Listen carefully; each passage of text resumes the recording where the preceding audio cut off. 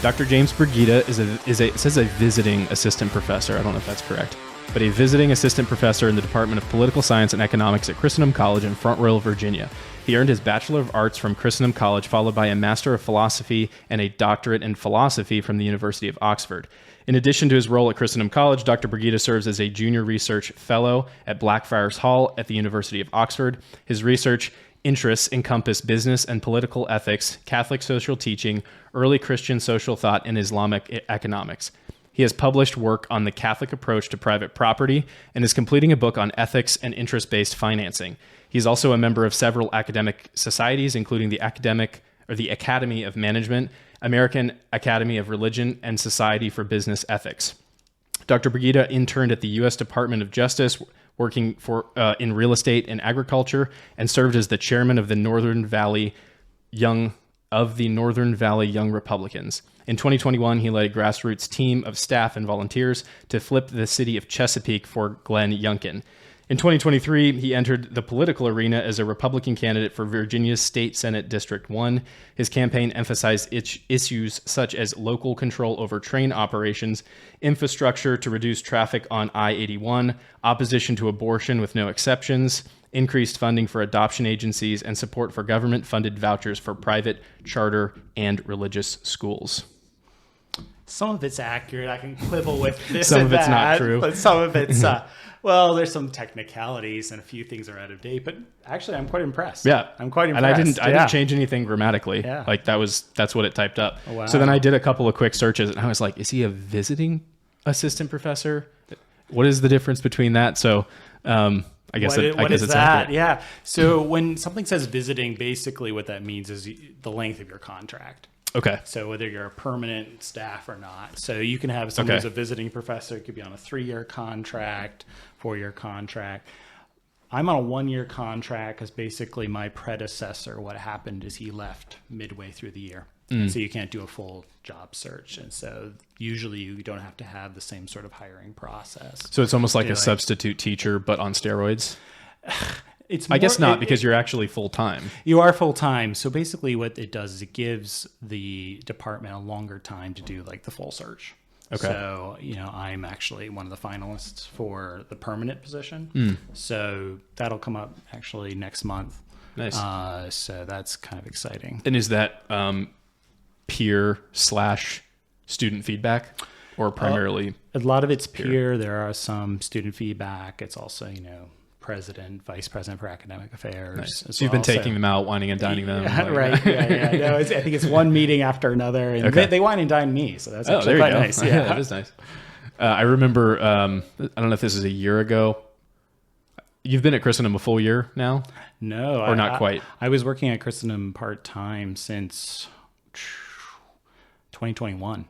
So, okay. Yeah, okay. So I was working there before I went on the Glenn Youngkin campaign, and I came back afterwards. Okay. Because I remember, and maybe this was just a faculty or like specifically political science group, but I remember one time walking past you and a few of the other professors from the poli-sci department at Vibrissa, and I don't think I knew that you worked at Christendom. Maybe you did at the time, and I was like, oh, is this a job interview? Like, this is great. Like, they're getting burgers and beer. Like, that is classic Christendom. But maybe it was just a it could have been a meeting. Okay, or it could have been we actually our candidate for last year.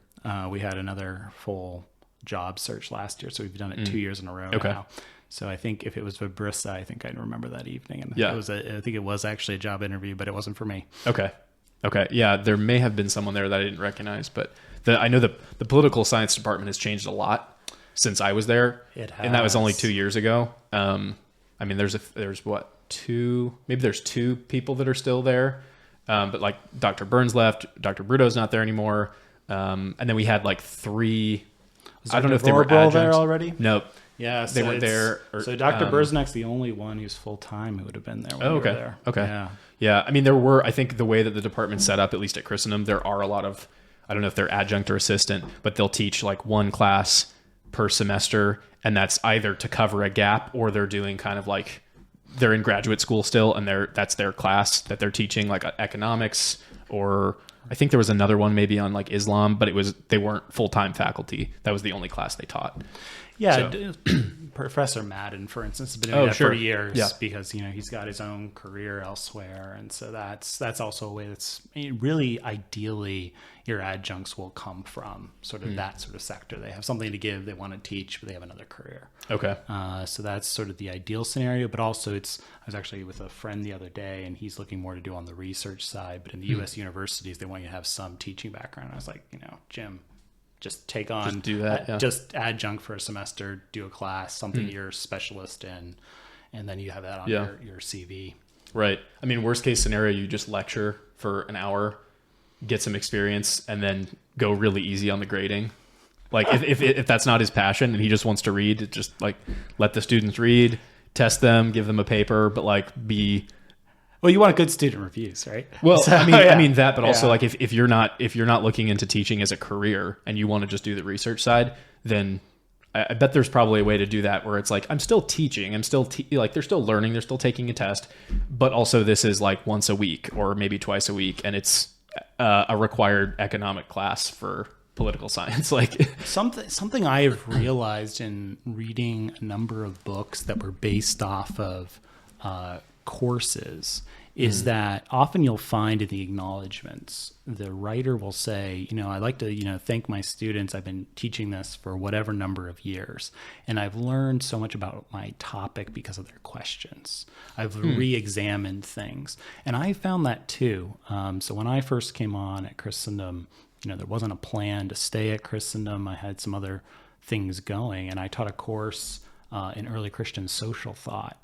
And what I found was that course has become quite popular at Christendom. And every time I teach it, I learn something else. I sometimes there's an issue where I'm like, oh, this is a big issue for me, but it doesn't resonate with the students for some reason. So it makes you question, why is that? Is it a generational thing? Yeah. Is it, I'm just a nerd? There's a lot of Right. different options what it could be. Yeah. And there's other things that do resonate and you wouldn't think they would. So it's really helpful because it makes you refine your thinking. So I actually even find it as a researcher, it's very helpful to have that student interaction because it's like a big conversation. And that's something Yeah. I emphasize a lot in my courses is that learning is a group project in a way. It's not just something you can go and do it on your own, but it's best when the class has its own common good, as it were. Right. And it's something that we each can contribute to. Maybe I primarily am the one in charge of directing that, but everyone has a contribution to make. And that, I learn actually quite a bit every time I teach a course. So actually, I look forward to the semester. We were talking about this before we got on about, there's a dread coming on. But no, there's a certain excitement because it's like, I'm excited to see the students engage with ideas that I don't think they've engaged with before, but I'm also excited to see what they have to bring to the table. Yeah. Do you think that I would assume that Christendom is a little bit different than a lot of academic institutions. Maybe there's other Catholic institutions that are similar, but it seems like the level of ideas that you can engage with 18 to 25-year-olds, like roughly speaking, is probably much higher than any other area of school, unless it's maybe another high-end Catholic school, because you have so much common ground that you're starting with already, especially if they're junior, senior, because you don't have to go in and say, all right, okay, so the 10 Commandments, and then, Christ's coming, and then the Bible. It's just like, no, they've read Aristotle, they've read Plato, they understand hopefully some of history, they're fairly well catechized. And from there, you can say, okay, let's put this economic principle into place. You don't have to spend weeks building up to that. A great thing is actually being able to lean on the core curriculum because you're able to see, you should have covered this already. And so you can sort of just point to it. It's like, no, back when you were a sophomore, for instance, you might remember this. Yeah.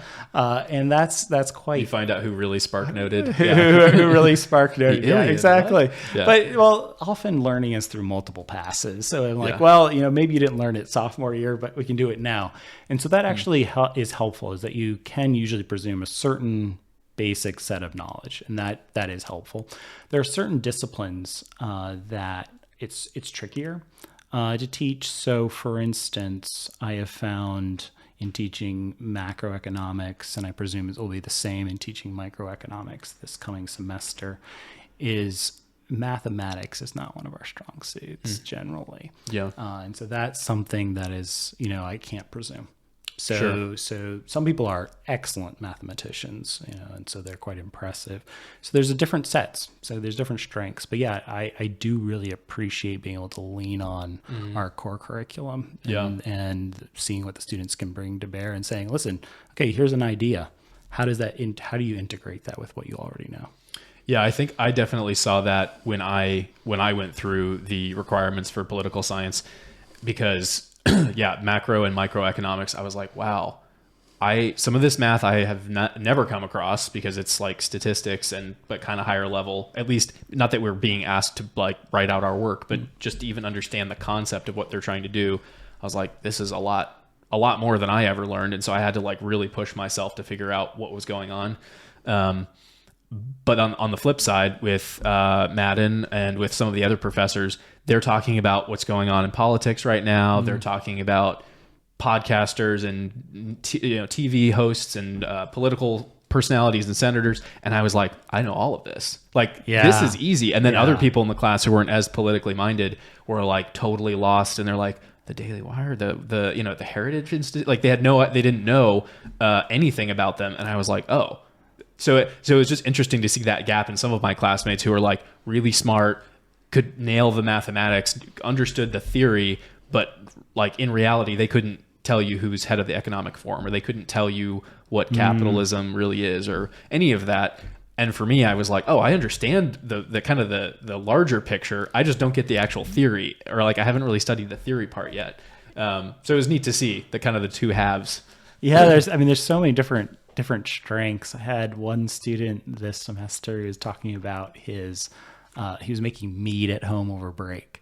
And it was just like a fascinating thing, just like getting into his like niche thing. I'm like, I think you know more about this than anyone in the entire school. Wow. And it was pretty cool actually to like see that. But no, you're absolutely right.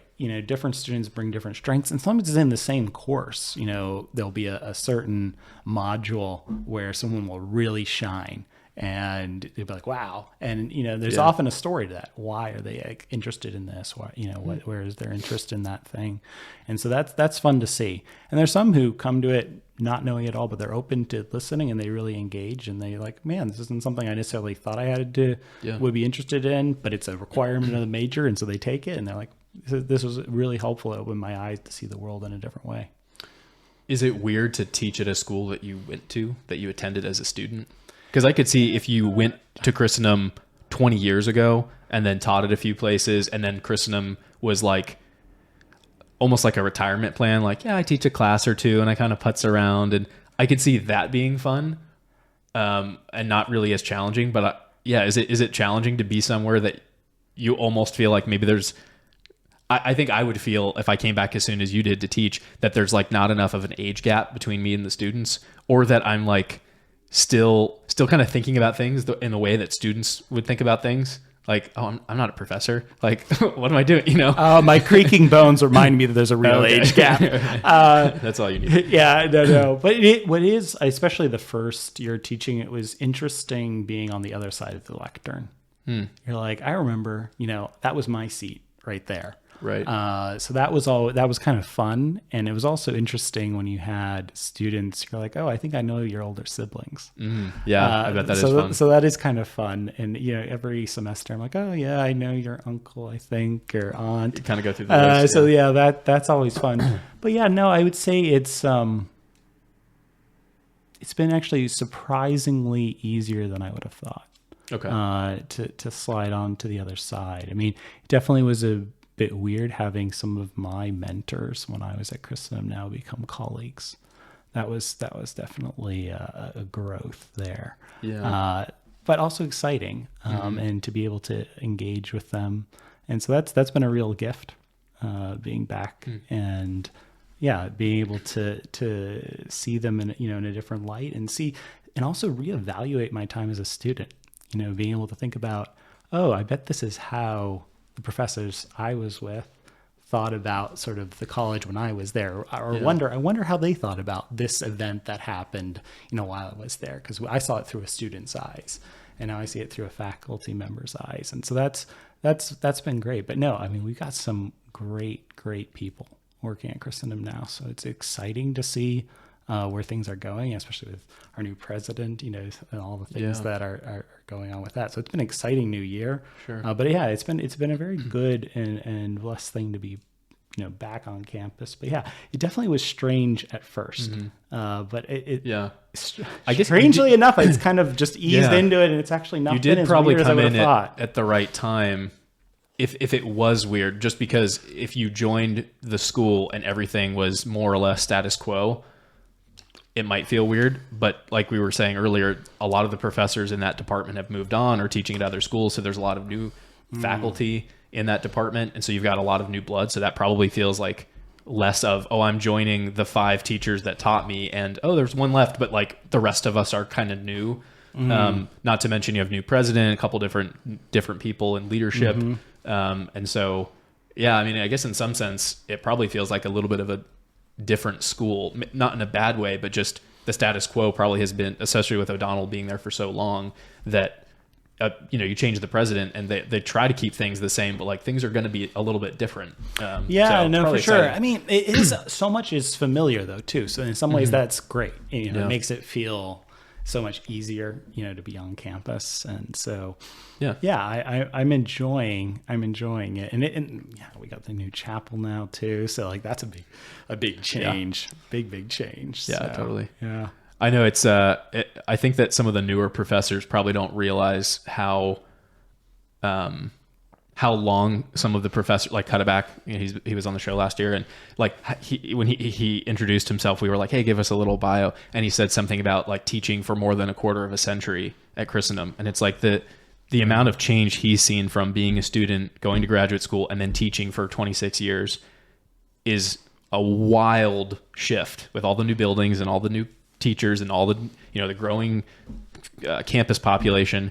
And then they must look at newer teachers like you and just be like, yeah, you'll get there. Like we're kind of up here in this groove. Not that there's a superiority, but like you're seeing all this change happen in the last 3 years. Wait till you're here 25 years and you're going to see kind of that larger arc, Yeah. No, it is interesting because of growing up in this area as well. I've seen Christendom through multiple lenses. First, as a kid who was familiar with some of the professors, familiar with some of the students, then being a student, and then now being a professor. I've seen it in different periods, but actually over quite a long time. I mean, I've seen it, over a quarter century. Yeah. So it is interesting to sort of have some of a lens, but it's been in different lenses of the same thing.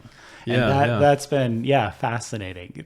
Sort of, delve more and more in. But it is really interesting. And I'm sure, if I were to come back on the podcast in another 2 decades, it'll be like a very different experience again. I'm like, well, guess what? I had to re-listen to the episode and I found out, things it's totally corrupt now. They accept government funding and no, I don't think that'll happen. It was funny. I was listening to Eric Prince. I don't know if you know who that is. He founded Blackwater, which was like a private security firm, and he's done a lot of different stuff. He was on Sean Ryan's show, I think, a couple days ago. I was listening to it a couple days ago. The episode, I think, is like 2 or 3 years old. And some of the things he was saying about like what would be happening politically are like really ringing true. Like, things are like the presidency really matters, and like we'll see what's going to happen with Trump, and kind of called a lot of the stuff that happened with Biden. And but one of the things he mentioned, he went to Heritage, and he's like, I went to Heritage. It's one of the only schools in the country that doesn't accept federal funding. And I was like, that's so funny that Christendom's on that list. And like they say that like that's a big deal in the Catholic college spectrum, because I think we're the only one. As far as I know, we're the only one. But if you expand that to larger institutions, it might just be Christendom and Heritage, and I think there's a few smaller ones. But he said that was one of the draws for him. He's like, I'm so pro freedom that I don't want the government to be involved in anything. And then if there's a problem on campus, I can go talk to the people on campus. But if there's just this like, social pressure coming down and they can't do anything because they just got a check for $30 million, I don't want to be a part of that. And it's just funny because it sounds very much like someone who came to Christendom because they heard about that, but from a secular perspective. That's interesting. I was like, oh wow, okay, that is a big draw for people. I just kind of took it for granted that people didn't really care about that. until you get into the Catholic world, but like larger. A lot of people really do care because they realize that, you know, when they go to a place like Hillsdale or Christendom, they see that, oh my goodness, there was what a college could be like when there's not the strings attached. Yeah. And with that funding, and it's a real challenge for these, you know, places because they're, you know, it's free, but actually there's a lot of things that actually you have to change to be able to receive that money. Yeah. And I think you've seen that in the just decline of Ivy League schools in general, particularly in America, that like Harvard and Yale and some of these like really prestigious, and they're still prestigious, but now like if you go there, it's going to be a lot harder, particularly if you're Catholic or even maybe even Christian, to continue in that because they've just become so woke. Really, I mean, just I'm sure there's still good professors there, but yeah, I mean, like I think it'd be very difficult to go to one of those schools and say that I came out like practicing Catholic or like still had a strong Christian faith. I think there's a lot of pressure to be silent in those environments. So an acquaintance of mine who, you know, was Ivy League all the way through undergrad through his doctorate. I remember in 2016 talking to him, and he's like, "No one of my acquaintance voted for Trump." And I was like, "Well, wow, that's one. I know that's not true, and number two." I think that a lot of people are actually probably silent about it, but they also can become silos. And people, I think, in those environments feel the pressure that to belong, you have to take a certain ideological stance. Yeah. And that's it's a problem. It certainly is a problem within the wider academia. It also seems like the reverse problem you see kind of in like the like YouTube podcast X community of people who take the opposite controversial stance, not because they actually believe it. Yeah, maybe they do, but it's just like, oh, the general trend seems to be going for this. I'm just going to go the other way because that'll make me viral. And you can see that in the way that people clip YouTube art, like the clip art on the front of their video, and it'll say like, is the Pope Catholic or is this thing? And you click on it and you realize that they don't really even barely mention that, but it's just to get that, like someone to be like, oh, I want to, there's curiosity, but almost like an anger of like, oh, I want to see them. I'm going to like, you know, duke it out in the comments. So it's kind of funny because you're saying like in more liberal academia, the majority is like either silent or maybe more liberal by peer pressure. But I think that on the conservative side, maybe not even on the conservative side, but I think that more online, people just tend to go the opposite way just because. Like, oh, the moon landing didn't happen, and they'll just full send everything they have, every post, they just don't back down, and you're like, that's just not reasonable. But you're doing it because you're like stirring the pot, you know, which everyone likes a little bit of that. Yeah. Like I'm okay with a little bit of that. So now I know why you title your podcast episodes the way you do. You're just trying to troll people. I see. No. We were going to do a test once we have a studio that we're building out down the street. Oh yeah. And once we get that and like get cameras and all that, we'll be on YouTube. And I was like, I want to do a test. I don't know if we have a big enough audience to prove this, but what I'd like to do is title, like we record a video and let's say we do 4 clips. So 4 1-minute clips, and we title 2 of them kind of in a positive way. Like, I don't know, we could make it something religious. Like, so 2 things I like about Pope Francis, let's say, like, because the Pope is kind of a good topic of controversy anyway. So 2 of the videos are something like that. 2 of the other videos are, like I said, is the Pope Catholic? And you have like the cover art with someone like looking quizzically at, you know, the Holy Spirit floating above them or something. And just to see, you post them all at the same time, just see which ones get more views. And I can almost guarantee the one that's questioning papal authority or Catholicism or Trump or something that's like that people idolize or, and maybe for good reason idolize or have a strong loyalty to, like for the Pope, you know, it's like, yeah, I don't want you criticizing the Pope unnecessarily. I would probably click on it. But the one that's like, you know, three prayers you should learn, I'm like, not that interested. But just to do kind of a little bit of a social test, even with the smaller bandwidth that we have, and see if that's real, because I think that is exactly what people are doing. Yeah. And you have to be careful of that, I think, if you do have a large platform, because I think it's okay to have controversial people on, and it's okay to press them on things.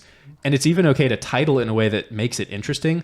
I think you just have to be really careful about titling it something that has nothing to do with the clip, or B, something that's needlessly provocative. I don't know. I'm not sure what you think about that, but because I do kind of like Matt Walsh will do this a lot, where it's kind of like, Christmas trees are terrible, and that's the title. And then I'm like, I kind of want to hear what he says about that. Yeah, some little clickbait in but there. I think the difference with him is he actually, in the video, is saying exactly what the title says. So I'm okay with that. And I know it's going to be controversial.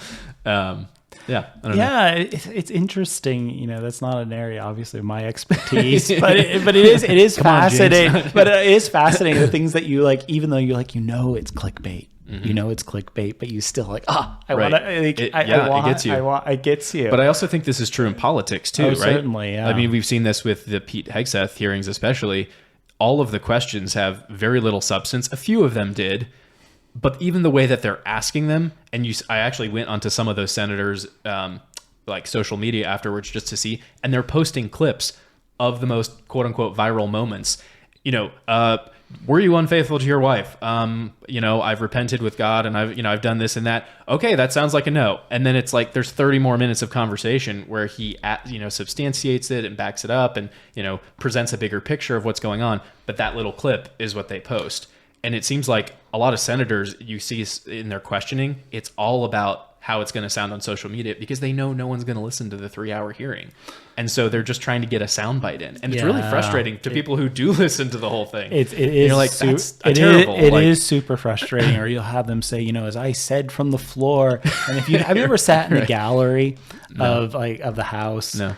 Often they're speaking to an empty chamber. And so they're just there going through their spiel. C-SPAN is, focused in on them. And I think C-SPAN isn't allowed to pan the room. So you don't know if you're watching at home. They're talking to an empty room. And really? There's a few tourists up in the gallery. But it's basically they're speaking for the folks at home. And so it is, so much of it is sound bites. And so it's quite frustrating that our political discourse has just gone down to sound bites. Yeah. I want to return to this, because I think that this could be an interesting topic to keep going on. So I'm going to kind of put a pin in, and what I want to return to is the idea of maybe not the idea, but the influence that social media, and I would say particularly podcasts, and in this election cycle, long format podcasts are either already have or will have in the future in a way that we probably didn't recognize 5 years ago, if that. But before we get to that, I'd like to hear a little bit more about Oxford and kind of your background, and then maybe we can go back to that topic, and we can talk about AI and a few other things too. So why did you choose to go to Oxford? What was was that random, or was that something you'd been planning on doing for quite a while? I try to get back to, it's like, what inspired this idea? What planted it there? Because I remember it being their junior year at Christendom. And I'm not quite sure what planted it. Someone might say, it was because you read Brideshead, and it wasn't that. Maybe it was really deeply really planted, subtle, and it took it forever to sprout. But I don't think it was that. I was thinking about going to grad school. It was actually John Cuddeback who inspired me to get my doctorate back when I was 14 years old. Wow. Yeah, so I was like, this is something I'm really interested in doing. Was it a conversation or a lecture that you heard, or what was it? It was a mix of things. Actually, he got me through agriculture. That's how that was the hook. So I was, quite interested in agriculture at the time, and I was like, well, here's my neighbor who's, also a professor. That's cool. And my 2 older siblings went off to college, and they started, coming home talking about philosophy. And so I read, 14-year-old read Dr. Cuddeback's book on friendship.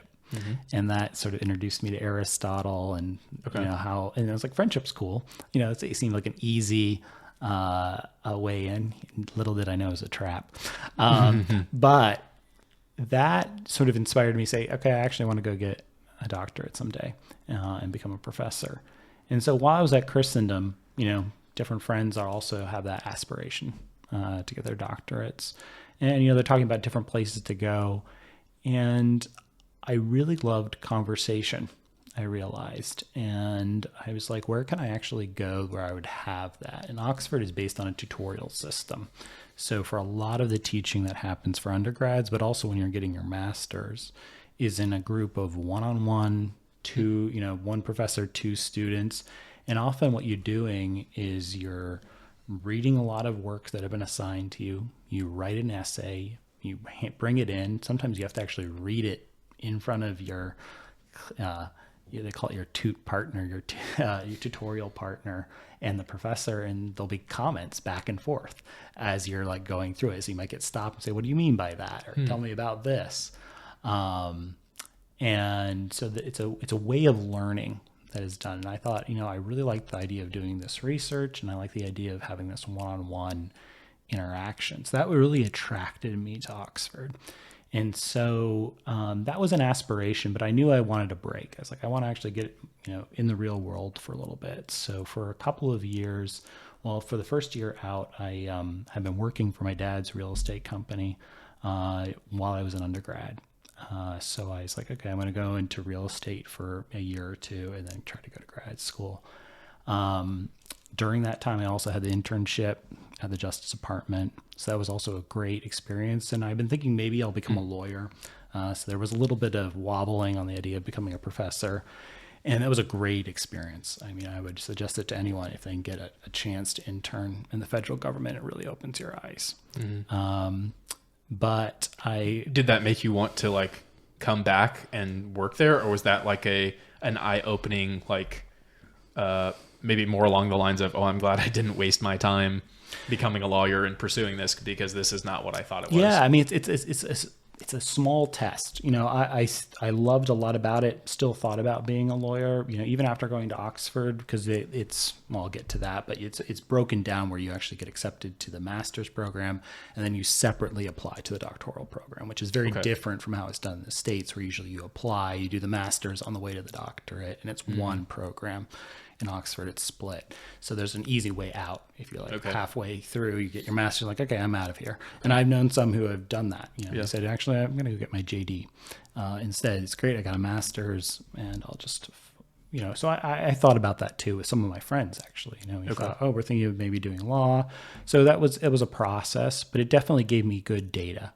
I kind of could see, here's one instance of how, living a lawyer could be. And, then I got an opportunity in grad school to say, okay, this is what it would look like being a professor, and decided to go that route. But yeah, there's lots of great things about that. But I would certainly suggest, getting that experience in DC. And even if there's, anywhere across the board, trying to get that internship, because it's very low stakes. It gives you an opportunity before putting in all the money and all that time, especially for things like being a professor, being a lawyer.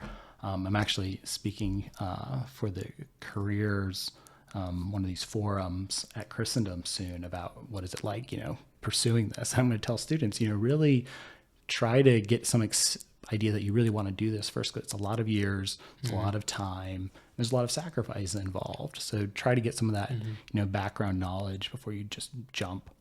But anyway, so after that time, I actually, while I was at the Justice Department, an opportunity came up to study in Italy for a year.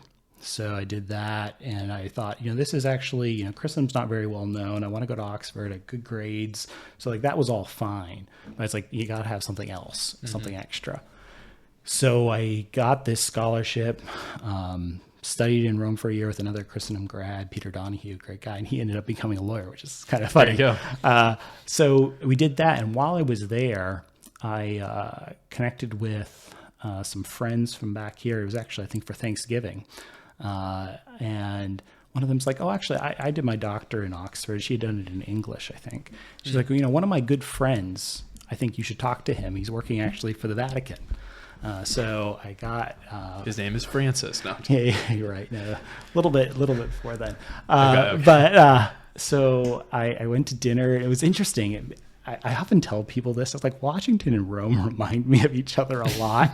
I mean, big international institutions. There's lots of bureaus, and except in Rome they have cassocks on, or at least then they were in clerics. So I went to like this big dining hall, lots of different clerics working for this whatever dicastery it was. It was a great meal. And so I'm talking with this priest about his time in Oxford, what I'm interested in and such. And he says, hey, let me, how about you come with me? He said, I think actually you would have fit really well in the program I did. And so, I'll give you, I can reach out or give the details of my supervisor in Oxford. How about you reach out to him? And so that's what I did. I reached out to him, told I was interested in what I was studying. And he says, yeah, you should apply. I'd be interested in, directing you, etc. And so, yeah, while I was there, and then I went and said, actually, Oxford sounds great, but I've never been there. So that Christmas, I had a little bit of a break from my studies, and I traveled with my brother, who was at the North American College studying at the time. He and a friend, we all traveled to England. It was great. We went to Canterbury on the Feast of the Martyr. It was like perfect. But we got to Oxford. It's like all closed down. I think it may have even been snowing. So we didn't really get to see all that much, but it was like, okay, this is a really great place, but you didn't really get to meet the people. But that was exciting. So I got accepted. It ended up actually taking longer to get there because a number of different things came up. I had a supervisor who went on sabbatical, and something that people don't realize about grad school is that one of the best pieces of advice I ever was given was you're not really just applying to the grad school. You're applying to a person who's going to direct you at the grad school. So make sure they're there. Okay. And, if they aren't there, it's a bit of a problem. That's something that I found was really true. But eventually I made it to Oxford, and great experience. It's a bit of academic Disney World. Is what it really feels like. And it's a wonderful place to be as a Catholic because there's what we would jokingly call the Catholic Mile in Oxford, where there's basically a straight mile through the middle of the city where there is like Catholic institution after Catholic institution. And so you can go to Mass within that mile, at least, now I think it's like 2 locations within that mile, and they got more than one Mass every day. So it was a great. Are the other ones actually Anglican no? Now, actually, there's. I take that back. Actually, with slightly over a mile, there are 4 locations. One of them may not have Mass every day, but at least on the weekends. Wow. So yeah. So it was a really great place. But yeah, most things are Anglican now. Most of the chapels, of the colleges are Anglican, but not all of them. So there's now just one. When I was there were 2. Colleges where they're called these are actually called permanent private calls. So something I should probably explain about Oxford is it's a federal system. So when often you talk about large universities in the US, they'll be like, oh, the college. They'll be like, oh, the College of Arts and Sciences, for instance. But no, these are independent nonprofits within the university, which is like the federal government. And each college is like the states. Okay. So they each have their own governing bodies, their own bank accounts, their own... In the UK, like their own charity, nonprofit number, everything. And so basically for undergrads, you apply to a college and you get accepted there. A lot of your teaching will take place inside of your college. And the colleges, some of them could be about the size of Christendom. So you have a university of over 20,000 students. And this is all under the umbrella of Oxford? That's right. Okay. So you'll have, so you might remember from Brideshead, one of them's at Christ Church, which is a college. Okay. One of them, he doesn't mention it, but it was Hartford College. And so they were at different colleges. And so you could have friends across colleges, but a lot of where you live, where you eat, a lot of the parties you go to will all be in that college. Okay. And then the university, though, provides certain lectures for all the students. They also do all the examinations. So when you get a degree from Oxford, it's Oxford itself that has basically put its stamp of approval through the examination program. Okay. But a lot of your teaching may have actually, as an undergrad, happened online in your individual college. Now, for graduate students, it's a bit different. There, you're actually first accepted by the university, and then you are associated with a college, But for instance, my supervisors were never at my college. Okay. They're always at a different college. And I went to the one, well, actually there are two. One just doesn't accept very many students, but there are now just two Catholic permanent private halls. They operate like a college. They're just governed slightly differently. So they're governed by the religious order rather than by a group of fellows. So like professors basically run these colleges and govern them. But do you think that is what are the pros and cons of that? There are different pros and cons. So one con, I guess it depends on your perspective of the heads of these universities, is that they can't control a lot of the money. Right. So if you're like at Harvard, you have this big endowment. Yeah, billions. Yeah. Whereas Oxford, okay, they may have their endowment, and then each college has their own endowments, and they're not just going to go share that with the university. Right. And so that can be a little bit annoying that you just don't have that sort of control. And also, they're going to have their own donor lists as well. So a lot of it does have to do with the money. I think what's really a good thing about the system is that it allows you to have a large university. You're able to share certain things, but you're also able to have that close, intimate relationship within a college. And also in some of these large universities in the US, you may only know people who are like in your like very small discipline, where if you're an undergrad, you may be one of like 4 people studying theology or philosophy in your college. So you're going to end up meeting a lot of different people. Even as a grad student, I know lots of chemists and historians and a lot of different areas because we weren't sort of siloed off that way. Right. And so I think that was a great thing. You learned a lot at pubs basically about other people's disciplines. Yeah.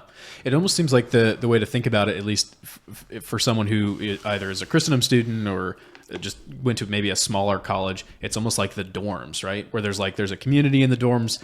They might be a different major than you, so you don't have a lot of classes with them, but you are spending a lot of time with them. So you do get to know them, and like your roommate might be a totally separate major and you may never see them during the day, but that's still kind of your close cadre of people. But it's still Christendom that's testing and doing kind of the bigger picture stuff. I guess the difference is with the dorms, they're like highly funded, right? So they have the power to do a lot more. But imagine if not just your dorm, but also your dorm was the people who predominantly were in all your classes with you. Right. You had that, and it was. But that's interesting. So there is that, and let's say each dorm had its own dining hall. Oh wow. So okay. That would be quite different too. Yeah. Right? So it's almost like you have a Christendom. I think probably the easier way to think about it is let's say there's Christendom and we built another Christendom across the street. Okay. And instead of, Dr. Bergida giving you your test, Dr. Bergida works with you towards a test that some professor from either Christendom or this school across the street is going to write that test.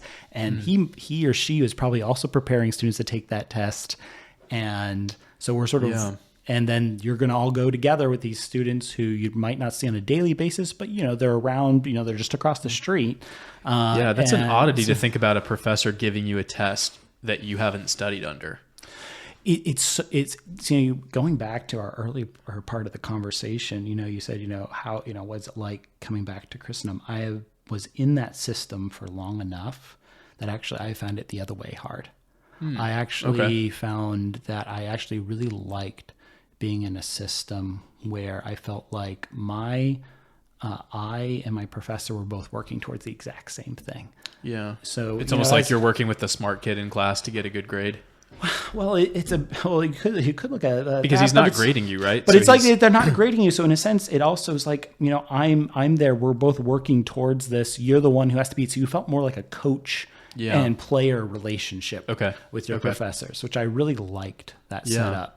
And it was like, we're both working, so you do really well on this thing that somebody else is going to probably be writing up and grading. Mentally, that's kind of throws you off, because I think there are a lot of teachers at Christendom who are really good at teaching, but then people don't like their tests. Or their tests are really easy, but they're not that great at teaching. So it must be kind of a shock both to go into that, but then to come back of where the teacher wants you to succeed, and the bad guy is the person giving you the test, and not, I thought we were close, but then he really, kind of messed me up on the 10 multiple choice at the beginning. Like, and then maybe there's kind of like a oh, I don't like this teacher as much anymore, right? Rather than, oh, I guess I didn't prepare hard. Like, you're not mad at your coach when you lose unless he made a really bad decision. But if you're both on the same page, it's like, it's kind of a different outcome, right? It is a different outcome. So a little bit like scrimmaging. You would sometimes do scrimmaging. So undergrads, for instance, would go and take these like mock tests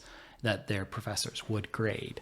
So no one else would see them. It wasn't on their academic record. If they did really, really bad on them, they might, have problems academically, but so they would have sort of this scrimmage with their professor, but they would try to aim them for the big game that's actually going to happen. Even for, grad students, this happened somewhat in that I remember preparing for my dissertation defense, we would call them actually a viva. My supervisor gave me a mock one, and it was harder than the real one. Really? And so like for that moment, it was like a scrimmage. Yeah. And so like, no one ever saw that. She didn't write anything up, but it ended up being I found it a really productive way of actually learning. And I also found that because of that, in grad school, and I realized in talking to some other people, we were treated like junior colleagues through grad school, especially in the doctoral program. And I think how it was set up, it worked quite well because yes, they may be examining us or one of their colleagues might be, but often it was in a situation where in a sense we were working together and they were trying to make you become what they are now. Yeah. Setting you up for that. And what did you choose as your discipline specifically? Or I guess I should say, did you choose your discipline, or was that I'm going here for political science, and then as you're going through the classes, your advisor or your supervisor or whatever you were calling him said, I think you should do this. Like, you seem to shine at this thing. Yeah. So how it works is there are different degrees you can get, and there's streams within those degrees. Okay. So actually, strangely enough, I did my master's and doctorate within the theology and religion faculty or department.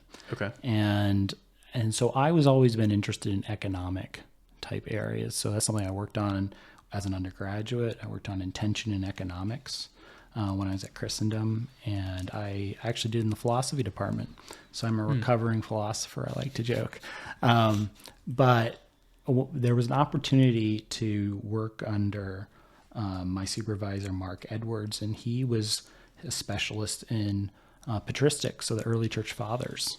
Okay. And so he was willing to take me on, and I was interested in, a lot of economic issues. I wrote on private property, as you mentioned in the AI bio. Yeah. And so he was willing to let me explore those areas.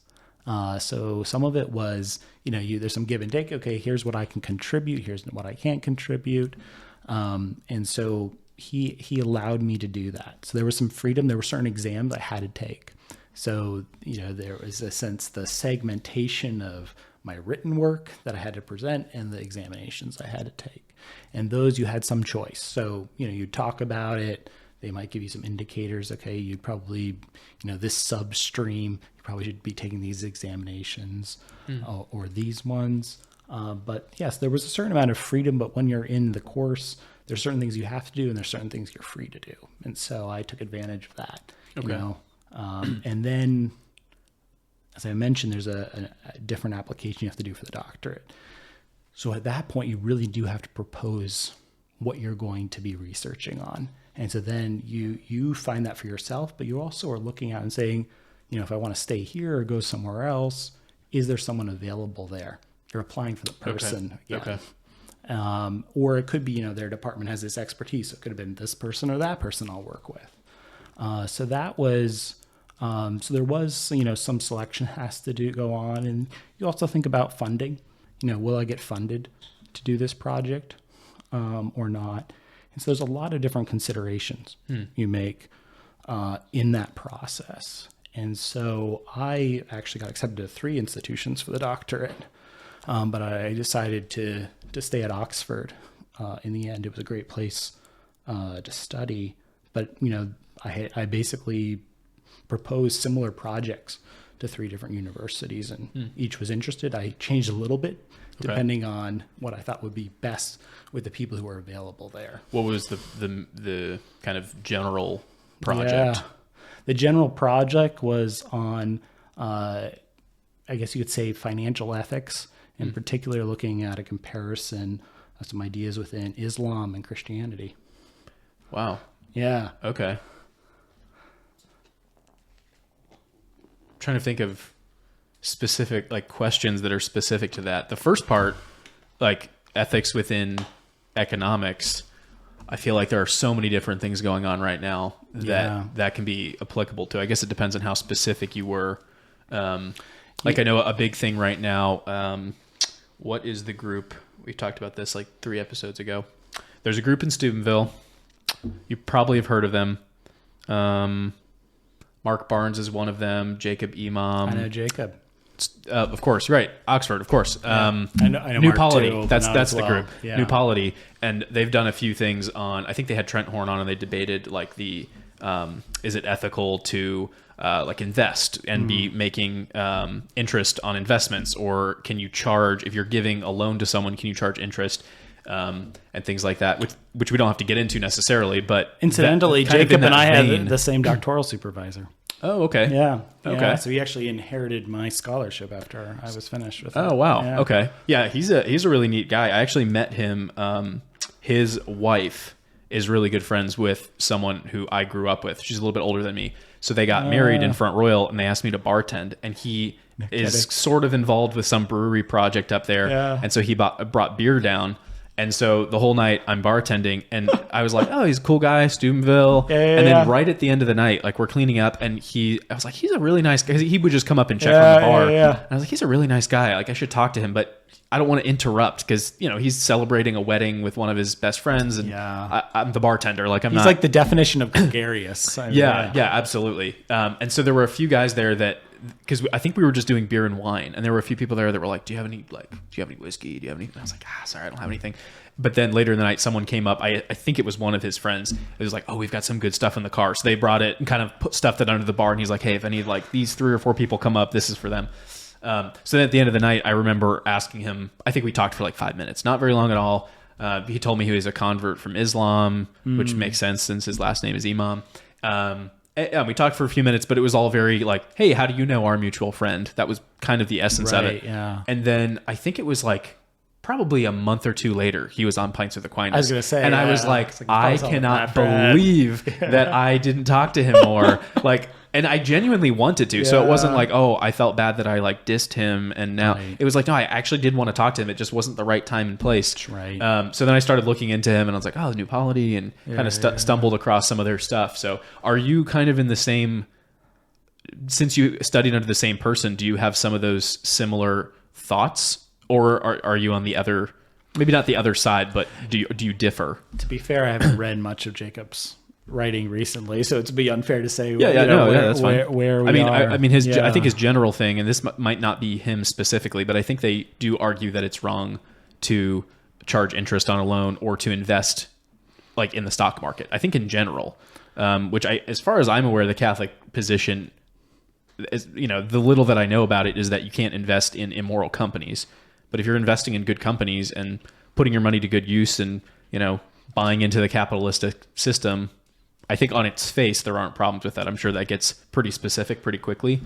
I think what's fair to say is Jacob and I are interested in some of the exact same questions. Okay. And so I think that's something that our supervisor in selecting us, found like interesting. And neither of us probably agreed with her on everything. But she had the expertise and the interest and willingness to go where we were interested. Okay. So we both worked on sort of this intersection of religion and economics. Yeah. And that was something that she was a specialist in, amongst other things. Actually, she also knew quite a bit about medieval canon law, which was helpful for us. But that area, a lot of people weren't willing to go there. There was a lot of people who might do religion and politics. That was another thing that a lot of my friends at Oxford at the time were into. Okay. Especially in the Christian ethics stream, and I was sort of honorary member of that stream. Okay. But Yeah, so she did a great job in like sort of letting us explore an area which that wasn't necessarily her interest, but she had the skills and the background to be able to help direct us. Help assist. Yeah. Okay. So that was quite interesting. So what I was quite interested in, let me take a step back. When I first arrived in Oxford, I hadn't been thinking about writing on this, and I went to open my bank account. And I had two options, a conventional option and an Islamic option. This was just a normal old bank you might find on any, British street. And I was like, what's that? And I looked more into it, and there is this prohibition of, usually it's translated usury or interest charging and paying within Islam. And there's a whole industry, massive industry around the world around that. And I was really interested in it, and I started seeing that there were claims being made by proponents of Islamic banking that the West, whether you're secular or not, you should be interested in their products because they're more ethical. And then also there was a claim made to Christians and Jews and saying, hey, guess what? Your scriptures also say that you shouldn't charge or pay interest. And so we're doing what you should be doing and what you historically did.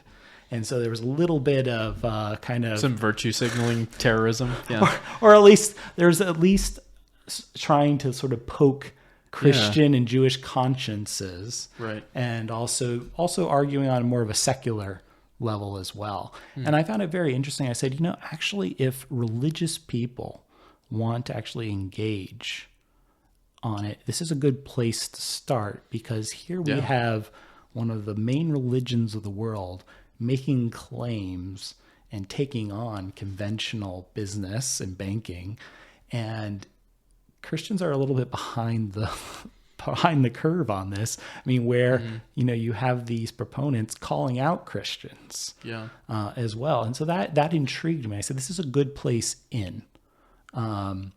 And so I sort of took it on and said, hey, okay, I'll pick up the gauntlet. Is it more ethical? And really, are you making a fair claim about Christianity?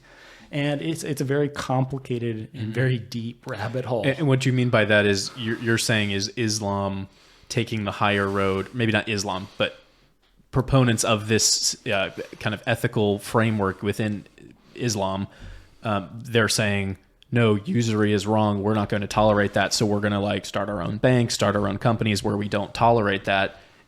And at the same time saying, hey, Catholics, Christians, Jews, this is in the Bible. Here's where it is.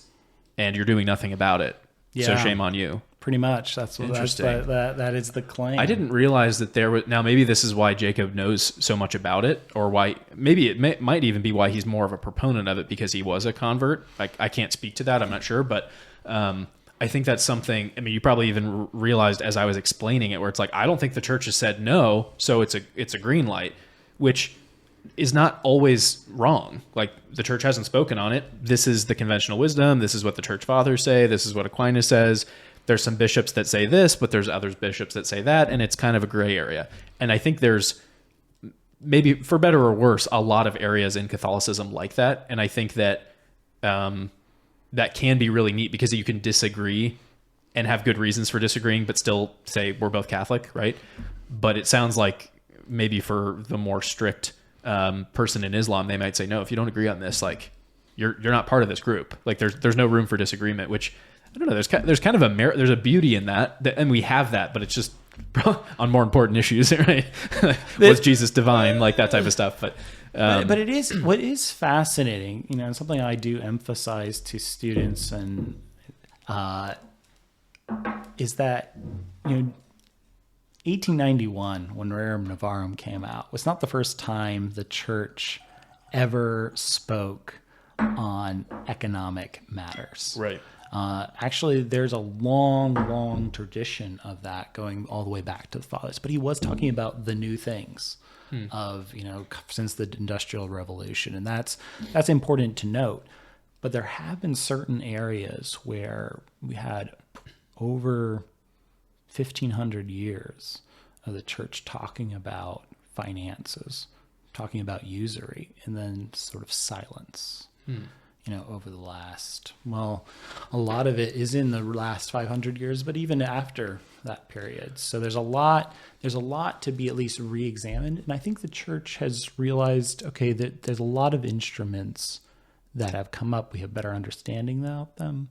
But at the same time, I think the church is still, I think it's ripe to actually re-examine this issue. Why do you think that kind of fell apart? Do you think like just bigger issues came up where there was more division and so that wasn't a priority, that discussion?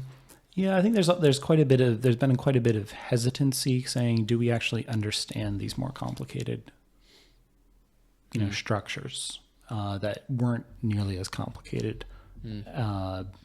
previously. And so there's some hesitancy. I mean, you find this in these manuals that were given to confessors. And they would say, okay, someone comes into confession and says, I did this, that, and the other thing of finance. What should you do? And they're like, well, if they're, good mind, they're well-intentioned, and they're willing to submit if the Pope says something about this, you can just tell them it's okay. Or at least say, you can proceed in good conscience. So there, even in these manuals, that's sort of some of the last gasps of this discussion. There's this uncertainty, right, about these new instruments that are coming out. Yeah, and so I think that's where it gets, complicated, and it's a question of, okay, what was condemned by the church previously? Is it the same thing as modern interest? Yeah. But I think what Jacob would agree with me, and I think what you can't deny is that when we talk about usury today, it's a weird term, but if you look in your dictionary, it's going to say, excessive interest beyond a legal limit. That's not what the fathers meant. Yeah. It was definitely, a payment that was legal.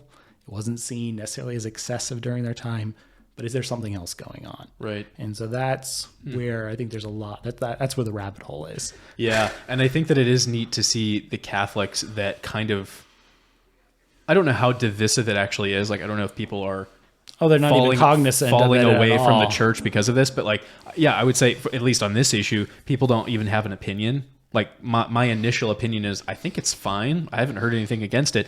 But if you said, well, actually, this is what usury is, this is what the church father says, this is what Aquinas says, you can invest in this company, but if you're making more than, like, let's say you're making more interest than you would tithe, that's where it would cross the line, or something like that. Then I'm like, okay, maybe I disagree with that, but at least it's a metric that I can comprehend, rather than just across the board, you can't do that. Because then all of a sudden you start thinking, okay, well, I want to buy a house, I need a loan. I don't like that I'm being charged interest, but what's the alternative? Save until I'm 80? Do I have to inherit wealth? And I think very quickly the theory of these things sound good, and maybe you should, if you're actually trying to adhere to the precepts of the faith, you should follow that. But I think fairly quickly it starts to be like, okay, but in reality, what does that mean? And it's a good question to ask, because there are things in life that are hard and they're still wrong, right? Like it doesn't mean, well, it's inconvenient, so it's now correct. So yeah, and this is something, the Muslim communities in the U.S. have had real difficulties. So actually, one big difference between the Christian discussion of it and the Muslim discussion is that there was allowances. Aquinas has this as well, for paying interest. So, Aquinas says you can help somebody steal stuff from you. If they come into your house and say, "Show me where your money is," you can show them where your money is. Yeah.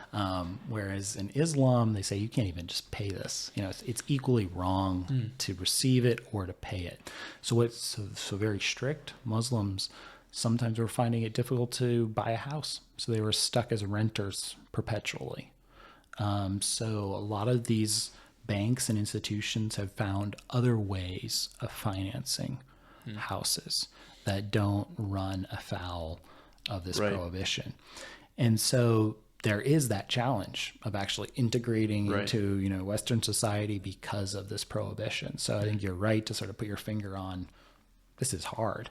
And they have certainly, especially in the West, the very observant Muslims have found it very, very difficult. Because of that. But there are workarounds that are structurally different. Some of them you could say, okay, that's just smoke and mirrors. It's really interest by another name. but some of them I think are substantively different. And it's a lot about what is the mechanism by which you pay it. Okay. So Interesting. if you want to hear an example, one would be, okay, you go and buy a house. What do they do? You have an appraiser come out. They say it's about worth this much. You're going to put whatever down, and you get a certain amount. Let's say it's $300,000 you take out as a loan. Let's say the market goes down, starts sinking. How much do you owe? Do you owe, let's say you put it down 20%. Do you owe, just that 80%, or do you owe the 300,000? You owe 300,000, right? Yeah. So there are some structures that are offered by some Islamic banks that if you actually have a percentage, so it's almost like the bank owns 80% of the house, you own 20% of the house. If the market goes down, they still own 80%, you own 20%, so you now owe less money, as it were. Right. But if the market goes the other way, then you actually owe more. So there's a risk sharing involved. Right. And so they would say that's structurally different. So you actually may actually pay more over the life of that relationship with the bank than you would with a conventional mortgage. But there's risk sharing and profit sharing, as it were. Right. And so they would say there's a structural difference. So not all the products are the same. And you can still argue, okay, is it morally better? Is it financially better? Those are different arguments, but you can at least say there's a difference between these two products. That's the neat thing I think about like ethics, particularly in Catholicism. If you're just talking about just ethics in general, you're kind of just looking at all different modes of what the good is, and that's kind of ill-defined. But if you're specifically talking about Christian ethics and Catholic ethics, the neat thing about it, and I think why it's so fascinating, is that there's not always a right answer, but there is sometimes a better answer. So it's kind of like, it's not that A is wrong and B is right. It's that A and B are both right, but B is a little bit better. Or people say, it has been said that B is a little bit better. So then you're like, okay, well then not only I could just stay with A. There's nothing wrong with sticking with this option, but people are saying it's a little bit better. And I wonder if maybe that argument comes down to like, it's not that borrowing money on interest is wrong, but if you can borrow it without interest, that would be better. Although, of course, that begs the question, if it's better, then how bad is it? And should you be doing it if it's a little bit bad, right? So it does open some It's an worms. interesting thing of just that, even philosophers will talk about this, going beyond the call of duty. What is that within ethics? If this is what your duty is, what is going beyond that call of duty? This... Well, let's drink this first. But I want to. This reminds me of courage, like the virtue of courage. I was listening to Father Pine talk about it the other day, and he mentioned that. So normally do this earlier on the show, but I was so caught up in the conversation that we didn't. So tonight we are drinking a Ezra Brooks. It's a 99 proof, so it's a bit of a higher proof. Usually proof is 2x the alcohol content, so still pretty high. It is a cask finished series. So it's just Kentucky straight bourbon, but it's finished in port wine casks. And nice. I actually thought that the bottle, so this bottle looks like a port bottle. If you've seen port, it certainly does. A lot of the other bottles that they have are not port, but they still have this style. So I think it's just modeled after that. But it's definitely a bit of it almost looks like a sweet tea kind of color, which is probably from the ports, making it look a little bit like pink and orange. Usually when Mark or Brian are here, I have them look up tasting notes, and they do the whole like palate, tongue. Oh yeah. I didn't have time to do that, Give but us instructions some of the general tasting notes are vanilla and leather on the nose. Not sure if I'm getting leather. I actually might not be getting vanilla, but I think I'm getting leather. Really? That's the great thing about bourbon. And then the palate is sweet fruitiness and dark chocolate.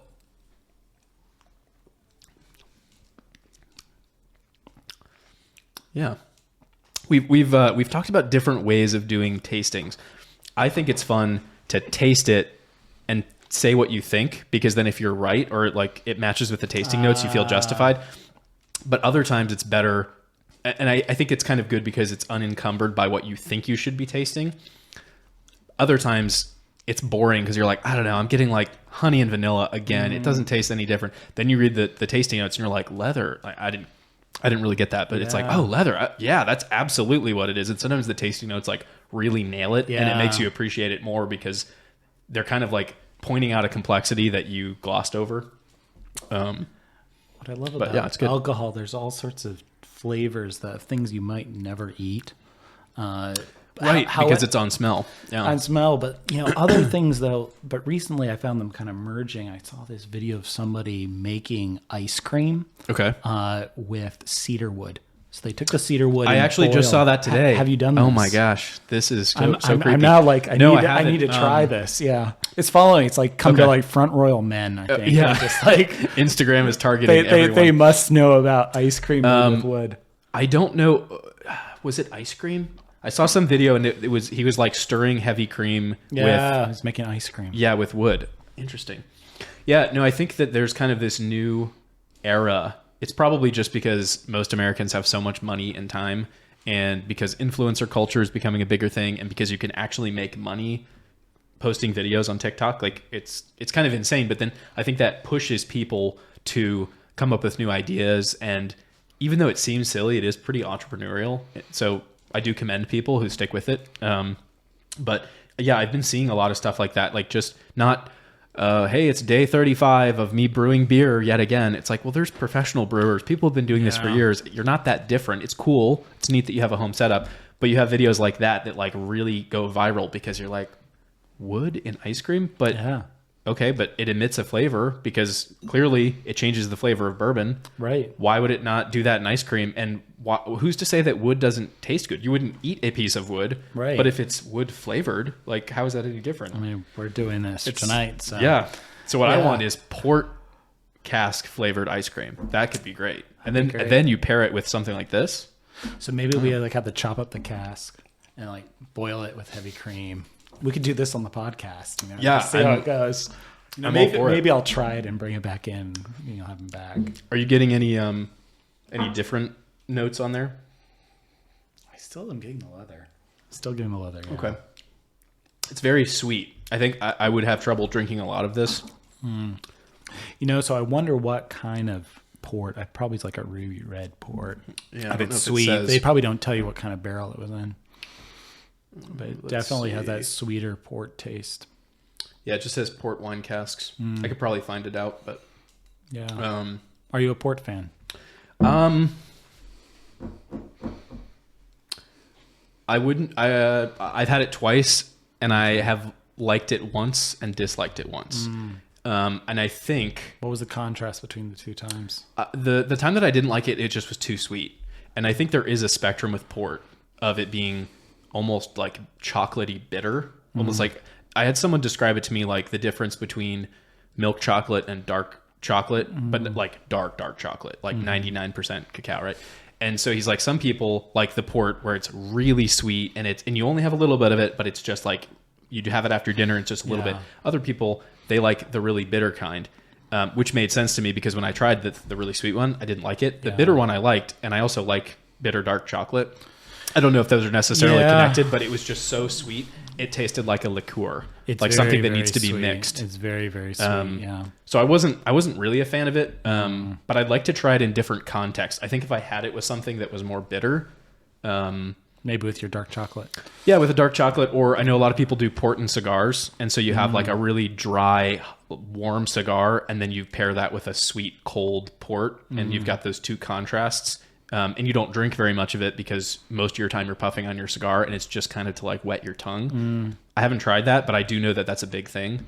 Or smelly cheese. Okay. You can do that too. Does it have to be smelly? It doesn't have to necessarily be smelly. It could be just strong cheese. Yeah. Okay. But just like so often you might have it with your like cheese and cracker plate at the end of a meal. Okay. And yeah, that works because you have the savory and the salts and the sweet. Just right. It blends nicely. Do you have a bourbon preference, or I guess I should say a whiskey preference, like you have rye, Scotch? Yeah, I wouldn't say I do. I mean, I really do like Scotches. They're really great. It's tough having good taste. Yeah, it is tough. Well, I got ruined because I think I got into Scotch actually on a trip to Scotland, and it's a little bit cheaper there. Yeah, so, you have to pay for the trip, but but when you're living in England, it's not that hard. That's true. Just swim. It's not. Well, or just take a train. In my case, it's not that bad. So. Yeah, I would say that's probably my go-to, but I do like bourbons. I'm probably getting into them a little bit more. Okay. Your dad probably got this as well, but for Christmas, actually, should I be saying this or not? Anyway, he got a really nice gift. something the staff got something shooters, something like that. No, but no. Recently, I will just say I got it's like a apple brandy mixed with some sort of grain spirits. And that's nice. Okay, it really is a nice touch. Generally, when the way that I break it down in my mind, if you go on if you're looking at the whiskey spectrum, is that Scotch is just the extremes. So you can get a really good $200 bottle of Scotch. You can also get a pretty good $100 bottle of Scotch. You can get a decent 60 to 70. Really anything below 50 is not that good. There are some kinds, there are some exceptions, depends on where you're buying, depends on the brand, depends on how big the bottle is, but generally anything cheaper than that is just cheap Scotch. You don't want to do that. There's a few recipes you can mix it with, but it's generally not even good to mix, especially if it's like peaty. The neat thing with it is that if you do buy that higher end and you know what you're looking for, it can be really good. You can get the Highland, there's Speyside, you can get the Islays. There's a lot of diversity within that category. The problem is you're spending $100+ every time you buy a bottle. So if you like drinking it a lot, it's a really expensive habit. If you just get like one nice bottle every couple of months, it's doable. The nice thing with bourbon is that you can get a really good $20 bourbon. The bad thing is you can get a really bad $200 bottle of bourbon. So bourbon is just kind of a wild card. So if you know the distillery and you know, okay, Wild Turkey generally makes good stuff. So Wild Turkey, Eagle Rare, Blanton's, like all of these different bourbons that come out of here, they're going to be pretty solid. So it is nice though, because then like I think this was 45. I wouldn't have, if this was a Scotch for 45, I wouldn't have gotten it because it probably would have been bad. But a bourbon, I'm like, okay, I've had the Ezra Brooks before. I had the rye, also really high proof, also pretty tasty. How bad can it be? And I think it's worth $45. I wouldn't pay, if this was a bourbon on the shelf for 130, like some of the, if you go and look, there's like Whistle Pig and there's some other kinds that are kind of higher. Nice. They're higher end and they're nice, but I don't know for the bourbon, I don't know if it's worth $120. Bang for your buck. You know? Yeah. So, and then Irish is kind of a different thing, but, because you can get really cheap, good, like there's a really good, it's not Powers. There's another one. I forget the name, but, I haven't seen it everywhere, but it's Irish. It's a big bottle. It almost looks like Scotch. It comes in a tube like Scotch. And then the neat thing is when you pull it out, it's wrapped in a newspaper from the year. It's just paper. It doesn't really feel like newspaper, but I think it's from the year that it started, and the article on it is about the distillery opening. Oh, that's cool. And it's like, it's $20. But if you bought it for someone, they'd probably think like, oh, this is a $50, $60 bottle. It's wrapped in newspaper. It's got the tube and everything. So yeah, the Irish is kind of like very hit or miss. There's some really good high-end Irish, and then there's also like $10, $20 bottle that's like, yeah, it was great. Have you had any happy surprises recently in your bourbons or scotches? That's part of why we do it on the show, is just to kind of live react to stuff. Yeah. Most of them, I will say, I'm not super, I don't get very risky, or I don't take unnecessary risks when we're having people on. So I don't buy $100 plus bottles, and I usually don't get like 30 or below, because with the extremes, even if it's a really good bottle, if it's bad, and then I'm saying, yeah, I spent $150 on this, like it's just not really worth it. So I try to keep it within kind of a realm of the price point. Yeah. There's also a lot of bourbons that I've heard about or I've seen, and I just haven't had the chance to buy it, and I can't justify spending $40 just for me. And I want other people to enjoy it as well. Right. So it's a good opportunity. Let's see. The last really good one that I had, I bought for my father-in-law for Christmas. He had it. I was hoping he hadn't had it, but he likes bourbon, so it kind of didn't surprise me. It's Booker's. I don't know if you've ever had it. No. It comes in a wooden case. Okay. It's got like I thought it was a glass top, but it's a plastic top. But it says Booker's on it. You take it out. It looks like a big wine bottle, which is kind of classy. And then it's got this black wax seal, kind of like Blanking on it. What's the really famous bourbon with the red seal? I'm blanking on it too. I'll think of it. I have a bottle at home. Yeah, it's like a really solid mid shelf. Anyway, so it looks like that, but then on the front of it, underneath the wax, there's a ribbon, like a medallion, and then like a golden ribbon coming out. So it looks like it won a prize, and then they stamped it and then put the wax on it. That's cool. So it looks really cool. And it's $100. It's more expensive if you went to a bar and tried to get a pour of it. It'd be pretty expensive. Yeah. It's a little bit hard to find. But that was like, I was like, that is worth $100. And there's very few bourbons that I think are worth $100. There are some. But I was like, this is really good. It's really smooth. It's high proof. I think it might be like, I want to say it's like 110 proof or something. It was really high proof, but it was super smooth. Yeah. And it was like nice. Very like light and buttery. And if someone had given that to me and it was like a blind tasting, I would have thought that it was like a high-end Irish whiskey. Wow. Like a, well, Blanton's isn't Irish, but what's the high-end one I'm thinking of? It's embarrassing. Got it in Ireland. Redbreast. There we go. Something like that, where it's like the 12 year is like, close to $100, but then from there it's like 150, 200, 275, 380. Like it just keeps going up as the years go up. I think that there's like a 27 and a 30 something. So yeah, if I would have tasted it without knowing what it was, I would have been like, okay, this is probably Redbreast, or this is like some really high shelf, because it just was like so good. But it's dangerous because the proof is so high. So it's like, okay, one pour. Right. One pour. But yeah. We'll put it away before we take our first sip. I think that is something. I don't know if you've heard of the Catholic Man Show. They're, I'm drinking out of their glass. Yeah. It's yours. I saw it across. I thought it might be mine as well. I thought I brought both, but I guess I just brought one. They have a Catholic radio show in Tulsa. So they bought a radio station and then started a podcast because they needed to fill time. And there's just two guys. They each have a couple kids, good Catholic community, and they do I think they do a weekly show. Sometimes they do more than that. And they've got some merch, so I've got some of their merch. Nice. But the reason we decided to have drinks on the podcast was because they did it on radio, which is even like more edgy because you have to fit it into an hour or 45-minute programming. Right. But they were like, yeah, like God's given us good things. We're gonna spend the money that we get through Patreon or our supporters. We're gonna buy high-end stuff. We're gonna talk about it. We're gonna put it in the show notes so other people can enjoy it. And I was like, that's great. Yeah, we should totally do that. But the new studio, once we're over there, we can smoke in there. So we're gonna one up them and have pipes and cigars while we drink. So nice. Yeah, you'll have to come back and enjoy that. Well, that's cool. Now, I think you're also thinking of going beyond that with the cigars, right? Yeah, that's the plan. I try not to promise too many things, particularly on air. There is a building that's been purchased. Our studio is in the upstairs of that building. There's kind of been some shifts. We were trying to partner with a group that sort of fell through just because of how much they wanted. And I don't think it's necessarily an unreasonable ask, but for us getting going and having to start our own business and do our own accounting and all that stuff, and then to pay an additional fee just to have basically a trademark, was just too much for the first year. So maybe down the road. Cool.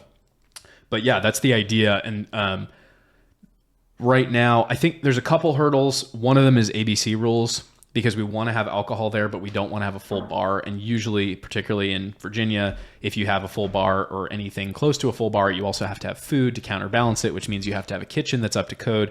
So it's kind of all these like revolving things. So then we're like, well, if we do the kitchen, we could do that and we could have food, and I'm not opposed to that, but then we have to have a chef, then we have to have refrigeration. Then that opens up a whole nother level of staff we have to hire, inspections, but then we're also taking up more space. Like if you put in a kitchen, then you have that much less area to have your lounge.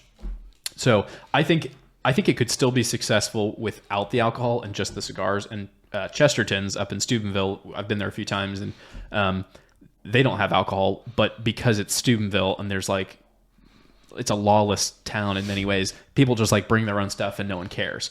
In Front Royal, that wouldn't really fly. There's too many inspectors. They're too strict on things. And it sounds funny because Front Royal is not really that strict, but if there was a cigar lounge, and people started bringing their own bourbon, that would immediately become a problem. So we have to come up with some way of either having a kitchen that's like not a full kitchen, like, oh, we have a toaster oven and we can make like some sandwiches, and then really like discount what we're selling, and to kind of maybe in exchange for a higher membership so that our sales aren't imbalanced.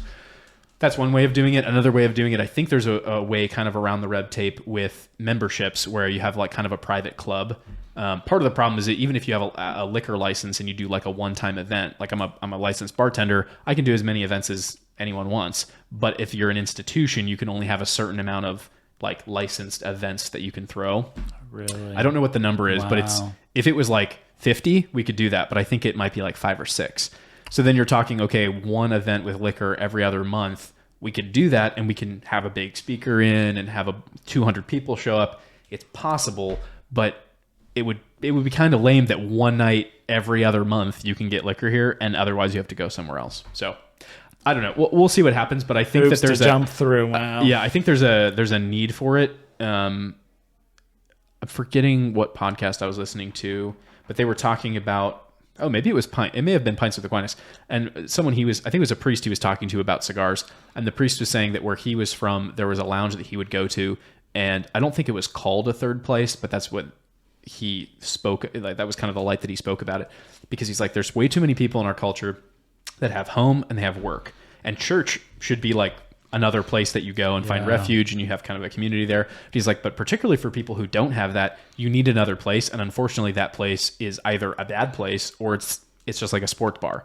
And there's nothing wrong with that in particular. But if you walk in and there's TVs blaring and there's, loud music or loud commentary, you aren't really talking to anyone. You're not really getting to know anyone. You're just ordering expensive food and drink, and then you're watching the game and going home. And there's a place for that. But he was like, I think it's just, it would be really important if there was a place. And he was like, this is why I love cigar lounges, because it's a place that you could go. You don't have to spend that much time, because you'd say, hey, I'm going to stay as long as my cigar is lit. So that's maybe an hour if you have a big cigar, right?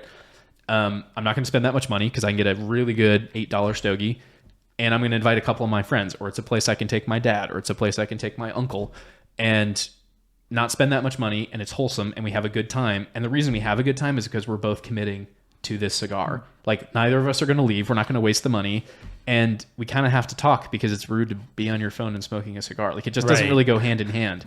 The same way that a podcast, I think that if you were on a podcast and everyone's checking their phones, you'd be like, why are we doing this? Like, I can check my phone anytime and I'm right here talking to you.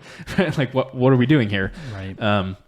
So yeah, that's kind of the motivation. And I think there's definitely enough interest. It's just going to be a matter of if there's enough interest to keep it in the green, to cover rent, to make sure we're getting, because you don't really want to go halfway, right? Like, I don't want to just have the same selection that any local vape shop has.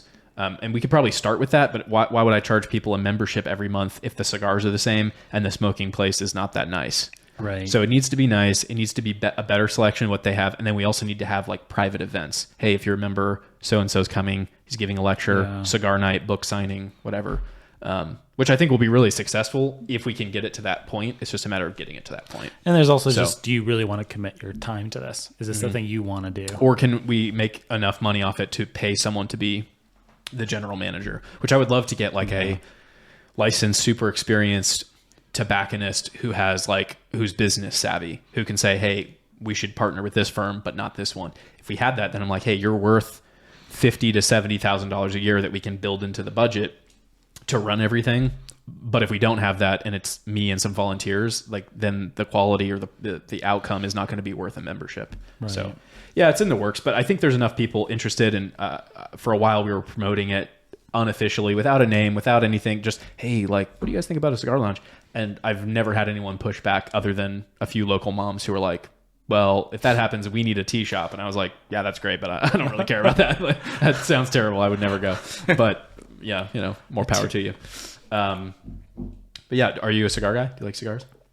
I haven't really gotten into the cigars. James, you gotta get you into cigars. Never gotten into cigars. Have you tried them? I have tried one, yeah, but I like one. Like, that's basically it. Yeah. Was it a bad experience, or it just wasn't enjoyable enough to go back? Yeah, I probably the latter. Yeah, okay. I'd say so. You okay. might win out yet. Yeah. Yeah. I think I've had 2 or 3 people that I've talked to. Father Adino, who is the most recent podcast that we just uploaded, priest in the fraternity, he had a bad experience with one. Like, I don't know if it made him get sick or what. He still likes to smell, but he's just like, I just don't smoke them. And I was like, oh, interesting. Because most of the people that I've been like, hey, we should get a cigar, have just been like ignorant or maybe like embarrassed that they don't know how to light it or cut it or smoke it. And that's fine. Like, I don't care. Like, I'm happy. I love teaching people how to do it properly and show you the, here's my favorite type thing. Right. And to step into that role, I have no problem doing that.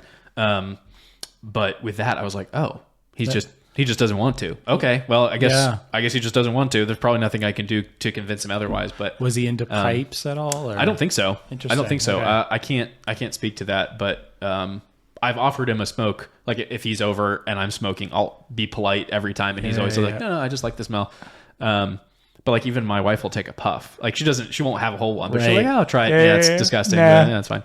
I don't know if it was during your Christendom days, but there was a guy who would be outside of Ben's with his pipe every night and just like made the whole quad smell amazing. Nice. Amazing. Yeah, pipes are interesting. We actually, so you might enjoy this. We have an episode we recorded last week that I think is the next one to drop with a guy named Caleb who owns a pipe company out in Nebraska. Wow. And it's a Catholic pipe company. And so he has a whole spectrum of pipes, and some of them are like $30 or $40 and they're little Catholic insignia.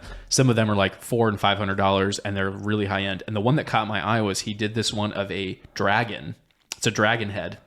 And if you cover the top with your thumb and blow smoke comes out of the nose, like the nostrils. Oh my goodness. And I was like, that is so cool. I'm going to reach out to him. And then he came on and we talked about pipes for 2 hours. Like, he just told us everything. Here's how I get the wood. Here's how I source it. Here's how I make it. And all of this stuff.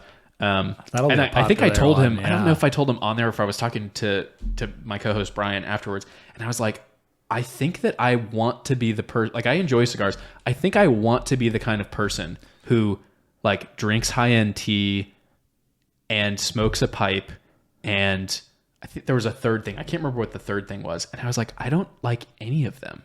Like, it's not that I haven't tried, and it's not that I'm not actively anti-smoking a pipe. It's just like a cigar, you cut, get a good light, puff for 45 minutes, great smoke, you pair it with different things, it's awesome. And a pipe, it's like, I got to get the tobacco, I got to clean it. Sometimes you get that, like, residue coming back up.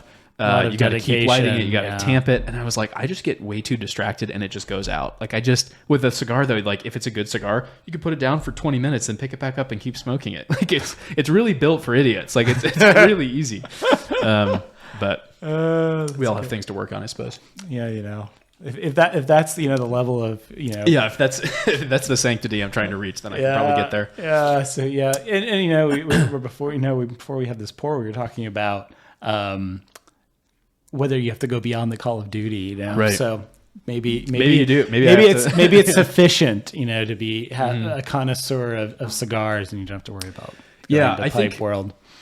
I think it's kind of a both and. I think it's good to say I want to be this kind of person, particularly if it's a good, like, I want to be a virtuous person, or I want to be a good father, or I want to be a good friend. And I think it would obviously in those cases be wrong to just say, well, I'm not. It's like, no, the desire is a good thing, but also you need to get there. Like, that's right. Even if you're not perfect, that is something you need to strive towards. But I also think kind of at the other end of that, there is a very real sense of like, you may want to do that thing, but realistically, you're not going to be able to do it, potentially.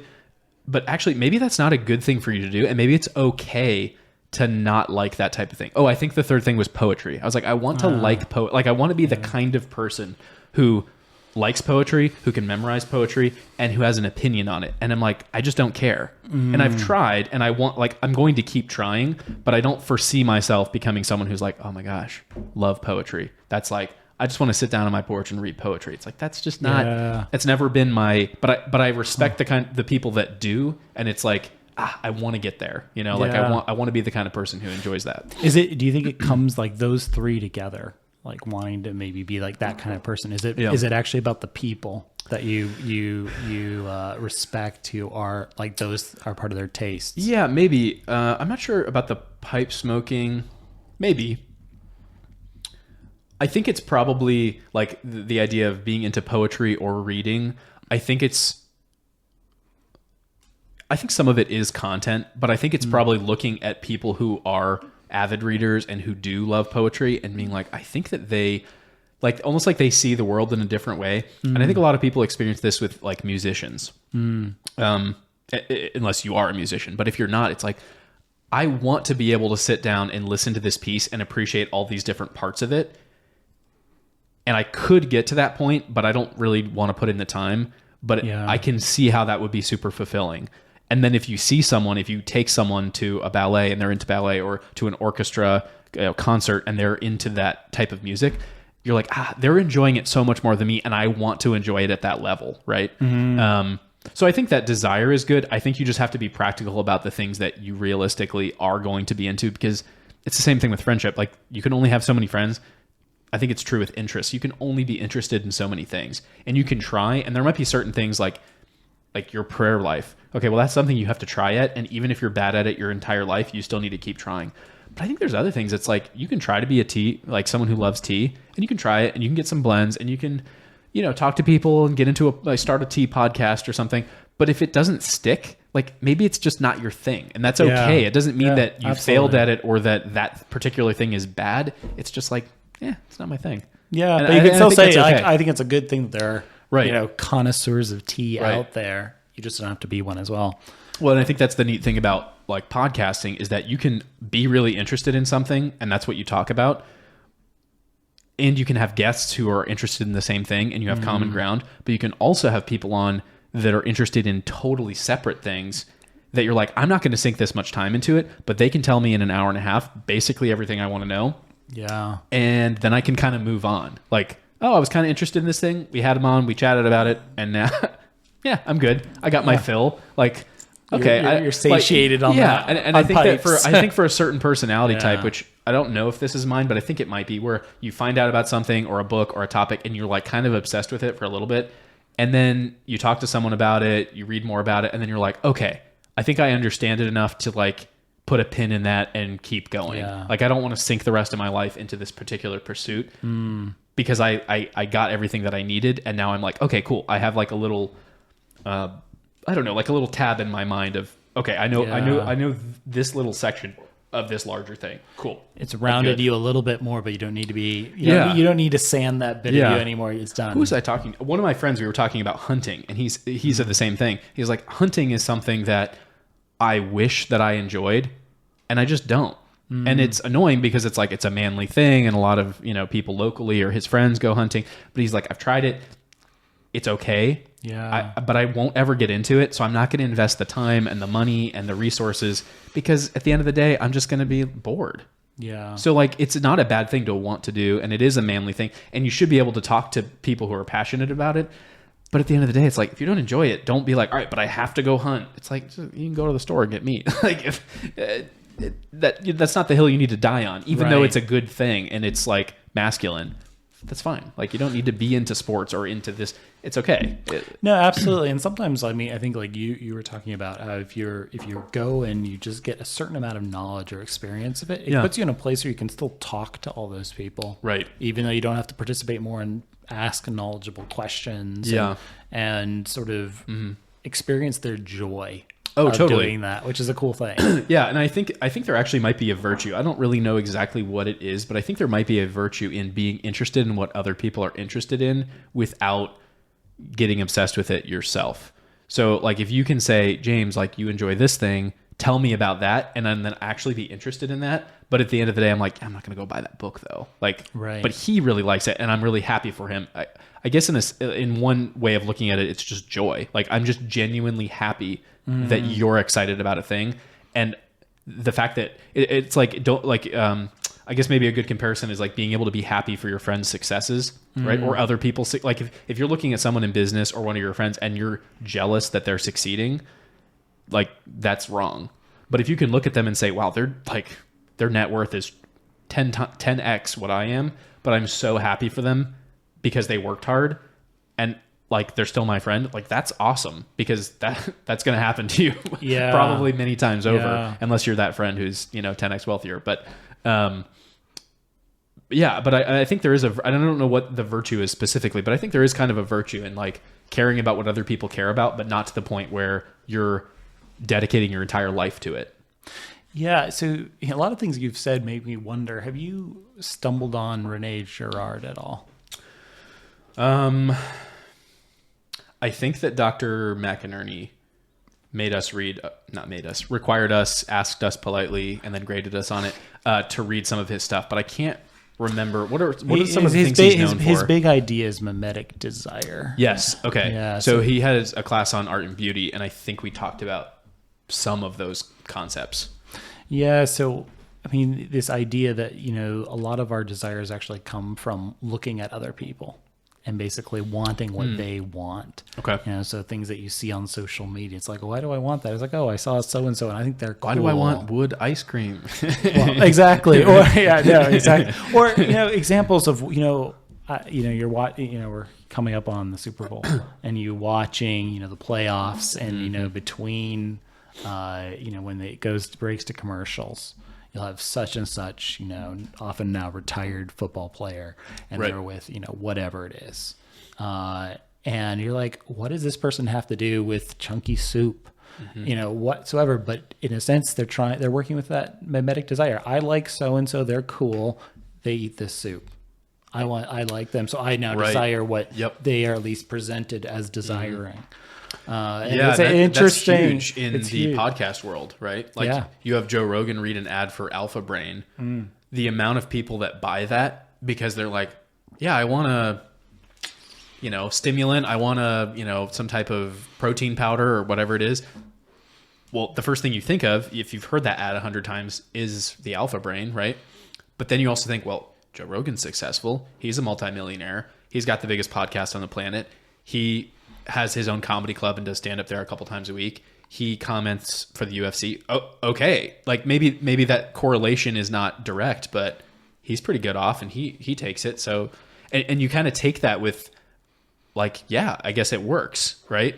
But it's not even the product. You can have a terrible product, but if the person selling it is successful or at least convincing, then it's a good product.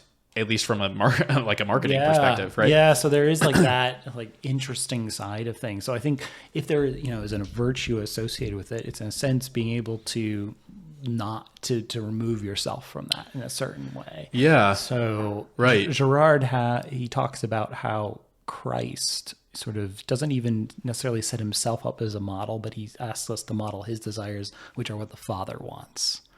And so it's like an interesting sort of way of sort of changing that whole dynamic. He's not saying, okay, go eat Wheaties because I eat Wheaties, but I love the Father, and we should model ourselves after the Father. Be perfect as the Father is perfect. He doesn't say be perfect as I am perfect. What do you think about? This is probably fairly tangential, but just kind of like hot takes. What are your thoughts on Hallow using people? I think they try to be careful about like trying to get good Catholics and people that are known in the Catholic community to like Father Mike and people like that. But like maybe if they step outside that box a little bit, like, oh, we're going to get, I guess Mark Wahlberg is technically Catholic, but he's still a decent example. Like someone who maybe hasn't lived the most virtuous life. Maybe they've come full circle. Maybe now they're a practicing Catholic in good faith, but kind of using that personality to say, oh, they're leading the rosary. And so it's kind of mixing like your influencer idol with prayer. And I think initially the way that I think about it, it's like, well, if that's getting you to pray, good. Like that, why is that a bad thing? But I think if you think about it more, I could easily see there being an argument like, yeah, but that's a little weird. Like it depends on who it is, right? Like if it's a good Catholic and they're leading, like, especially if it's a priest, it's like, yeah, that's great. I already know Father Mike. He's leading me in this. That's like, fine. Spiritual father. He's helping me get to a better place.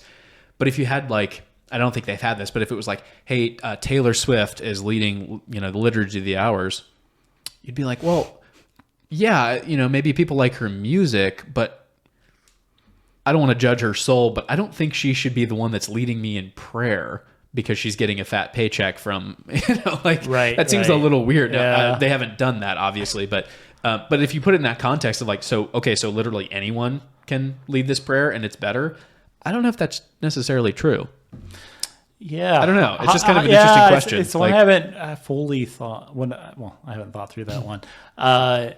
Something I would just say is, I think so much that what we do is with imperfect intentions, and so I don't think we want to just throw imperfect intentions, under the bus. In confession, we make an imperfect act of contrition often, right? And that's acceptable. Yeah. To God. So I think thinking about, okay, maybe that's not the most perfect way. You could, something that I'm sure, the team at Hallow, should talk about and think through. But I think we, sort of observing it from the outside, should we actually go and say, don't necessarily throw out imperfect intentions, because sometimes imperfect intentions can lead us to more perfect intentions.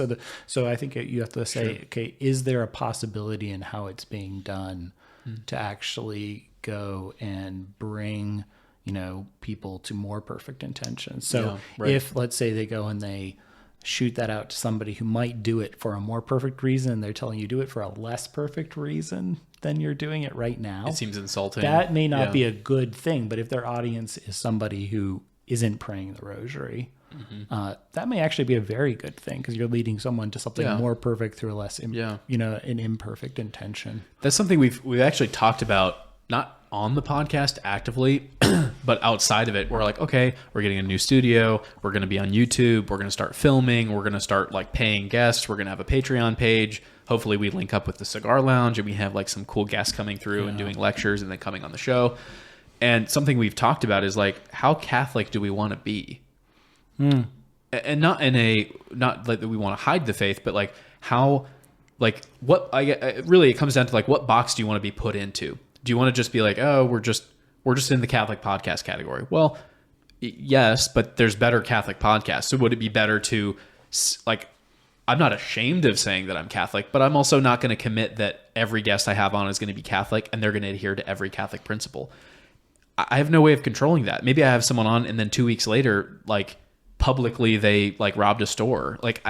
I'm not going to, obviously I'm not going to create more problems for myself, but I'm not going to research the people I'm having on so much with so much scrutiny that I know that they're 100% upstanding. We had a Protestant on, a guy I've never even met in person. We met on Instagram. We talked about movies. He knew some people that I knew. He's a big Jim Caviezel fan. We had him on. We talked about movies. It was great. And then I told him about Hallow, and now he's using the Hallow app because of Jim Caviezel. Okay, great. That kind of, to your point, he's not Catholic, but maybe that brings him into a bigger thing. But that's kind of a larger kind of conversation we've been having. And I think it's important to have, even if you don't have a podcast or anything, but how do you wear your faith? Is it out on your sleeve and you're constantly converting people and really going at it? Or do you just kind of live you do your routine, you do your prayers, you're living the proper life, but it's not obvious. It's not out there and loud, I guess might be the right word. Yeah. Well, who would you say, at least right now, is your audience, and who would you want to be your audience? Those tea drinkers? No, not tea drinkers, teetotalers. Yeah. Well, it's interesting because we were talking about it in the context of Pints, which is, one of the biggest Catholic podcasts out there right now, especially long format. And we were like, yeah, I mean, Matt Fradd is pretty Catholic. He's not backing away from stuff. I wouldn't say he's perfect on everything, but he's Catholic. But he doesn't start every episode with a prayer. He doesn't constantly bring up Catholic things. I've listened to episodes where I'm like, if I wasn't Catholic, I wouldn't think that he's Catholic. Not because he's being immoral. He's just not talking about Catholic things all the time and referencing Catholic things all the time. And another neat thing that he does that I don't do this because we don't have a big enough audience, but he constantly is he'll address to my Protestant brothers and sisters who are listening, this is what he's trying to say. He's constantly trying to pave that bridge to hey, if you're Protestant, this doesn't exclude you. Let him explain what the Catholics believe, and you can ignore it, but this is what we believe. Right. And I think that might be the way to go, is to be we're Catholic, but we're not, we don't have the rosary chanted in the background while we're talking. And also, if you're a Protestant, I want you to listen too. I'm not saying you're not welcome. And if you're in town and you're interesting, I would talk to you. I'm not turning people away. I want to bring people in, but also the point is not to be an apologetic podcast. It's long format, people who are interesting. I'm going to talk about them or whatever we talk about. Like, I want to act like the mics aren't here and just talk. Like that is the purpose. So yeah, I don't know. I think it's kind of a growth thing. I think it's just something you have to discern. I might push back and say maybe it is apologetic in a way that we're not used to, in a sense that in looking at the early church, sometimes they were, directly, in a sense, fighting with their adversaries. This is wrong. But often they would say, no, Christians should be the best citizens. Yeah. So in a sense, they were trying to say, we're actually more like you. We are part of this Roman thing. And so that's a certain way of doing apologetics. So if I'm understanding your explanation of Frag correctly, in a sense, he maybe is saying, listen, you out there looking from the outside in, this is more normal to you than you might expect. Right. And that's a type of apologetics, I'd say. Yeah. Yeah. It's almost kind of like opening, and I think Rogan has done this, not in a Christian way, really by any means, but I think he's probably more than anyone else really opened a window into hey, I'm an American. This is what I think. I used to live in California. I used to be kind of liberal. Then I moved to Texas and I saw what happened with COVID. He has this bit, we talked about it on one of the last episodes. He was like, I went into COVID thinking that vaccines were okay. I came out of COVID thinking we didn't go to the moon. That's the logical jump of bought into the establishment to all the way to mega conspiracy theorist. I don't think he actually believes that, but just kind of that's the jump in train of thought. And I was like, I think that's the reason he's so successful and will continue to be successful is because he just does what he wants. He only has people on that he's interested in. He only talks about things that are interested. He doesn't have a sheet of paper with, these are the questions we have to get through. And he just talks to people. And then obviously he's successful. So he has people that, this last week was a killer lineup. He had Wes something, big Christian apologetic guy from Canada. He had Mel Gibson. Then he had Mark Zuckerberg. It's holy cow. This guy is killing it with the lineup. But he's just doing what he likes to do. And I think he's just so authentic. And people, I think, just listen to it and are like, oh, I'm not alone. I also saw that Instagram reel about the wood ice cream. Okay, cool. We're all living in the same universe, this almost brings me back to your comment about a third place. So much of our lives are spent at work and home that we don't actually have as many in-person conversations. So there's almost something just about almost being able to peek into an authentic long conversation. Yeah, totally. That so many of us don't experience on a weekly basis. And I think there's something really satisfying about seeing that. Yeah, it's a good and bad. I think that it's good that long format podcasts are successful because that means that people are hungry for authentic conversation. Just a real, hey, this is who I am. This is what I think. Let's have a drink. Let's have a smoke. Let's do whatever we need to do to kind of get in the mood of talking about real things. But then we're just going to talk about real things. And I think that people are really hungry for that. And they kind of only find that at a bar, maybe. You go and you have a few drinks and you feel a little bit looser and then you have a good time and you're not as stressed and you're kind of more relaxed. That's not a bad thing. But they don't that's the only time they experience that. They don't have friends they can sit down and listen to a long conversation with. And so the fact that it's successful, I think, is good because it means that people care about this and are yearning for it. But it's also really sad because it means that, ideally, no one would listen to this because they would have friends and have places to go where they're experiencing this all the time. So I'm grateful that people listen to us, but I'm also I kind of if you stopped listening to me because you had friends, I would rather that. I actually would prefer that. But I know that there's people out there that don't, or that work really long, monotonous jobs, and they need that in their life. And so I'm great. I enjoy it, and it fills a gap. So I'm happy to do it. And go listen to Pints of the Aquinas. He's better. Unabashedly, he's better. Go listen to him.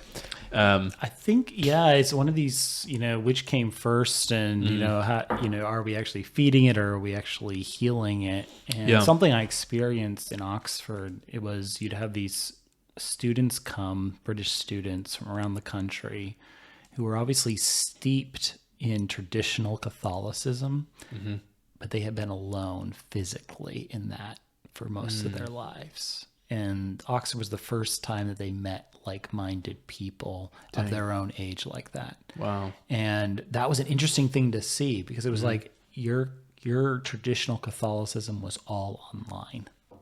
And so without that, they would have been even more alone. But so it was both like, okay, it's there, but it wasn't as real as when they came as undergrads and could experience it living that life with other people their own age. And so it was, it's both like, okay, the online was really good, but also it's sad as well, because there's some hunger, but it's only being satisfied through this very artificial means. Yeah. This kind of ties into what I put a pin in earlier about like long format conversations in politics. I listened to the, when Trump went on Rogan, right? It's got like 80 million views or something just on YouTube, but it's massive. And I listened to that right after it came out, and I stayed up late listening to it. And there was a steak in the freezer I pulled out and cooked. And I was just like, I'm so invested in this conversation. And one thing he talked about on was the weave. And he was like, the reason that I have a hard time, or Trump was saying, I have a hard time in speeches when they're off the cuff, if it's a short speech, is because I have such a good memory and I can tie so many things together, but I can't in a 20-minute speech, which is why my rallies are really long and I tie it all together and it makes sense. And so on the podcast, he starts like going down one direction and Rogan's like, okay, bring it back in. He's like, no, I'm getting back to the point. And then like 30 minutes later, he'd be like, and that's how it relates to this. See the weave. And I was like, he's kind of being like hyperbolic or just like, sarcastic, but it is true. Like we mentioned long format podcasts in politics like an hour ago. Okay. Now we're back there. That may be why Trump won. One of the reasons among many, Biden being terrible, Kamala being worse. Like there's a lot of things that go into it, but like he really hit the media hard. And he was like, I'm not wasting my time on CNN. Forget that. They're going to make fun of me. They're going to write hit pieces on me. I'm going to go on Rogan. That's the biggest one on the planet. I'm going to go on the Sean Ryan show. I'm going to go on, the Daily Wire. I'm going to do all these things. That's where my base is. And I'm going to go on there for hours and I'm going to show them that I know a lot. And I'm not doing sound bites, and I'm going to give them the full 3-hour Rogan experience, and they're going to learn something about Trump. Yeah. And I don't know if that won the election, but I'm curious to see, and I appreciate your thoughts on this. Like, what are the long format podcast type interviews, and like how is that affecting politics? Because it seems like Rogan, especially Peterson a little bit. I mean, Lex Friedman, there's kind of these big hitters in the game. And some of the people they have on, it's like, if you get a big politician on there for 3 hours, you can't lie for 3 hours. Like if you don't know anything about the policies you're talking about and you have a good interviewer, like people see through that pretty easily. Like you can fake it in a quick interview, Certainly that, but also elected politician once said to me, in some ways, an election is a popularity contest. And I've seen that so often. And that's easy to see, on local politics because, people know this person. They went to high school with this person. They know their siblings, etc. They work with them. They know their family for generations, whatever it is. But I think what these long format podcasts do, especially for national type politicians, because, being on some big podcast, if you're even running for Congress, might do nothing for you. Right. But I think what it does do for these national elections is it allows you and me to almost be like a proxy to a personal relationship with this person. And I think that is, it cuts through where you see someone on CNN, it's so filtered. It often is more like a debate, and you don't necessarily see someone's humanity through that. And I think that's like and you say, who's the real person? Totally. Is the real person the person of the speeches, or is it the person in the conversation? This is going to seem a weird comparison, but it came to mind. I'm all for it. In grad school, there's a scholar who worked on Augustine's homilies in particular that I knew. And he says, which is more true, some of these great treatises of Augustine or the homilies that he gave day in and day out? Because I think we have like 900 of his homilies. It's a crazy number. Wow. And he says, it's probably, his sort of more studied thought go to his big treatises. But if you were just to go walk up to Augustine and ask him, what do you think? It probably is what he says in his sermons. And it's an interesting thing about like, who's the real Augustine? Is it sort of like the day-to-day Augustine, or sort of the studied, thought out Augustine? And I think there's something similar with like politicians, when they give a speech, they on an interview, they practice for a long time, or even in a debate. Is that the real person? Or is it like the person you see on these long format podcasts where you actually say, that's more like what they would be when I saw on a day-to-day basis. Yeah. And there's I think there's kind of a certain level of authenticity that you can fake in a debate, right? You can say, okay, here are the kind of my goals. I'm pro-abortion, I'm pro this, I'm pro that, I'm pro that. And I can call the other person out. Oh, so you're saying that you're not for women's rights? Soundbite, boom. If you're on a long format podcast and someone says, okay, you say that you're pro-choice. So when does life begin? Right? Like there's never that opportunity. In a debate, no one's going to push back on you. Maybe someone does, but you can probably yell louder and become the soundbite. On a long format thing, it's like, it's pretty hard to fake. And you can tell, like, I've listened to enough Rogan and long format interviews where you'll have someone on there and you're like, I think they lied about that. Or like, that's not a real, they said they're passionate about that thing, but they can't tell you anything about it. The big trending thing right now is Mark Zuckerberg, because he said he goes bow hunting, which, maybe he does. But Rogan's like, oh, okay, what kind of bow do you have? Like, he's getting into it. And he's like, oh, I don't know. He's like, oh, okay, well, asking about all this stuff. Because Rogan, as we know, is a big bow guy. He's the wrong guy. Yeah, he's the wrong guy to lie about with bow hunting. Now, maybe he legitimately doesn't know. He's like, hey, they handed me a bow. That's not my thing. I just do it because it's, we forget our whiskey titles, so whatever. Yeah, I'm not blaming him. Yeah. But it is funny because it's like, now maybe it's totally legitimate. He just couldn't remember. That's fair. But it also could be something where he's like, yeah, I'm trying to like fit in and make people think that I'm the cool, like hip. Yeah. I'm with Joe Rogan talking about bows and arrows, and he knows nothing about it. It's like, well, if that was a short format interview, that wouldn't even come up. You would be like, Mark, what do you think about the, recent updates to the meta policy? And he answers in 2 sentences and that's it. And you have 3.5 hours. Like, stuff like that comes up, and it's pretty hard to fake the authenticity. And that's why I think Rogan and people like him are so successful, because they don't fake it. They're just like, I just want to talk to people that are interesting. That's why you're here. Like, no, exactly. I think we're starved for authenticity. Mm-hmm. And so people want that in their politicians, because we went the other way and we're saying, okay, can we polish this as much polish as possible, avoid this, that, and the other thing. Yeah. And I think we've gone so far in that direction and had successes. People got elected because of being, perfectly produced, as it were.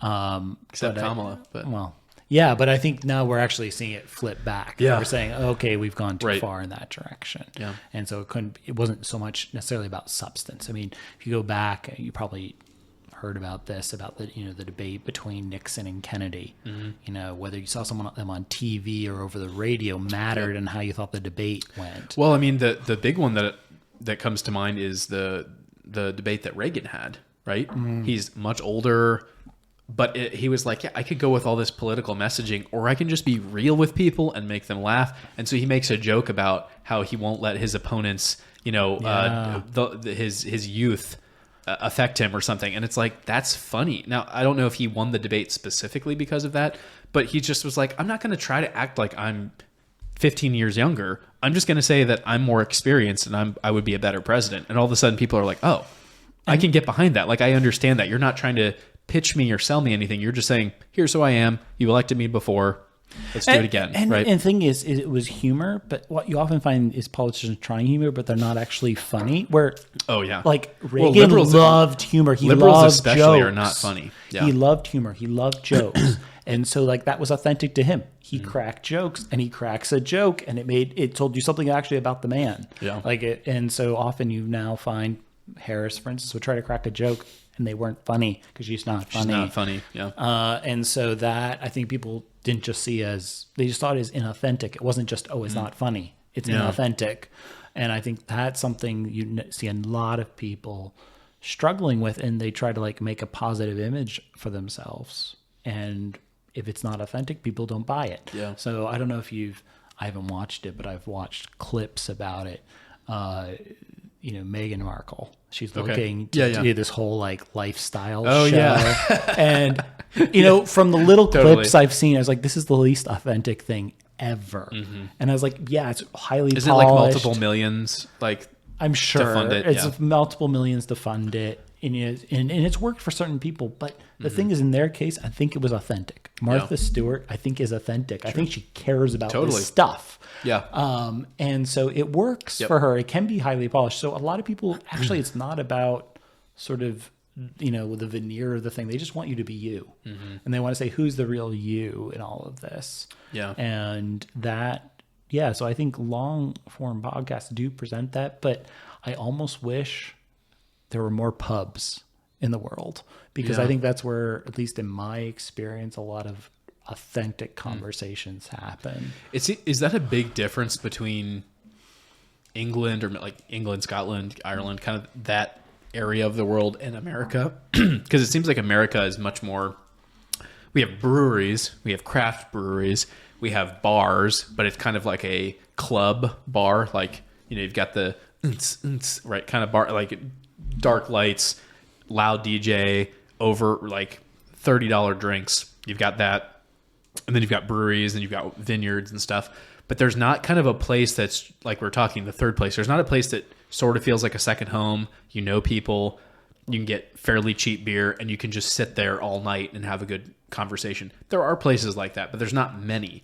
And it seems like I went to Ireland once, and every pub we went to, I was like, I feel like I could just like work here the rest of my life. Like, it feels super comfortable. The lighting is perfect. The wood is like kind of, torn up, but looks comfortable. Like, it just feels like your grandparents' house, right? Like, you walk in and you're just like, I feel safe here. Yeah. Which sounds kind of silly to say, but it's like, no, it feels authentic. Like, they're not trying to sell anything. There's not loud music. It just feels great. And I just want to stay here for the whole evening. It's comfortable. I think going back to your point about cigar bars, is that, does this like facilitate something else? What is it actually facilitating? Is it facilitating a conversation? Recently, I went out with a couple of friends, and we had a couple of drinks locally, and it wasn't, they were trying to actually care for us, but we got some drinks, and the waitress kept coming to our table, the server kept coming to our table and asking us questions. And actually, I realized, in this instance, if she had just ignored us, It would have been fine. it would have been fine. And actually, that would have helped facilitate the conversation better, because what it really was about was the conversation. And we were looking for that third place, as you say, to go and have that conversation. And that's something about a pub. I mean, it's annoying. You have to go to the bar and like elbow everyone out and get your drink, but it facilitates conversation. Most bars, I find, don't do that. And so I think that's like the biggest difference for me, is you're there and what is this facilitating? Maybe it's a good time, but do I actually know someone better after that experience? Not generally, but I think I've known people better, coming from an academic background. I know a lot more about what they're studying, their program, than I did before I walked in those doors. And that's something I don't, coffee shops, I think, play that role in the US. Like, coffee shops, I think, do play that kind of role. in a bad way. How so? I shouldn't say a bad way, in a lesser way. I think they facilitate the, hey, let's meet up at place, right? Pub, you have a couple beers, great. Coffee shop, you have a coffee. I think the difference with a coffee shop, I think the vibe is pretty similar. Like, you try to have like mood lighting and comfortable seats and places that are little nooks and crannies, so you feel like you can talk in public but still be private. Those are the same. I think the difference is, at least kind of like, just maybe speaking like personally, I feel like a coffee shop, you go, it depends on what drink you get, but you go, if you get like a big double shot, whatever, by the end of the conversation, you're jittery. It's kind of like, you don't feel relaxed. It's just kind of like, all right, I'm worked up about this. We had this meeting, whatever. You go to a pub and you're like, if you're 4 Guinnesses in at a pub, and then you get food and you're hanging out with someone, or there's like some karaoke in the back, like, that's a very different experience. Both can be good. I wouldn't say that one is necessarily superior, but I can't think of any like good times that I had with my friends at a coffee shop. Like, oh yeah, we went to that coffee shop and it was great. It's like, yeah, there's no negative memories, but I can't think of a great memory. But when I was in Rome with Christendom, or when I went to Ireland a couple years ago, it's like all of the memories are like, yeah, that was amazing. And it was just like, we got Guinness, we got peanuts, we hung out, there was live music, we requested songs, we went out and danced, like, and it was like, maybe alcohol is a little bit different. Like you have alcohol coffee versus caffeine. I mean, But I do think that there's kind of a mental, like one is like we're winding down, we're having a good time, we're sharing, I'm buying the next round. There's kind of this like generosity. There's a mutual, like, we all want to have a good time. Whereas you go to a coffee shop and you're like, kind of like, okay, just keep the business face on. Like, it doesn't really allow you to be relaxed. And part of it may be the time of day too. That's also fair. Like, you have to factor that in for sure. Certainly be part of it. But think about it as far as. But don't people get morning beers in England? Isn't that a thing? It may happen, but only as a student. You certainly would have them earlier. But I would say even in those instances, it's not the same as an evening pint. Yeah. Definitely not. Mm-hmm.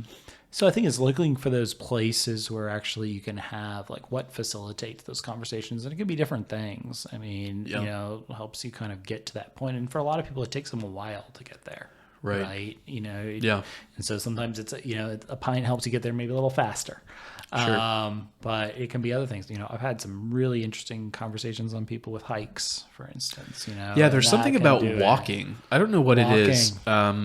Aristotle, peripatetics, you got to walk around. I don't know if it's Matt Fradd or someone else, but someone I was listening to in the last couple of weeks said that when him and his wife are having a hard time with whatever, he's like, just go on a walk because you get your energy out walking, you feel better, you're getting exercise, so there's no negatives involved. And then when you're talking, actually, I think it was Tucker Carlson, he's like, then when you're walking, you're not looking at them because there's something, if you're talking about like a particularly, I don't know, like emotional thing or something that's like maybe higher stakes or something. Like, let's say you're married and you had a miscarriage, or you're married and you can't decide which in-laws house to go to for Christmas. You could look at them in the face and sit at the table and have a direct conversation, and there's tears and it's tough.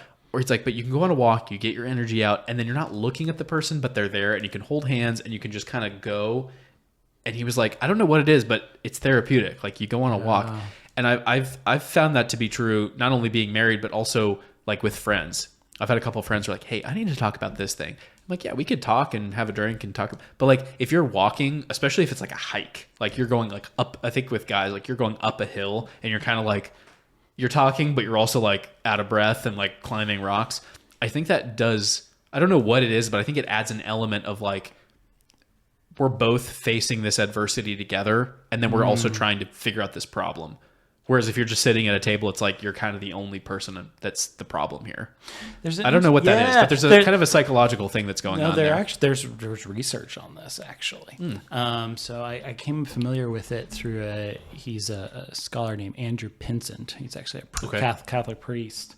And he said there's something about us actually when, we can look at each other, we can have a relationship. But there's something about when we both turn and look at something together.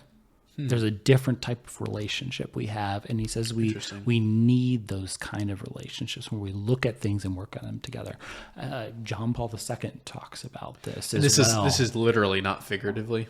No. He's saying like literally there's a ways about it's both looking at something. It could be, that we're both considering something as well, but it's the exact same thing. Because Jason Everett, who's like a big chastity speaker, said something similar about, he's like, people are always like, how do I find the Mr. Right or Mrs. Right or whatever? And he was like, don't focus on the person. Like, which person do I need to find? He's like, focus on Christ and run at him as fast as you can.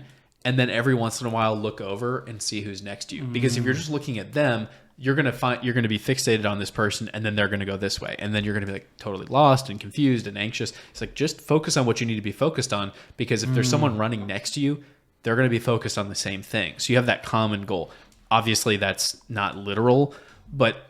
No, so he's talking about it in a literal way. There's something about us like both looking at the same sunset, looking at the same football match, whatever it is, that we're both looking at the same thing. Yeah. And John Paul II has a similar thing when he's talking about relationships. So maybe... Everett's taking it from John Paul's and kind of building on it. But he says there's a way that, we can be friends in different ways. But one thing he says, we can also be comrades. And comrades is when we're actually working to some similar goal. So like when you're on a sports team, you're comrades. You're working towards a goal of winning this game, getting to the tournament, whatever it is, that you're working on something together. And I think guys long for that, to be like comrades, people I've spoken to who've been in the military. That's something they miss. I've talked to a lot of people who are now in law enforcement, and often they join law enforcement after the military because they miss that sort of thing, that we're working together towards that. And in a good working environment, you have that with your colleagues that we're working towards something together. And I think, that's something, when you're walking, that you actually have. You're both trying to accomplish this hike. You're trying to go, let's say, even if it's just a ramble, you're going to go see some, ruins of something, and you're in Ireland, whatever. Sure. There's something that you're working towards that together, and you're kind of facing the same way. And so, yes, you'll get Pope Francis to talk about this, and the Jesuits are really into it, this idea of walking alongside somebody.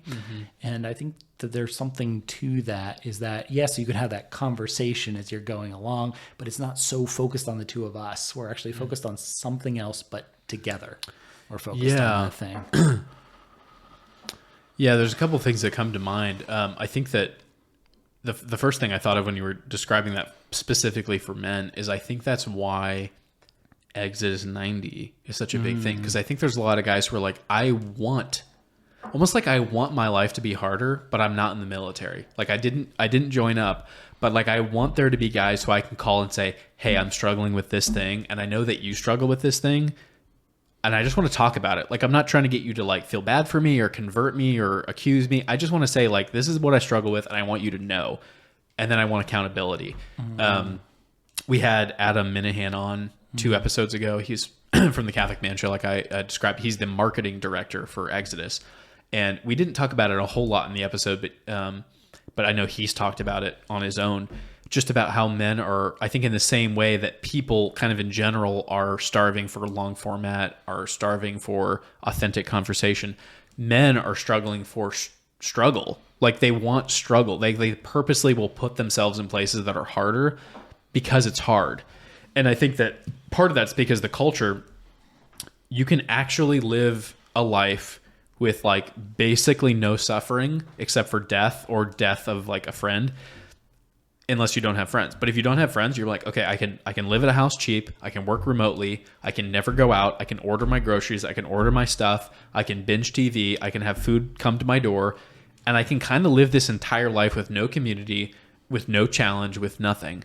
And there's a temptation to do that, and it's kind of fun, like every once in a while, to like order food and binge TV. Like that's amazing. Like no one in society until the last like 20 years has ever experienced that level of luxury, right? Like food delivered to your door, streaming TV, Wi-Fi, like all of that's crazy if you think about 25 to 50 years ago. Right. Like my grandparents didn't have running water, and now it's like I have running water, I have heat, I have TV, I have Wi-Fi, I can order food.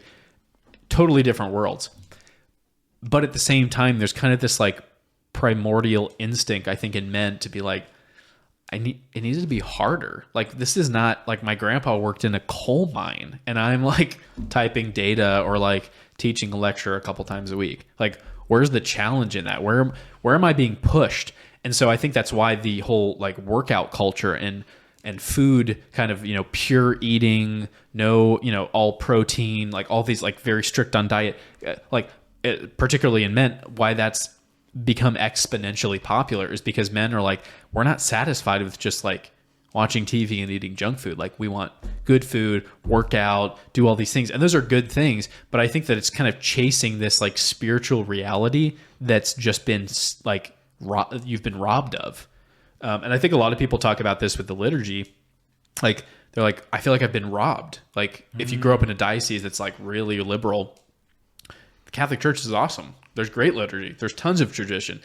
But if you grow up in a church where everything is essentially Protestant, you feel like you've been robbed. You're like, no, it should be harder. Where are the fast days? Where are the penance? Where's the yelling from the pulpit? You just like the priest is congratulating me when I go to church and then giving me coffee and donuts to keep me coming back. Like, what is that? I don't want to go to that church. Like, it needs to be hard. And that's not everyone's universal experience. But I think for guys, like, I think that's why Exodus is like skyrocketing with people, is that the guys are like, no, I want to fast. Like I want that challenge, and I want to know that other people are doing it too. Like I need that accountability and camaraderie, you know? And I think that's probably true. I would assume that's true with faculty, right? Like it's probably pretty easy to get in a groove and get isolated and feel like you're not important and you're wasting your time or something. And you talk to other faculty and you're like, oh, they're all going through the same stuff. I should just hang out with them more. Like you learn so much from your colleagues on that front, like what they're going through. Something that was instituted before I arrived was the faculty happy hour. Oh, nice. Yep, 100%. It's once a week, but there's no pressure to be there. And I don't go once a week, but the times that you go twice a week. Right. But that's great. But I think that it's a forum where you can actually kind of come alongside each other, find out what's actually going on. And sometimes you just realize, oh, it's like this student's struggling. You realize it's not you. It's not just you. It's not just you. And like that helps, because then sometimes you actually can help the student more. Yep. Or just some things are hard. It's like, oh my goodness, these exams are taking me forever, to grade. And you learn things. And so, there's that camaraderie within your craft, which I think a lot of us don't have. We don't have guilds anymore. You can be so specialized that we're the only person at our company who does this one thing, and there's no other company like us exactly right here. So there's no you don't have someone who's you can talk to about it, and that's a challenge. So I think you're right. People want a challenge, but I also think they want to do a challenge alongside somebody else.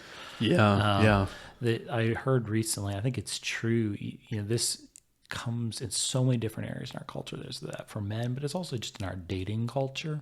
I mean, so much of it is like this, across the table from each other. There's not so much, we're alongside each other doing something. And that's just lost in our culture, other than the workplace and maybe at home. But I think a lot of it, we don't have that. And something you said earlier that resonated with me, because even that person who's getting, their Uber Eats brought to them, they're watching the TV, but what are they watching? They might be watching football, where they're seeing a bunch of guys all looking in the same direction with one goal. Yep. And that's something that at least vicariously they want to participate in. They've got their jersey on, everything. We do that because we want to participate in that. And that's something that we had through sports or other activities in life. And that is no longer necessarily part of our day-to-day. Right. I was talking to one of my buddies about this, and we were trying to figure out why football is just dominating sports. And one of his theories, and I think this is probably true, there's a lot that goes into it, but it's a long game. It's not just this 20-minute match, right? It's engaging. There's stuff that's happening constantly. There's a lot to look at, because you're looking at offense, you're looking at defense. Oh, I disagree with that call. It's complex, but it doesn't happen every night, unless you're watching football all the time. But if you're just watching your team, it's not every night. And it's realistically, you're not going to get together with your buddies and go to the pub every night. And if you are, you probably shouldn't. There should be a night where you're at home. There should be a night where you're shopping. There should be a night you're with your wife. Or there should be a night that, even if you're not married, you should be with different friends or your family. And you need to mix it up. Yeah. That doesn't mean that when you do get together with your buddies, that's not the highlight of your week. It can be. And I think it's the same thing with football. And that's our theory, or his theory, on why it's so popular. Is he's basketball happens and they have 120 games. I'm not keeping up with that. I'm not watching every game, and there's points being scored constantly. Oh, they won by 2. Okay, whatever. But it's football. It's no, once a week, I'm going to get together. My team's playing, and this is big. And then particularly if they make it to the finals, my in-laws are all, into Notre Dame. So it's Notre Dame, Ohio State. Let's go. They're really into it, but they don't play till the 20th. So, but there's not there's 10 games in the meantime, but there's this anticipation. And then when it does happen, everyone gets together and watches it, and it's a great game, right? Yeah. And so I think it's less about the quantity and just the quality. Is it a good game? Are you being intentional about watching it? Are you being intentional about getting together with people? And then when you get together with people, are you just hey, how's it going? Good, thanks. Next. Or is it no, we're sitting down, we're having a couple drinks, we're talking about life, we're getting into it, and then we're having this experience where it's 5 years from now, I'm going to remember, I got together with that person at that bar. Not, oh, I saw them every day for 10 years and never talked to them. Like, those are two different things, right? Also, football has this, there's lots of stops, which is very different from like soccer or rugby. And, you know, for those who aren't used to it, it's a bit disorienting, but I actually think it makes it really great for conversation. Yeah, I would agree. There's those lulls, and you could just go into the commercials, but like that allows you to have those conversations. Yeah. And, you know, you're talking about hikes. Something else about taking a walk, which I think is actually really good, is that it gives you moments where silence is okay. You don't have to talk. You don't have to like sit in this awkward silence, but you can actually be silent and no one cares. And then when you have something else to contribute, you can. Yeah. And football allows for that. And I think that's kind of a true sign, football aside, but like a true sign of being friends with someone. If you're like, yeah, we could ride for a couple hours and not say anything, and we're both not like nervous that the other person's not okay. It's like, yeah, we've talked about stuff. We're on the same page. If you say something, I won't be annoyed, and I'm not mad at you that I'm not talking. I'm just enjoying this. Yeah. And I think you see that a lot in older couples who will like go to breakfast and order and eat and leave, and like you'll look at them and you're like, they didn't talk at all. And the reason is they don't need to. They're just like, yeah, we ordered our thing, we're eating, we're enjoying it, we're having a good time, we're both here. And if something came up, we would talk about it, but we don't need to talk. Yeah. Like, I know exactly what they're thinking, I know what they're feeling, I know what they're going to order, and you're just like relishing that time, which is kind of comes back to like, I think why contemplation and why, you know, in Catholicism, Eucharistic adoration, it's like you don't need to say anything. You can, but just being there, it's about being present. And I think it's kind of this interesting insight into podcasts where it's great to be able to talk to someone, but for anyone who's listening to this, they don't need to be talking. They can be saying things and like, you know, cussing me out in their head, but like they can just listen. They can just be there and like kind of be present in this thing. And even if they're not physically there, someone might listen to this a month from now and then be like, yeah, they had a good time. And then I had nothing to do this evening and I was listening to them and I felt like I was at the table with them having a good time. Yeah. I think that's a cool thing. Yeah. Like it's neat. It's totally unprecedented, but now we have this world where it's like you can actually feel like you're at the table with these two people talking about literally anything. It could be really intellectual. It could be super Instagram video related. Yeah. And it's interesting.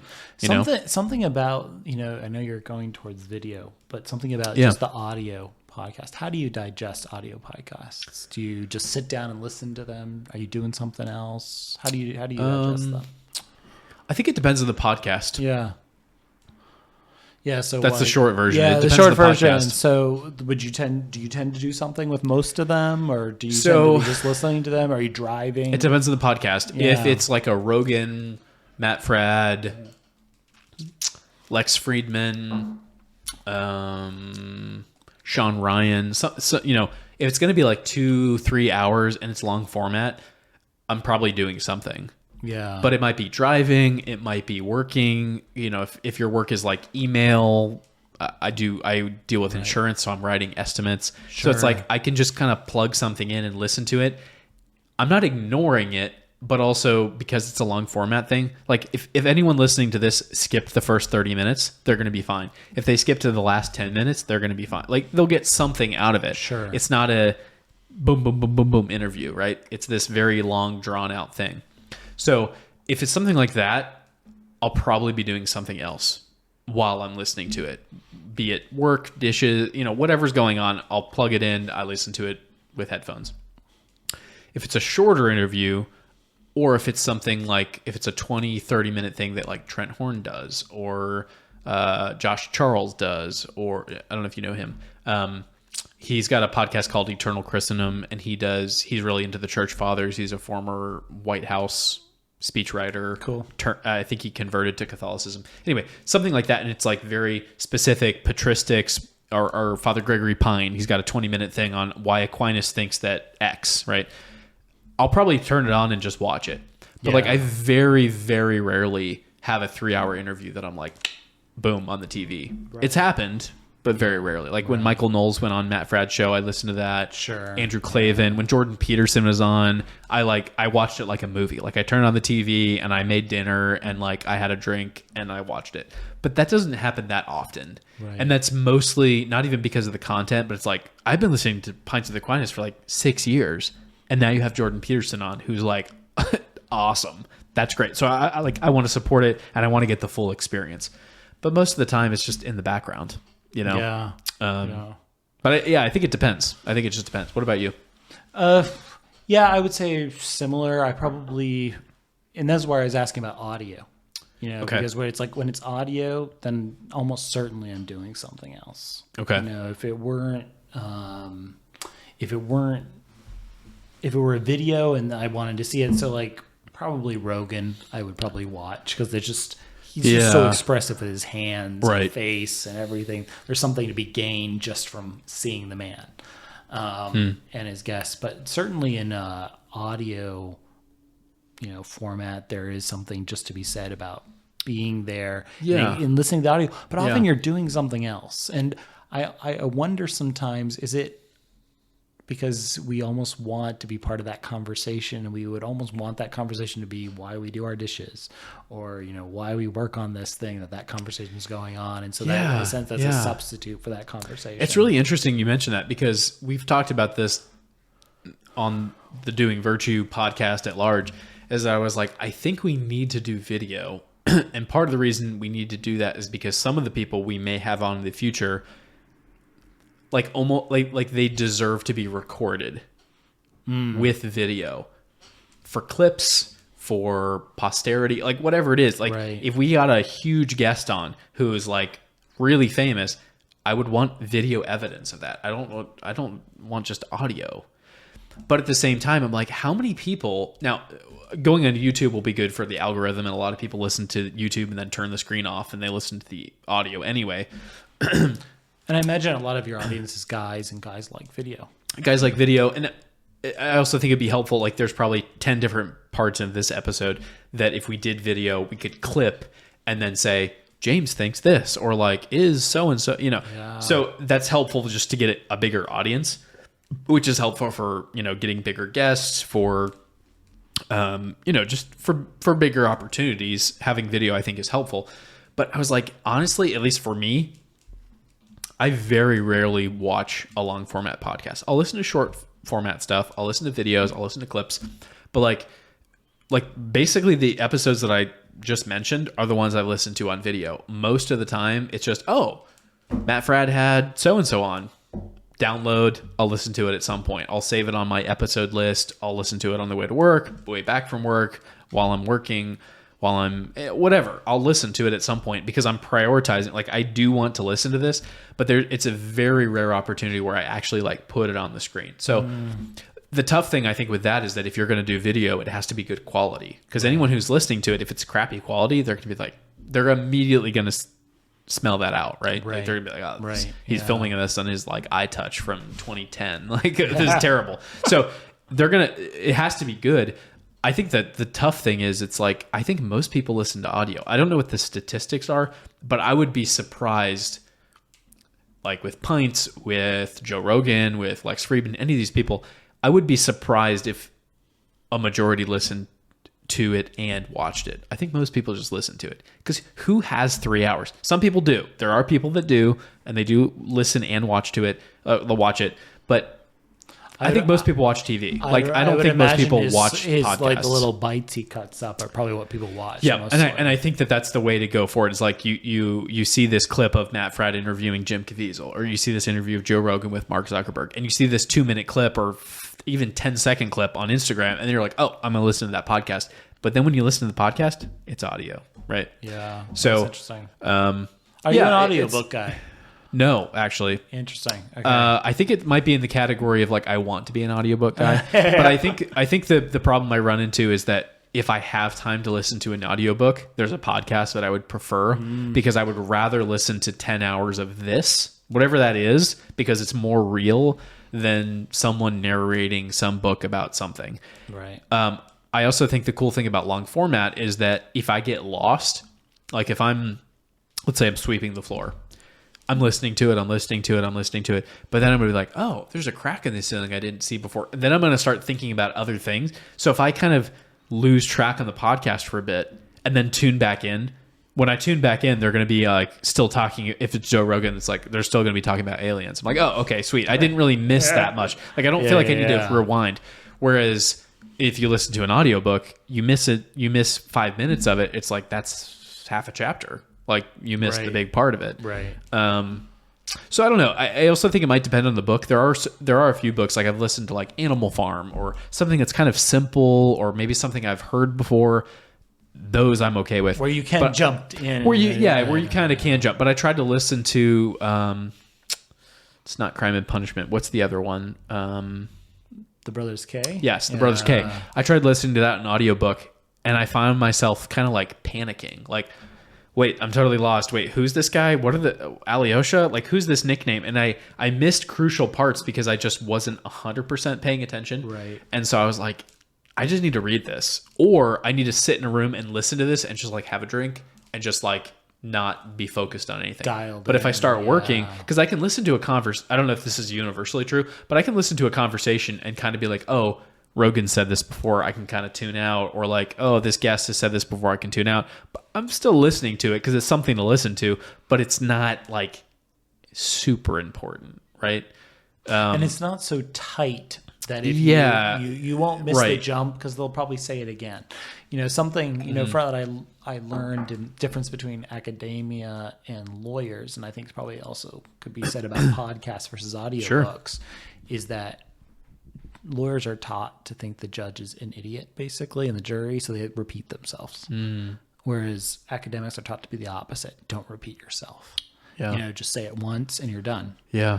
And so I think that if you miss that one statement, you're done. It's gone. Yep. Whereas if you listen to you know, a podcast or even a good speech, often it will be repeated in another ways. So if you miss it the first time, you'll get it the second time. Yep. Totally. Same if you watch a football game. They'll you know, you missed the play, they'll replay it. It's great. You know, you can step out for a moment and they'll show the touchdown again. I also I think it depends on the host, but I don't get offended if a podcast host says something repetitive, as long as either they acknowledge that they've said it before, or they say it so authentically that I'm almost like, I thought they said that before, but whatever, right? Because if you have a podcast host that every episode is trying to be like, okay, I'm breaking some new ground here, Copernicus, and then they say something they've said on every episode, you're like, that's not new. Like, I'm not stupid. Right. And you kind of get mad at them. Yeah. But if it's something where, like, Matt Fradd a couple times has been like, I'm such a wretched person. Like, I feel like I do not deserve to have like a good family and a successful career and whatever. And he said that multiple times. And the reason it doesn't annoy me is because I'm like, I think it's just authentic. Like he just actually means that. But if every episode he started with, hi, I'm Matt Fradd, welcome to Pints at the Aquinas, I'm a wretched person, you'd be like, that's not authentic at all. Like you're just saying that to get views, or like you're just kind of virtue signaling. That's not real. But that's why my kind of theory with the whole podcast thing that we're doing is like, if this episode gets corrupted and we can't post it, we still had a good time. If it gets posted, hopefully other people enjoy it. If like I don't listen to my own episodes, but like even if one person listens to it and is like, great, I'm gonna look into what James does more, or I'm gonna listen to this more, or I'm gonna honestly, if people go listen to Pints of the Aquinas more, great. Like that's fine. I'm not trying to like poach people. Like great. Like go listen to your own thing, or go start your own group. Go start your own cigar lounge. Go start your own podcast. Like go do something. And I think go out and have a conversation with someone. Yeah, go out and have a conversation, because I think that too many people, as we mentioned earlier, you make the perfect the enemy of the good, and it's like, are there too many podcasts? Yeah, there are. It's saturated. But if you find one that you like and it works for you and it helps you be a better person, then it's not a waste. So even if there's only one person that listens to this that's like, wow, that like made me excited about life and maybe it inspired me to do XYZ, then great, it was worth it. And I don't know that, but it doesn't matter. Like I have a good time every time. I have people that I want to talk to. And then if people are inspired by that, great. And if they're not, I don't care. There's this great quote from, I think it's Christian Bale, and people were asking him about like, how do you deal with negative feedback? And he was like, well, if you have my phone number, you can call me. and I'll talk to you and we'll figure it out. And if you don't have my phone number, I don't care what you think. It's kind of the same thing. It's like, well, if you get in touch with me and tell me I'm doing something terrible, I might take that like seriously. But if not, and you're just talking, I don't care. It's not going to touch me. It's not going to change anything. Like, I don't care. It's just fun. So, yeah. I did want to ask you about the Glenn Youngkin campaign saga. Like, what all happened? I know that's kind of an abrupt change, but like, you worked on that. He's obviously the governor of Virginia. I think he's pretty popular. He's been doing a lot of cool stuff. How did that come about, and what was involved in that? Yeah, so I had been involved in politics for quite some time in minor ways, and it was the summer. He had already won the nomination. Okay, and I had been working, with the campaign a little bit in minor ways already, and I think talked to them, and they knew I was interested in being involved. Okay, and through that process, eventually I actually got called and said, "Hey, actually," and I may have even acknowledged, maybe it'd be cool to be on the campaign. I forget exactly all the details, but it wasn't what I was necessarily looking for. But they called me and said, "Actually, we have this situation in Chesapeake, Virginia. This is down Tidewater area, Hampton Roads." And they said, "This is actually a really important city for us to win. We know you're doing professorial stuff, but we think we actually be a good fit. Would you be interested in coming down?" And it actually ended up I was able to go. Okay. So I went down there and worked. It was a crazy few months. I bet. And it was a part of Virginia I hadn't spent much time in up to that point, and so it's a great part of the state. I came to really love the area and the people there, but it was really interesting to be involved in such a campaign. When you were on that campaign, you felt like you were part of something special in that campaign. I mean, we had weekly calls that were campaign wide. Wow. Glenn Youngkin was on those calls. And, awesome. What I really appreciate about him, I remember after we knew that we won, is he got on the call with us. It was our last call. And how he began it with prayer often. And that was often Glenn Youngkin led the prayers for the whole campaign. And when you heard them, you're like, this is something that's actually coming from this man's heart. Right. So going back to our thought of authenticity. Authentic, yeah. You may, there was different things that even members of the campaign issues, we didn't completely agree with him on. But we're like, this is a man who actually believes what he's saying. And when he prays, it's a real prayer. And that was like an amazing thing to see. Sure. In a politician. And I remember there was some kerfuffle that had happened with the campaign. A lot of us were having a really hard time. And Glenn Youngkin happened to be in Chesapeake that day. And I was working in my office on the computer, and he's this giant of a man. And he comes in through the door, and he looks down at me and says, "Are you okay?" Or like, "How are things?" or something. And you just saw in his face that he knew what we were all going through. And it was a rough week, but that was an amazing thing to say. Like, the big boss took that moment. He had to leave. He had another stop, but he took that moment to look after his people. And that's remained with me.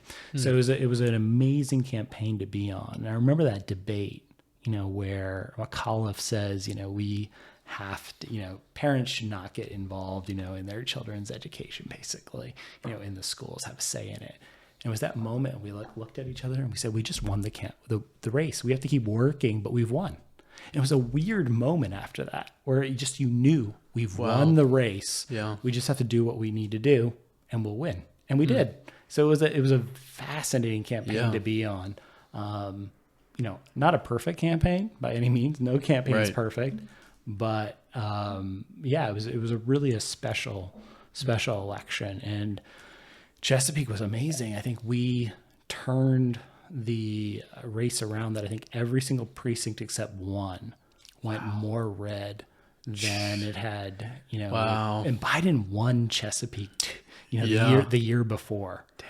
So that was just like awesome. door knocking events. Lots of like, door knocking, lots of events. Wow. I mean, we had my teams down there. We paid teams to come down. And even people from Alabama came out to help us. Wow. And they were awesome. And I kept in touch with some of them afterwards. So it was a great place to be. And, Glenn has family in Chesapeake, so that was kind of cool. So the signs up here were all over the place, but the signs down there and in Virginia Beach is where he had lived would say, elect, Hampton Road's own, on the signs, because it was a special moment for the region as well to elect one of their own. That's awesome. So a great campaign. It'll be interesting to see what he does next, because we got the governor's race again next coming year. So. Let's take a short break, and we can come back. Cool. Keep going. Yeah. I just keep it recording, and he'll edit it later. Sweet. All right. Can I use some water? Actually, yes, that'd be great. Can I use your restroom as well? Yeah, of course. Thank you. So how did you come use this space?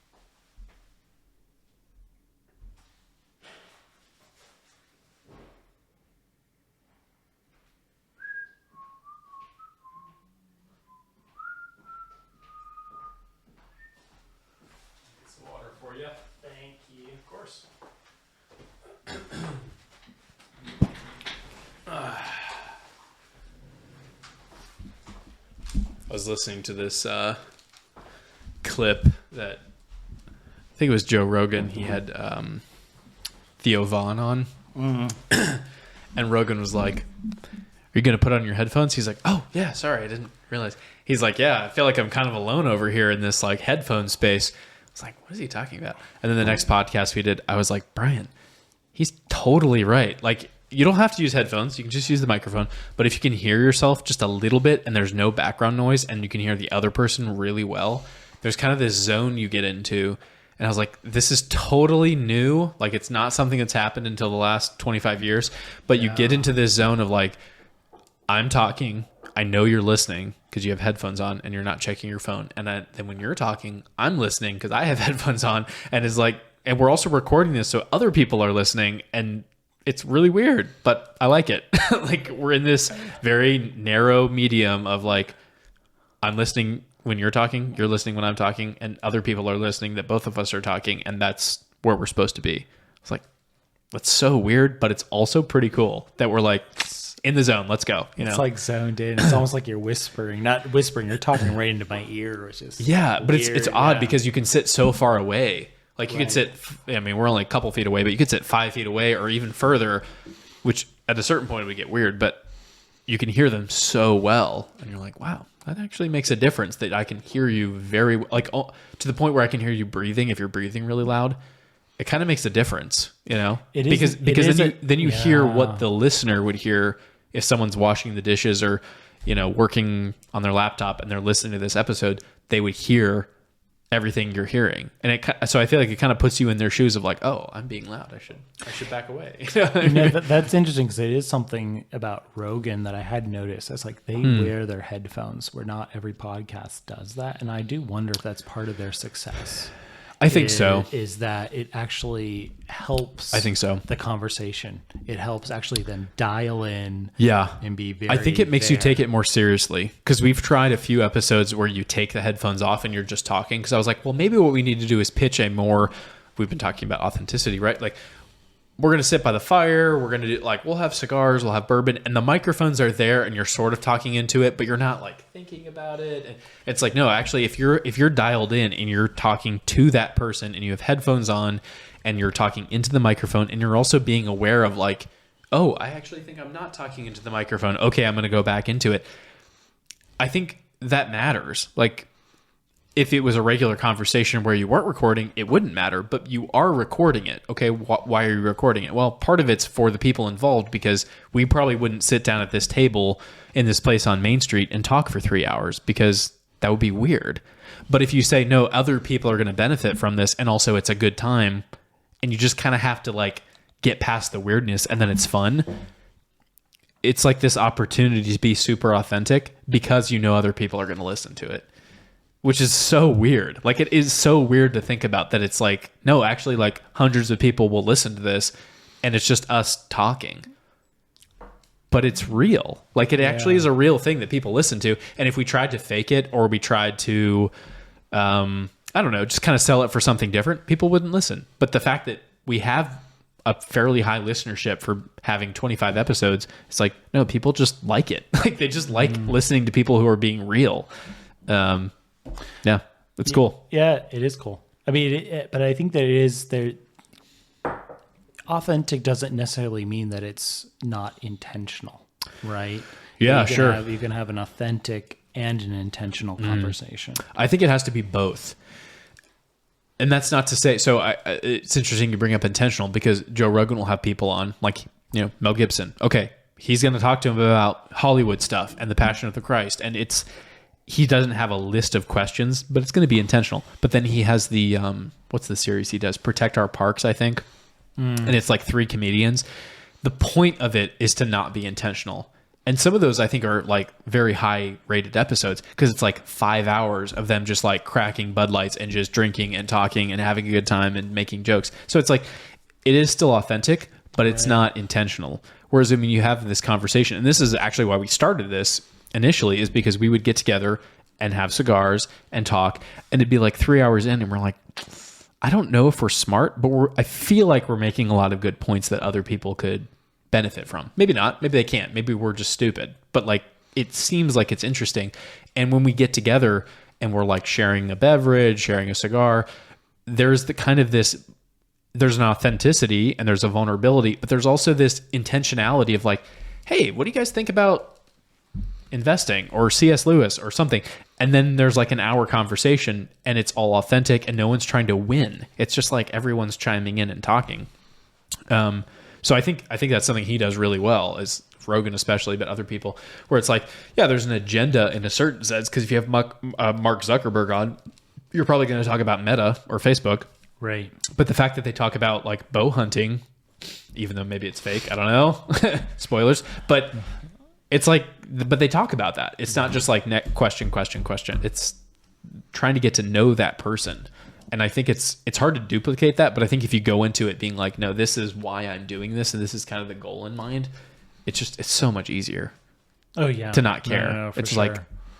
like, yeah, I think it's like, I want to be authentic and there's a goal and I want to be intentional, but also if we tangent about some political thing, I don't really care. Yeah. Because I had a good time. Like there's a selfishness of like, I want to have a good time, but also I want to ask good questions because people are here and listening. Yeah. And I think, things that we can think of as just work, we can be so absorbed into it and we're like, oh, this is a good thing that we would produce, but just even the process of it, if that's actually enjoyable and you got something out of it, that's so much better. Right? Yeah.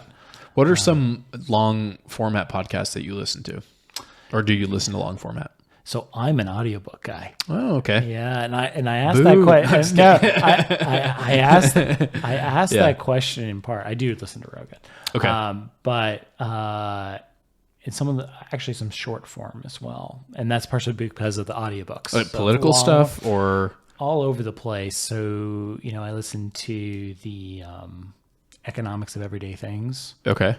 Which is done by Freakonomics people. Yeah. So that was fun. You learn a lot, all sorts of random stuff. Is Nate Silver involved in that, or is he separate? I think he's separate. Yeah. Okay. So that one's good fun. Yeah, but I would say I tend towards audiobooks. And I think it's for a lot of the exact same reasons why you do. Why you like podcasts. It kind of comes alongside. You can think with the ideas.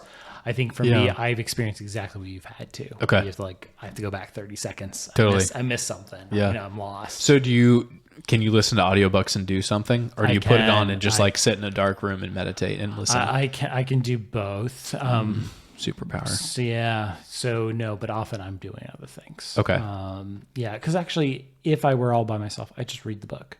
If I weren't doing anything. Right. Do you ever listen to the audiobook and read the book? I have done both, and so sometimes if I want to review something I've already read, it's helpful. Yeah. Is another way of experiencing that book. I somewhat think about it as sort of like what happened with the monks, and they're at, they're in their refectory and they, someone's reading to them as they eat. And so it's similar. It's, I'm eating, I'm doing dishes, whatever, and I can have it read to me. Sure. And I think we often think of reading books as something that you do in silence, but you have to remember that Augustine thought it was quite remarkable that I think it was when he saw Ambrose read quietly. That wasn't normal. People would actually read aloud, or you would have a servant read to you. So often reading was actually meant to be heard aloud. So I think there's something about the audiobook bringing back something actually quite ancient about reading, which I dig. Part of it's because I just read so much for my job that it's nice to actually receive information through another medium. What are some of your favorite authors? It's all over the place. Okay. As far as audiobooks, I would say I actually gravitate towards biography. That's how I often absorb biography. Interesting. Is through that. What are some of the best biographies you've read? Probably, let's see, there's some really good ones. Robert Caro's of LBJ is really good. Okay. LBJ and it goes on. Fascinating. I mean, this is each episode, each section of this series is 20 hours. Crazy long. How many sections are there? I don't think he's even finished it. The man's quite old. So I'm don't die. Got to finish the last episode, the last volume of this. Wow. Okay. But that one's quite. And is it historically, he's on point? He's on point. Okay. I mean, he repeats certain things. He has certain lessons he wants to learn from it. But he's a great author. Is a little bit of a sidetrack, but there is a series that the Daily Wire put out on the Apollo moon landings that Bill Whittle narrates. I don't know if you know about him. Forget how many episodes it is. It might be 6 or 8 or something like that. But he talks about the moon landings, but it's not just moon landing. Here's what happened. He gives context. He talks about growing up in the space age, the space toys, the excitement about space. He watched it live. His dad streamed it and everyone came and watched it. It's this whole narrative about the space age. And after listening to that, I was Now, if you watch out in the Daily Wire like Plus platform, he's like sitting in like a space control room set that they built, so it's pretty cool. But even if you listen to it on audio, the whole time I was like, "Oh my gosh, that is awesome!" Like I've heard the space story, I've seen the tapes, but have someone talk about like, no, if you were a kid growing up in this time, and JFK was president, and here's what's going on. And the store, like as a kid, you wanted this rocket ship that was sold at this particular store, and here's the marketing, and here's the commercials, and here's what was going on. And then we went to space. Like just thinking about being alive in that time, I was like, wow, this is not just like a podcast about landing on the moon. This is a whole insight into being a kid at this time. And this guy is telling it in this like very professional, elaborate, interesting radio host kind of way. And I was like, that is awesome. That is so cool. Like I want to know more like about this time. But unfortunately a lot of audiobooks aren't like that for me. But with that, I could listen to it and be doing something, but it was so engaging that I was just like hanging on for every sentence. What I think I love about biography is it lets you experience history through someone else's eyes. And it's not just, but it's not someone who like lived there. It's not just like someone who brought up all the documents and can bring you, try to bring you back through that. It's someone talking about their life in this time. So you often you find out about what was historically going on, but it was someone's experience of those moments in history, which is pretty cool. Yeah. And it's funny, until before I started listening to audiobooks, I wouldn't have thought I'm a biography guy. Yeah. But it came up and I was like, I just keep gravitating towards biography. And part of it may actually also be because I like to do other things while I'm doing it, is if you miss a tiny little piece, you'll be okay. You'll still know the basic narrative of this person's life. Or if it's a tight, manuscript on philosophy or something, I'm probably not listening to it. I'm probably going to read it. Something I tried to do probably 6 months ago, I tried to listen to Mere Christianity, just an audiobook version. I was like, I could read it, but like I'm busy. I could probably like listen to it, going to and from work. And I tried to do that. I was like, I kept getting lost and I kept rewinding. I was like, I'm not making any progress. And then what I ended up doing, and it actually worked really well, Hallow has a series on Mere Christianity with Father Pine and with Bear Grylls. Talk about a great pair. Yeah. Bear Grylls, British, wilderness survivor, and then a Dominican priest I think he's from Pennsylvania. And so what I did was I read the chapter and then I listened to it. So Father Pine would like open with a prayer, do some reflection, and then Bear Grylls would come in and he would narrate some of C.S. Lewis quotes, and then Father Pine would close. So it was like 10 minutes, and it's on the Hallow app. You can get it. It's great. Cool. But I was like, that actually was way better because I would read the story, I would read the chapter and be like, okay, I got, I could write a little essay on this. I could tell someone what this chapter was about. Not thoroughly. I couldn't quote it directly, but like I could tell you the gist. And then to have Father Pine come in and give you like the Dominican take, and then to have the British wilderness survivor come in and talk like C.S. Lewis for, I don't know, a couple sentences. Yeah. It stuck with me better because I was like, oh, they're zeroing in on kind of the thesis of this chapter. I read the whole chapter and it took me 20 minutes, but in 5 minutes, they're telling me the thesis and the theology. And then also I'm hearing it again through another person. And I was like, this is a great idea. We should do this all the time with anything, like a big work of literature, and then have hey, read the chapter. And then we give you a quick 5-minute summary and then some quotes and then a little closing in 20 minutes. And you get the whole chapter of Crime and Punishment or whatever it is. But yeah, kudos to Hallow. That was a good job. Yeah, there's something about like when you read, you're like, what are you going to walk away with, right? Mm-hmm. Because you can read, and you're like, what do you walk away with? And often, it's a little bit more than maybe one of these summaries that you can get. Yeah. And so like, are you just doing all that work for just the Spark Notes?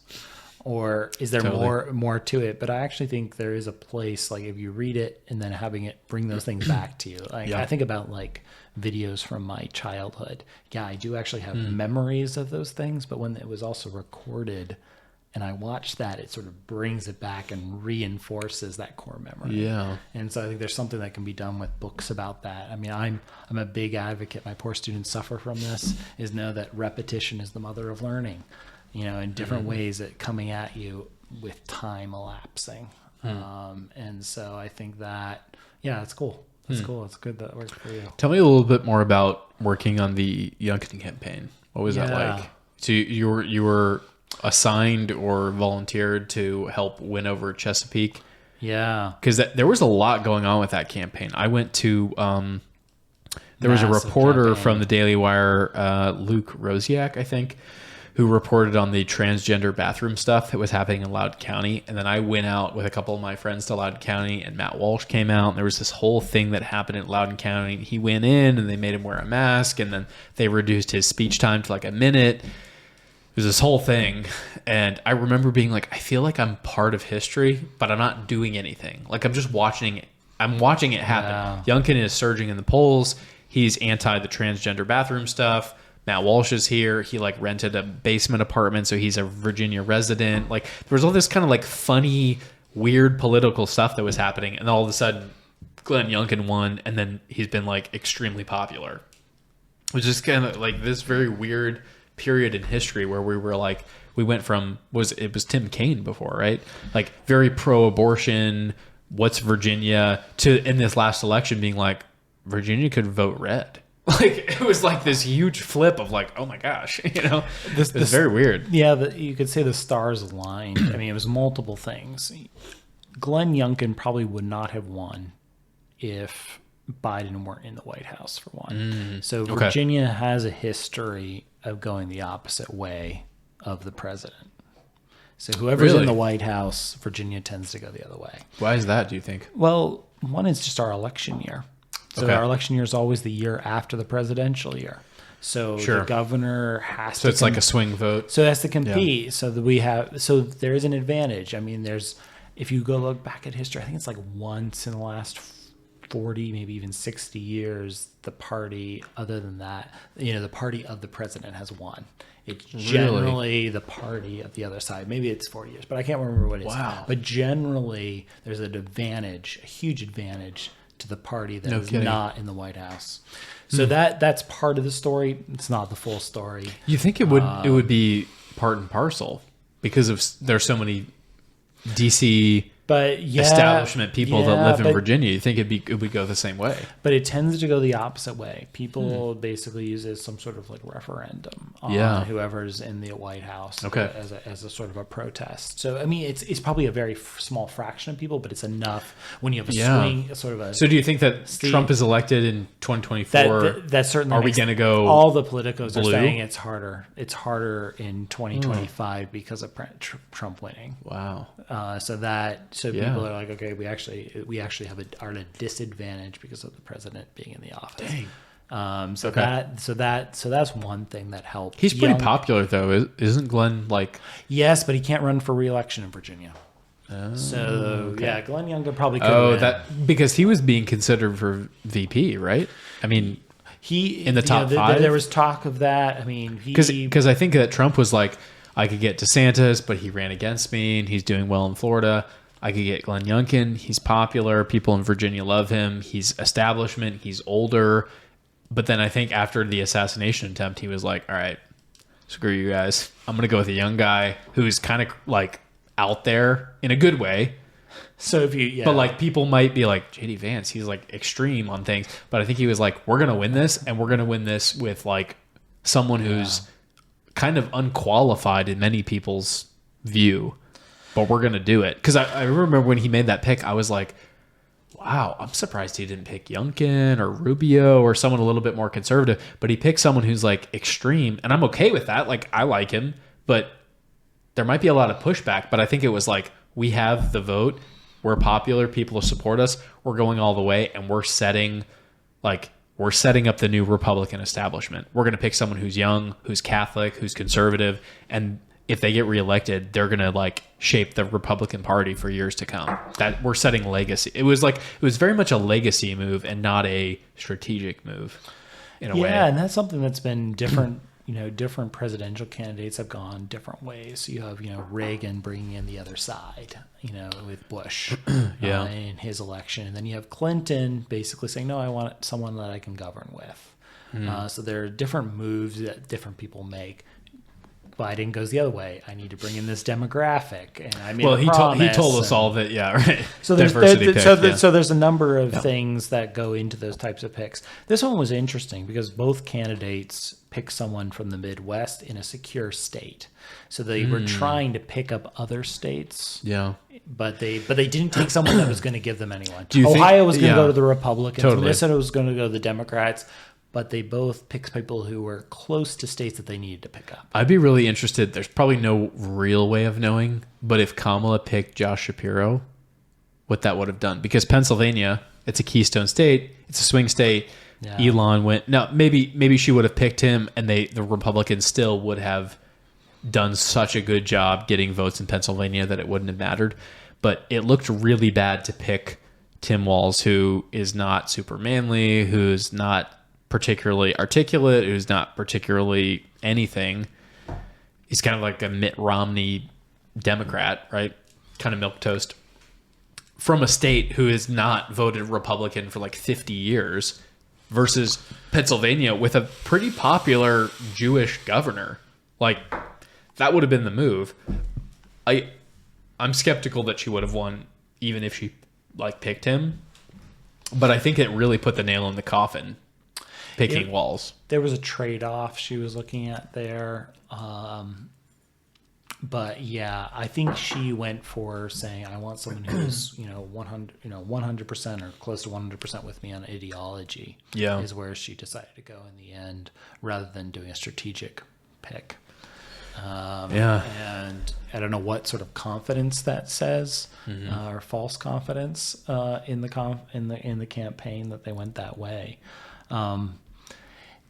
With going back to Younkin, though, it was interesting. I mean, I don't know. I don't necessarily think that Virginia necessarily would have gone Trump's way with Younkin. So I think there's a lot of different things going into that decision. And Trump himself says that it was sort of a last minute. He just made that decision.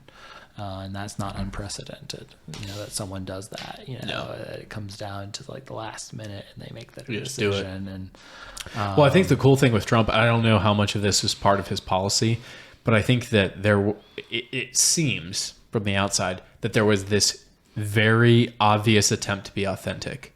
So you look at all the different contenders. Like, I think Glenn Youngkin is pretty authentic. I think he could have been a good VP, but it would have been like Trump and him, and he's like kind of the same age as Trump, and he's like been pretty successful. And you take JD Vance, and it's like, you came from absolutely nothing. Like, I don't know if you've seen Hillbilly Elegy, the movie. I watched that a couple months ago, and it was like, it's a great book, it's a great movie. It's crazy. It's like there was someone who came from nowhere. There was a movie made by Ron Howard, who's a liberal director. Like, probably the only good thing he was in was the Andy Griffith Show when he was a kid. Super liberal. Star cast. They have Amy Adams. They have all these great actors who are in it. And it's like, that's a brutal movie. Like, it's crazy. Like, he's dealing with his mom who's addicted to drugs. He's trying to get through law school. He's doing all this stuff. And then at the end of the movie, it's like, and success story, JD Vance is now a senator of Ohio. And it's like, no, he's the VP. Like, that is a crazy American dream story of like someone who came from nowhere with nothing, with a mom who's addicted, with a grandma who was like kind of helping him to go to law school, to go to Senate, to be the VP. Like, that is America. That is the American story. And I don't know how much of that affected Trump's decision, but you compare that to Younkin, and it's like, if anyone is going to win the hearts of like the Midwest or people who are, hard off, it's like, it's going to be him. Like, he's not that old. He's got a young family. Yeah. He's religious. Like, he came from nothing and now he's, number 2 in America. Like, it's crazy. And on the other side of it is Glenn Youngkin is a real Virginian. Like, Glenn Youngkin has sort of the Virginia gentleman about him. And you could say it's polished, but it's also just who he is. And so, if that's not, brash New Yorker at all. Yeah. And so I think, that hard sort of knock upbringing of JD Vance in a weird way kind of goes with, fits with it better than sort of the Virginia gentleman of Glenn Youngkin. Do you think he's going to win re-election? Who? Can Youngkin run again, or is he done? He can't run. It's 4 years and you're done. Okay. Yeah, so he will not be running for I re-election. wonder what's next for him. Yeah, there's a lot of people speculating about that. We'll see.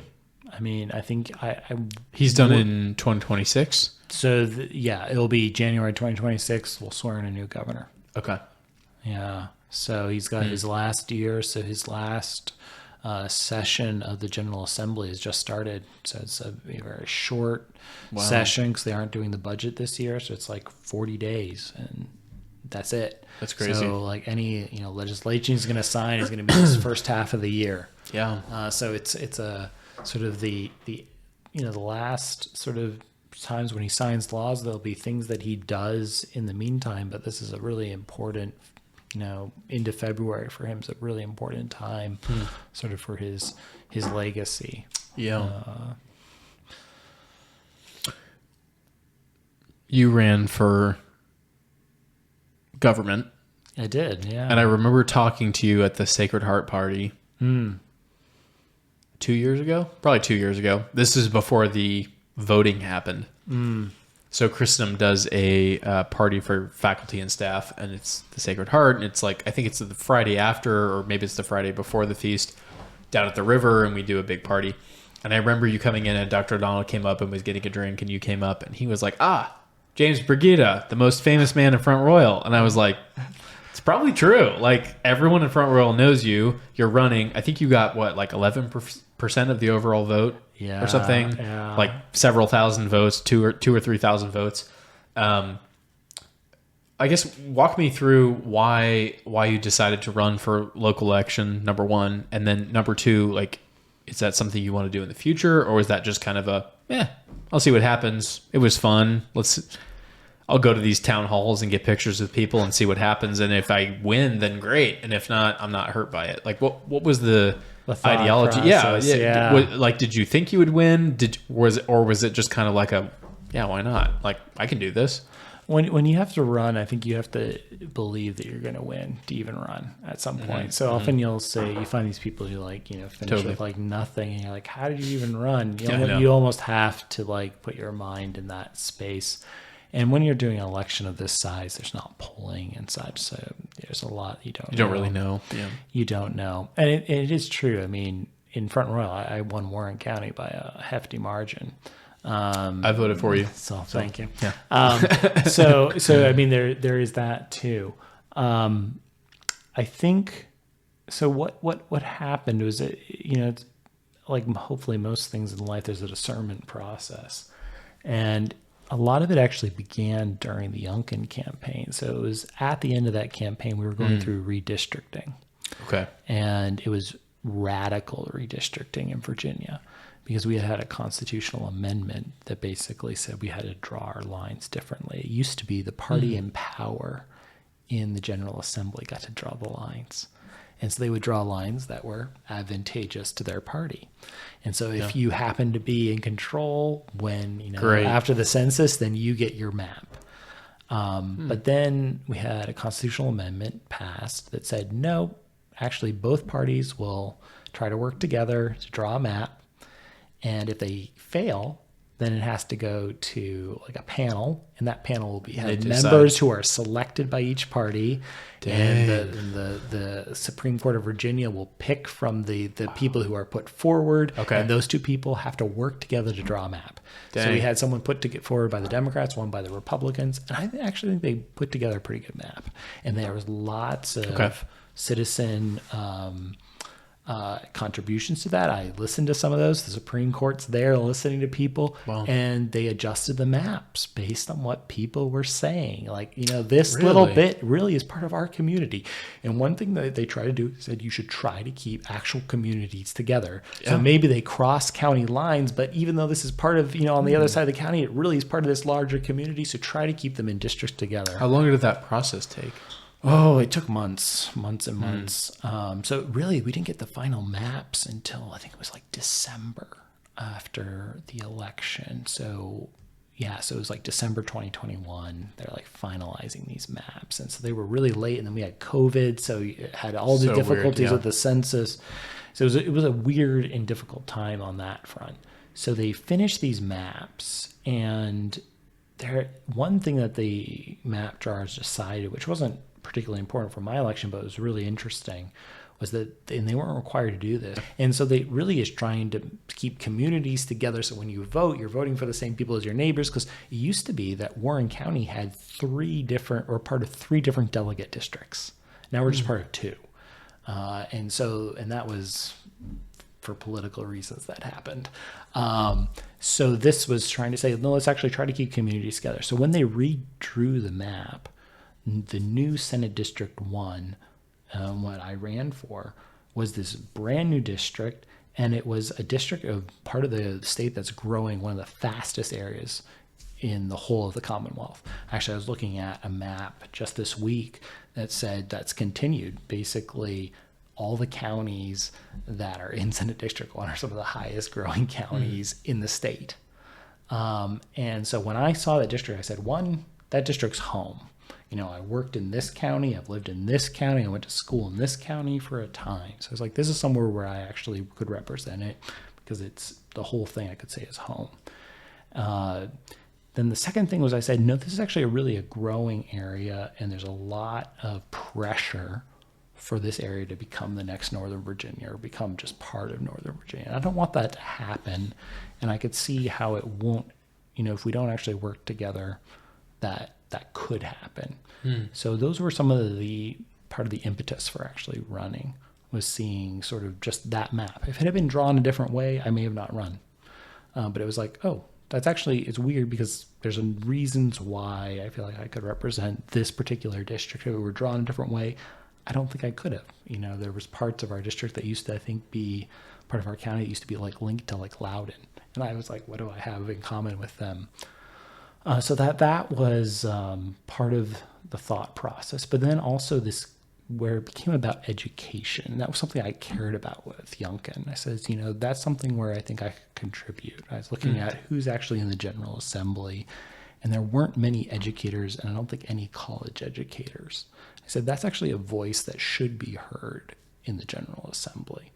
So I think it was those different pieces coming together, saying, yeah, it's worth running.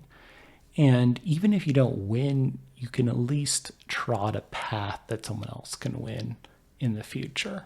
So I think all those things came together, said, yeah, this is the right time to do this, and this is the right office to run for. So I guess that brings me to your second question about whether would I do it again. And people ask me this actually quite often. It's funny actually how often I can't actually go anywhere in the district without being recognized. And I do get asked this quite a bit. And what I tell people, and because it's true, is that it really depends on what comes up again, and where I am at that time. Is can I contribute at this moment for this particular office? Because there's a lot of things you could run for. Yeah. But why go through the headache of all of it unless you actually feel okay, I can contribute right now. I have the right set of skills. There's this particular issue that I think I can help address. If that isn't all coming together, why do it? Right. And so I'm open to it. If it comes up, can run again. If those things all come together. And it did, that time. And yes, the campaign wasn't successful, but it did help push that issue forward. And so it sort of still is there. And I think that was a really important thing. Someone early on in the campaign said to me, in running, there's something you can always win through running. And she's right, because, there's just a network that you acquire through that. And also you grow as a person. I would still say that probably was there's probably the most growth per week of my life was during that period. So I would say to people, listen, it's going to be hard, really, really hard thing to do, but you're going to grow a lot if you let you grow. And so it can be a very good thing for you personally. Yeah, it seems like, I guess it depends on what issues you're running on specifically, but it seems like there's a lot, even in that Chat GPT summary, it was like extreme on abortion or extreme on security for I-81. It's like, okay, am I electing someone to help with abortion? Maybe. But like, I would rather get a good governor who's just going to change the rules. Like, I don't need to get someone in the General Assembly or a local district. It's part of it. But like, at the end of the day, like, am I voting for a president that I can have a beer with? No. I want a president who's going to like stop terrorism and close immigration to the border and lower taxes and implement tariffs and like do well for the United States. As a governor, I want someone who does well for the state of Virginia. For a local guy, I want someone who's like, yeah, like this is a local problem and I'm going to fix it. Like that, the more local you get, the more local I'm voting for. Do you know the difference? Do you know the difference between Dillon rule and home rule states? No. So a home rule state basically says you can do whatever you want unless a higher authority says you can't. Okay. So like the General Assembly or whatever their state legislature says, okay, Warren County, you can't do X. Where when you actually have a Dillon rule state, it's the opposite. Unless you're explicitly told you can do something, you're not allowed to do it. So if it's not in your county or city charter that you can do something, you don't have that power. Virginia's a Dillon rule state. Really? Yeah. So our General Assembly is incredibly powerful in that our General Assembly basically can revoke charters. It has revoked charters. If a county usually it's a city or town isn't behaving or doesn't have its act together, it can revoke that jurisdiction. And there are a lot of things that can't happen in our state unless the General Assembly passes it and the governor signs it, or it's a constitutional amendment. And is that because we're a commonwealth, or is that totally unrelated? The Commonwealth, that we're a commonwealth, was something that was given to us by the Crown as an honorary designation for our backing the Royalists during the English Civil War. So, Ooh. yeah, so that's why the University of Virginia, interesting fact, is that the sports team is called the Cavaliers, because the Cavaliers were against the Roundheads, who were the Puritans who were fighting against the Crown. And so we actually, that's kind of why we have that designation, is because of our Royalist tendencies. Huh. That's crazy. Yeah. So, I don't know the full story of why we're a Dillon rule state, but just how our Virginia works and how our Constitution works is that most authority is reserved to the state government. And so unless it's otherwise delegated. And so that does cause all sorts of issues. So actually on my campaign, one of my issues, which ChatGPT did not get in the primary, was I was only one. Actually, there were two of us in the whole group who were against it being a Dillon rule state. Most people were happy with it. And I was like, listen, there's going to be things you disagree with. Alexandria will be able to do things that you don't like, but I would rather have that local control. Totally. And so that was actually a shock to me. I remember after we had a panel on this, and this came up, and I had to explain to everyone, just like this, what is a Dillon rule state versus, and it was funny because they fell on me first. I'm like, oh, great. And I could see some of my opponents Googling on their phones, what is a Dillon rule state? Versus. Right. Yeah, but it was interesting in that only two of us, there were, I think, 8 of us on the panel that day. Only 2 of us, and these are all Republicans, were saying that. I was like, you are so power hungry. Yeah. In the General Assembly, I'm like, listen, I want to go to the General Assembly to let my local county and the local counties in this district decide, and I have no control over it. Yeah. And I'm like, It's kind of an interesting thing with like subsidiarity and small government. It's like you almost need to get into power and take power and then say, I want to give power back to the local group. And I think a lot of people maybe go in with that intention, but then they get power hungry, or they're like, oh, I think I may know better than this local district. But it's like at the end of the day, like that's what the founding fathers were talking about. That's why they made states. It's like, no, we could make these general rules in the Constitution, but each state should have their own rules because you have different types of people, different agriculture, different cultures, different mentalities, different religions. So you can decide on your own. And as long as you're not breaking the main rules, the Constitution, you're not, causing huge issues, then just do whatever you want. I mean, do you want Fairfax County in Northern Virginia who could say, oh, we want to have all electric school buses, telling Warren County and the Shenandoah Valley that you have to have electric school buses that can go up Blue Mountain? Like, I don't really want that. No. and I think it just, at a certain point, I think the problem is if you're talking about a really small district, you can say, this is what we think is best. Implement it. And you can have people that vote against it. You can have people that disagree. But at the end of the day, well, you live in the zip code. You pay these taxes. If you don't like it, you can move. And if you don't move, then this is what we're doing.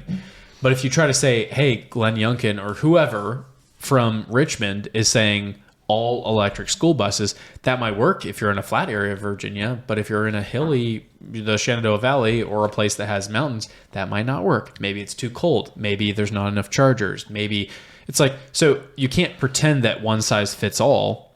And if you are pretending that or trying to implement that, then you really need to think out the possibilities.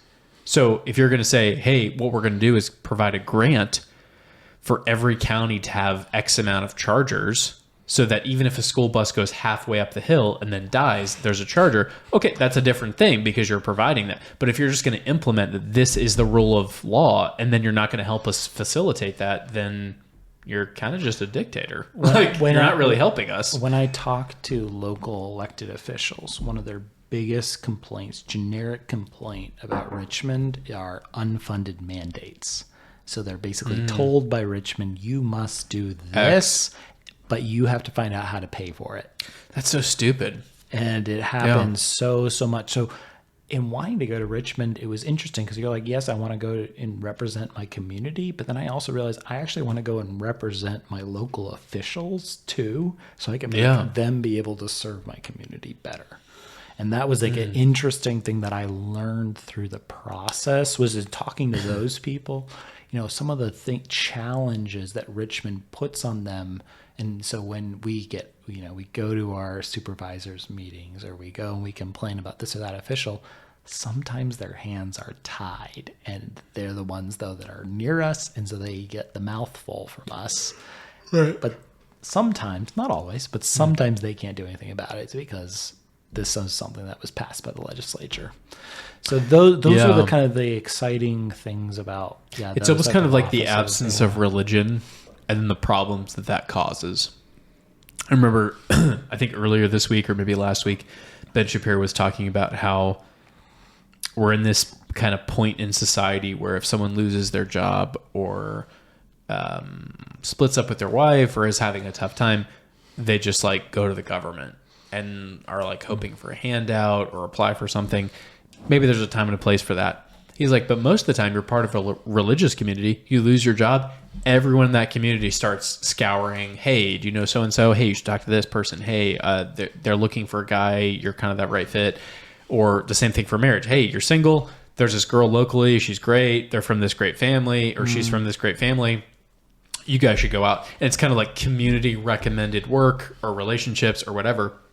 Right. And he was like, if the government tries to step in and say, oh, we can do this, no, you can't. You're not from here. You don't know. It's like someone from outside of your family trying to come in and say, hey, you guys as a family should do this. It's like, well, you actually don't have a vote. And I don't want you involved. I don't care if you bring $1 million to the table. Our family is going to decide on how we do Christmas or how we do X because it's our family. And I don't want your money. I just want you to get out of my way. Like, just let me be free to do my thing.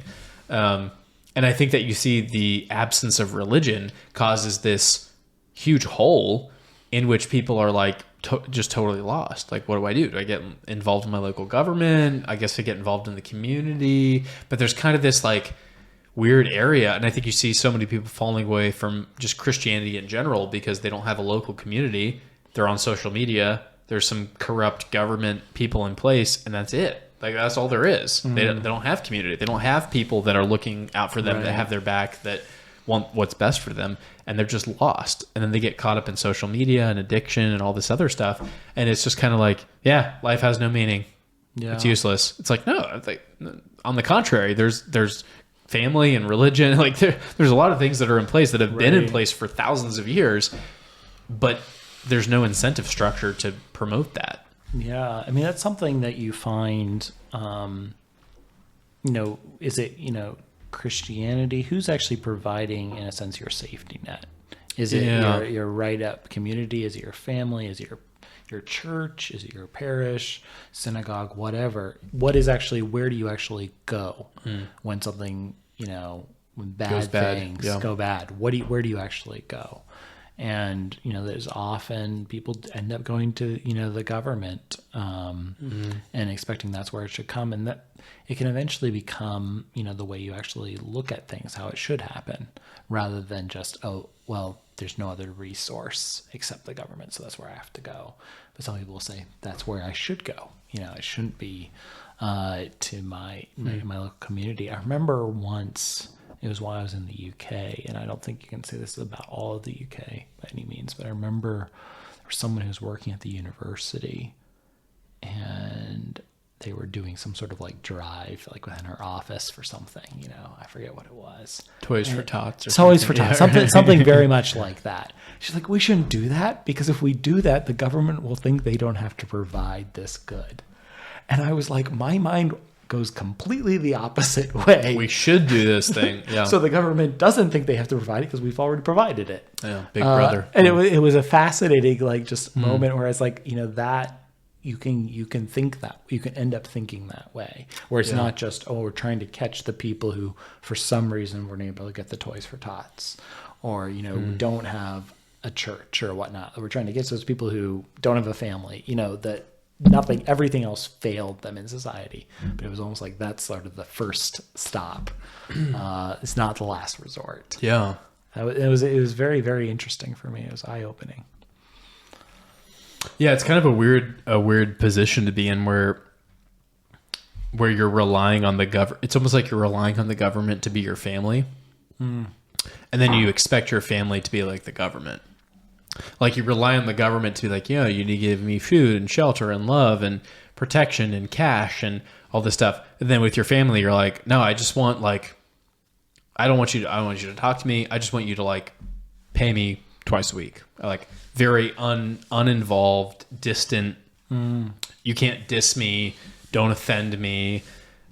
And it's like, no, it's totally reversed. It should be the government is kind of the enemy because they're growing and they're power hungry, and you should be able to criticize them. And then your family is where you go when you lose your job, or you're expecting twins on it. You didn't realize you were expecting twins and you have no money, or you have a medical procedure. Are you going to call the government and try to get a handout? No, you're going to go move in with your family. What are you doing? The priorities are totally reversed. Yeah. I think there's so many people who will lament the the breakdown of society, and we could be here all night if we actually tried to even start to diagnose that. But a lot of people, I think, are in very difficult positions where they do feel like there's no other resort, and for some of them there may actually be no other. Yeah. But then the question is, okay, how do we at least start to make it so there's less of that, actually, and how do we expand our sphere of influence to bring in, more people? Is that by keeping our families together and looking out for each other, and, having some money set aside if something does go bad for someone in our extended family? How do we actually, go about that? I mean, I look at, or even just, looking out, making sure we actually take care of our own families. So I do think about that a bit, how do we actually cultivate the virtues that allow us to actually, be there for our family. Yeah. And be there for our community. Yeah. I don't know what it is exactly, but there definitely is a virtue of it's not really family, but it's probably generosity. At the end of the day, my wife's in-laws are very generous people, and they're the type of family where it's your wife's in-laws are your parents. My wife's family. So my in-laws. Yeah. I was like, you're praising your parents. That's great. They're great. Yeah. But I don't know what it is, but it's something about their background where they're all just very generous people, which is great. Like that's a great, at our wedding, everyone was very generous. Everyone gave us money. We had like tons of money left over. Like everyone was very generous, but it kind of extends beyond that. And they're the type of family where it's like, you get on the family chat and say, hey everyone, this is the situation. This is the amount of money we need. Let me know if you can do anything. And then 10 minutes later, you get like $10,000 in Venmo. And it's like, oh, great. Like, and it's not even that everyone's really well off, but it's just okay, yep, we have some money. They need help. Done. I don't even need to know what their situation is.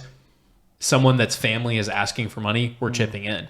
And it's not that I definitely grew up with that in some respect, but it was kind of like, I would say almost more of a like, okay, we'll pray for them kind of thing. Not even for a lack of money, but it was just like, oh, maybe we don't need to get involved.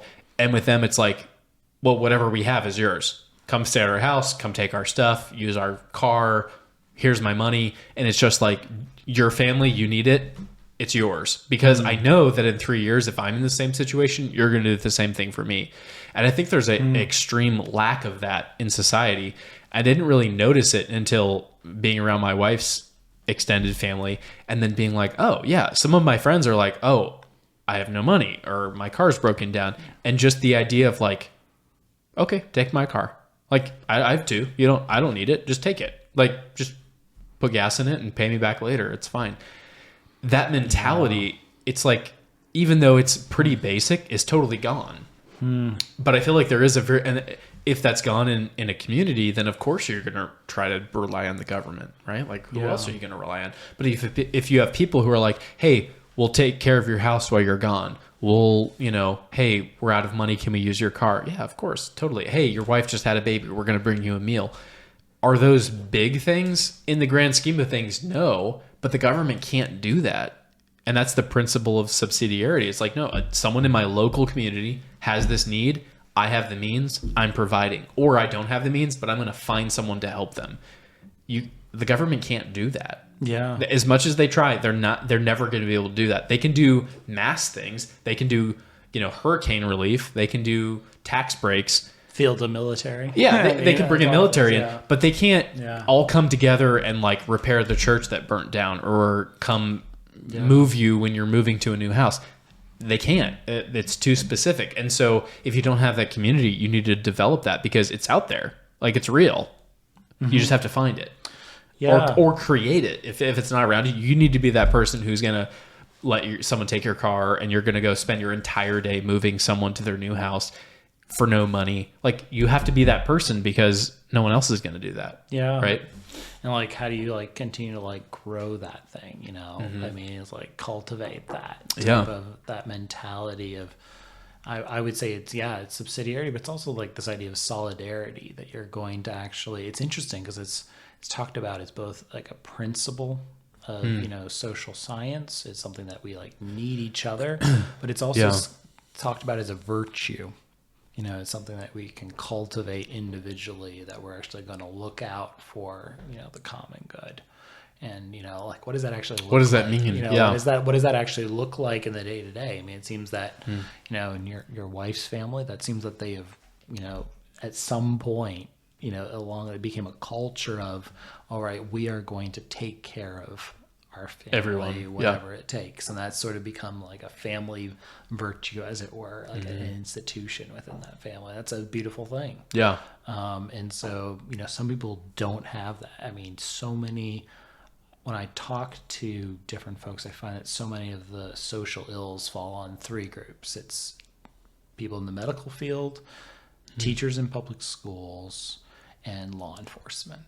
So much that they have to deal with of the breakdown in families often, and just in social interactions as well, and it's things that it's not part of their job description. No, but it's something that they have to help out with. So it's like, okay, how do you actually start healing that community, that societal wound? And sure, you can start with your family, but you can bring other people in too. I mean, something that I experienced. So for a year, I helped coach tackle football for St. John's, and we didn't have just parishioners on that team.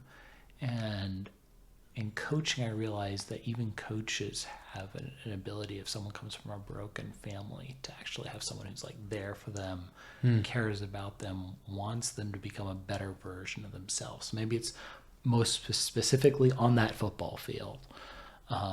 And that's like a really wonderful thing. So like, I think there's ways that we can even go beyond just our, our natural community of our families or even our parish, and start trying to build that out more, so that people have these more natural safety nets than just leaning on the government. Yeah, it's I think it's an odd time to live, because it's like both you can get government benefits and welfare and have an online job and never talk to anyone and be, like we were talking about, like totally removed from everyone. But I don't think you're going to be happy, because you're not going to have any friends, right? So then you need to figure out, okay, how do I do something that feels, I think particularly as men, I can't really speak to the female side of this, but I think men in particular need to be challenged and also need to feel like accomplishment. Like I won, I did something, I contributed in some way. And so if you're just working this like online programming job and you never talk to anyone in person and you're getting an okay salary, but you can basically take a day off or quit whenever you want. Yeah, maybe it pays the bills. Maybe that's something you need to do. Fine. You need to provide. But like, wouldn't it be a lot better to do something that maybe pays less or even pays the same, but is like challenging, and you're tired when you come back and you're like really at the grind and you're providing something? Yeah, probably, or at least if nothing else, you have that job that's kind of meaningless, but then you have an outside world where you can go and talk to people and you have a community. And I think you see this a lot in men, which is, again, why Exodus and programs like that, I think, are so successful, is you see that men get isolated, they get lonely, they get depressed, they get suicidal, they get addicted. And that's not to say that women don't do the same thing. I think it's probably the same for women, but I think that men more so than women need to be in this kind of environment of like competition. And that's why I think guys like get together. You can get together with guys who you played like high school sports with, and you could talk for 5 hours about your high school sports, because that's the last time that you had a real communal effort towards a goal. Yeah. And then you leave that and you're like, yeah, now I'm just working this corporate job and it pays the bills and it's fine. And maybe I'm excited about it, or maybe it's my company, but a lot of times it's just like, it's okay. And you get together and then you're like, dude, do you remember that game against this team? We won by 6 at overtime. And it's like, no, there's a reason that that's important to you, because it's probably the last time in your life that you were together with guys trying their hardest, doing the same thing, on the same page. Yeah. You didn't care about what religion they were. It's about, we got to get that touchdown. We got to break this press break and get we got to score. And you're all working towards that like one objective. And if somebody goes, and this is like the beautiful thing about football, is like someone goes and is greedy. Everyone knows about it and sees it. They're like, no, did you actually do what was best for the team? Did you? Because it's something we can all share. And yeah, maybe you're the one who scored that touchdown.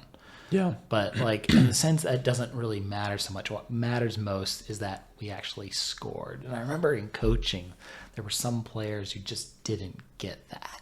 Like, it's actually about, like, it's okay to be selfish to help the team. Well, it's not even about, it's not about it being selfish. That it's like, who is the best person in this particular moment to get us what we want, which is to win ultimately, but also to, score that touchdown, get the first down, whatever it is, or stop them from getting the first down. Who's the best person to be out there? And sometimes you'd have, students who are like, not students, but, players who were like, I want to do this. But like as a coach, sometimes you would see you're not the best person to bring us as a group to that point. So I have to play so-and-so because I know that they're the best. And maybe I make a misjudgment, but, I'm going to play this person because I think they can get us there. And that, that's something that I think you learn, through playing, you learn through a team, and sometimes you have to like change your position. That's the other cool thing about football, is that there's so many different positions that work for different skill types. I mean, you can be a 300-pounder and there's a place for you. You can be a really fast, short guy and there's a place for you within the team. And I think that's something really cool about football. Basketball's not like that. No. So other sports. So like, I think, and this is something I talk to people, living internationally. It's like American football is an amazing thing because it can bring so many different skill sets together. To try to accomplish some goal. And like we're like, oh yeah, that's what that person looks like, a football player. But it's like, have you looked at like even the NFL? There's like the 5'8" guy, who's a really small and scrawny, but man, he's fast and he's quick. And there's a place for him. Something that comes to mind is the like the Patriots in their prime. And you have Tom Brady, who's like, 6'4", super athletic, but like can't run super fast, but is like incredible at throwing. Then you have Wes Welker. Then you have Danny Amendola. Then you have, Rob Gronkowski. Totally different skill sets. But each play goes up, okay, we need a short run. We're going to toss it off to so-and-so. They're going to run and get the first down.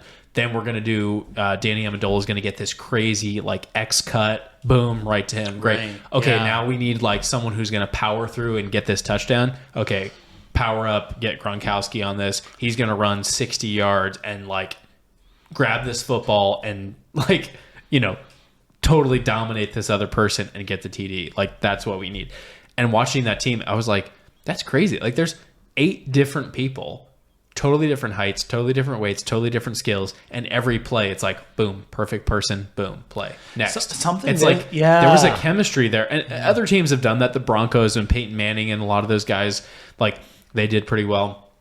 Every year, I mean, not always the team who wins the Super Bowl, but usually people who make it to the Super Bowl have some type of chemistry in that way. Right. But I remember the Pats won 5 Super Bowls in a couple of years, 10 years or something like that. And it was like every game, it was just like, boom, ball. Oh, he's going to kneel it. Oh, he's going to run it. Oh, long throw. And it was just like every guy has a job. And depending on what play is called, they're going to dominate that. And it was, there was no question about it. It was like everyone lines up, everyone does it. You throw the ball, you get the first down or you get the run that you needed. Next. And they were just dominating. Like they went like almost undefeated and then won the Super Bowl. And it's crazy. It's crazy. It is crazy. And you're now seeing something with the Chiefs, and just like that they're being able to repeat it. And I think that's what people find fascinating, is not just that they did it once, but they can do it multiple times, over and over again, or at least be there. Yeah. And that was something you certainly saw with the Patriots as well. And something I've been watching this time with the playoffs is just seeing the kickers, because I feel like they're the sort of the odd person out. Totally. One of the odd people, the punters too. Yeah. But they're an odd person out, but how many games they've won. And just thinking, Notre Dame's in the final because of a kick, right? Yeah. So there's things like that where just like, they have a part to play. So there are those people who, maybe I often think of, and not to say that kickers are actually like this, but they're often like that introvert who doesn't have much that they contribute to like the group, but at that key moment, they're the person they say something that has to do something. Yeah. So this is why it's such a great sport, I think, and why it's, so great for Americans and American men, is because there's you can find your place in it, as it were. No matter what your skill set, or you can at least by analogy think about your life and say, that says something about me and my role and my contribution. And I love that about football. Yeah, it's really cool. What is something that you have in the last, I don't know, year, maybe 5 years, but in the last couple of years, something that you thought your whole life, and then you were like, wow, I was totally wrong about that. Like, I met people, I talked about it, I thought about it, I read about it, and I thought X, and that's totally false. And I did like a full 180, and now I advocate for whatever. Interesting. Is there anything that you've like totally just been like, my entire life I thought this, and then after talking to people and reading about it, I think that that's not only wrong, but like totally wrong, and now I advocate for the other side. Let me think about it a moment. Do you have one?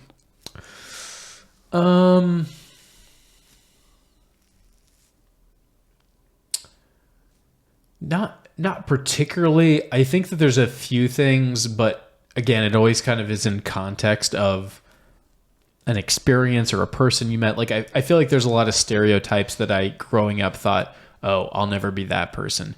And then as you get older and start doing things, you're like, oh, I am that person, but I don't really care. Like, I remember being like, oh, I don't want to be an influencer. I don't want to be a YouTuber. I don't want to. And then I was kind of like, yeah, but I mean, if that becomes my full-time job, fine. But I actually just enjoy it. Like, I legitimately enjoy talking to people, and I only have people on the podcast that I want to talk to. Like, I don't reach out to people just because they have a big following or because they are rich. If they are and they are rich, then great. But like, we've had people on that are not going to get it might be negative reviews for my podcast. Like, I might have someone on that I'm interested in that no one else is interested in, but I'm like, but who cares? Like, it's not my full-time job. I don't make money off it actively. And if I start getting people on because of how many followers they have, or because they're controversial, if I'm interested in it, that's fine, but I can't fake it we've been going for almost 4 hours. Like, I can't fake it for that long if they're not interesting. Yeah. But if they're just someone who's a real person, who's going to talk to me, who's going to have a good time, who's going to have a drink, who's going to hang out, I can do that. Mm. So I think that kind of in that vein of thought, like, yeah, like, I don't want to be the influencer, trying to run, like, I actively tell people, if there's a better podcast, go listen to it. Or better yet, don't listen to podcasts. Like, just go talk to your friends. But I want to be there for my friends who don't have friends, or for, people who are isolated, for people who don't have good content, to just say, this is what I'm doing. I enjoy it. We have a drink. We talk for a couple hours. That establishes this human connection that years down the road, I can text James and say, hey, I'm doing this thing. You should come check it out. Hey, the cigar lounge is opening. You should come to the opening. Yeah. And you're going to come, or at least be interested, because we hung out for a while. Yeah. Like, I like that. I'm okay with that. And I'm okay with never making money on this. Yeah. So that's kind of a long way of saying, like, I don't like the influencer culture, but I'm okay with being a part of it and just being like, I don't really care if I influence people. I just want to have a good time. And if other people enjoy it, then that's great. So there's probably others. That's excellent. I really like what you guys say. One thing I think that's true, that I wouldn't necessarily, it's a complete, 360 or 180 on, but now that, going all the way back to what's it like teaching back at my alma mater. Yeah. I was a good student. Something I've actually realized is that for some people, I would like that they would actually, study more, think more, read more. That hasn't changed. But I think what I've realized is that some people, there are better things they can do than even paying as much attention as I'd like to in my class. So I think that's been something. What do you mean? A real change. Well, I had one student. It was actually, may have been my first semester back at Christendom. Amazing artist, really, really good. And I'm like, why are you even here? Yeah, go to art school. I was like, go to art school or do something else. Or like, at the end of the thing, he did fine. He passed. But I was actually not upset about him not doing super well. I almost thought maybe he should even be spending more time on that, because he's so good. He has something he can give. He obviously loves it. Like, it's good for him. It's good for our community. Whatever he does with it, that's a good thing. Go for it. Do it. And it's like, it's a trade-off. Yeah, you're not learning as much in my class as some other people, but you're doing something that seems to be really good for you, really good for everyone who experiences your art. Go for it. And so I think that was like realizing that, just the things that I'm good at and the things that I find fruitful, and I think they are good things. If someone's not just like wasting their time, they may actually be doing something that's good and better for them. Sure. And that's something, it's long in coming. So I wouldn't say it was like one day, like flash, over. So actually I transferred to Christendom. I was at Shenandoah University for a year. And my first semester there, I had a professor, Dr. Balser, teaching English. And he basically made us write, our first writing assignment, I think it was defending why we were even in college. And it was like a great moment of actually having to think about why I don't want to get a job. No, but why am I actually? Why am I here? Why am I actually here? And I knew I was going to transfer to Christendom, so like my answer was like, I'm here for. It was very specific why I was there for that year. So it was easier for me, but it made me have to think about it more. And so I guess in thinking about it, there are some people who are at college for different reasons. So it's good for me to like as a professor to try to look at all those different reasons. So like statistically, for instance, on just economic grounds, those who are in a fraternity, guys who are in a fraternity, do economically better than like the top students in their class. Yeah. And that's generally so. So like why people go to college, it's not just like some people who go there for economic reasons. I'm at Christendom College. I think it can make you a better person, live better. That's great. I don't think it should all be about the economics. Some people are there for economic reasons. Some people are there to have a good time, but it ends up having great economic benefits for them. And I think I'm realized is like talking when a student comes in, I don't presume necessarily what's good for them. There's certain things I think are good things, but actually trying to listen to them. Why are you actually here? What are you hoping to like accomplish? And I may say, why is that? Probe that, poke that a little bit. Maybe they should change their preferences, what they like. But actually trying to actually see, what are they actually getting out of this? And so actually in a sense being open to, you may be a C plus student, but there may be a really good reason for why you're a C plus student. Maybe you value coming through here without any debt, so you work your tail off. And I might probe, okay, why is it so important for you to come through here with no debt? Or, maybe there's someone who's an artist and they're like, I actually want to understand about the tradition, but really my heart's in this other place. That's fine. But there are some people who just come and they actually aren't putting in the effort and they're using their time on things that actually aren't building up as a person. And those are the people I'm like, think about it. So I had a student come to me who was going to be absent for something. It's like, listen, there's a trade-off. It will hurt your grade a little bit. But think about it. Is this, reason for being gone worth it? It might be. I'm not going to judge that. You judge that. And so I think that's a place where I've changed is just the amount of perceived effort or even the grade doesn't actually mean that as much to me, as it probably would have back when I was an undergraduate. Yeah, it's interesting. I think good question.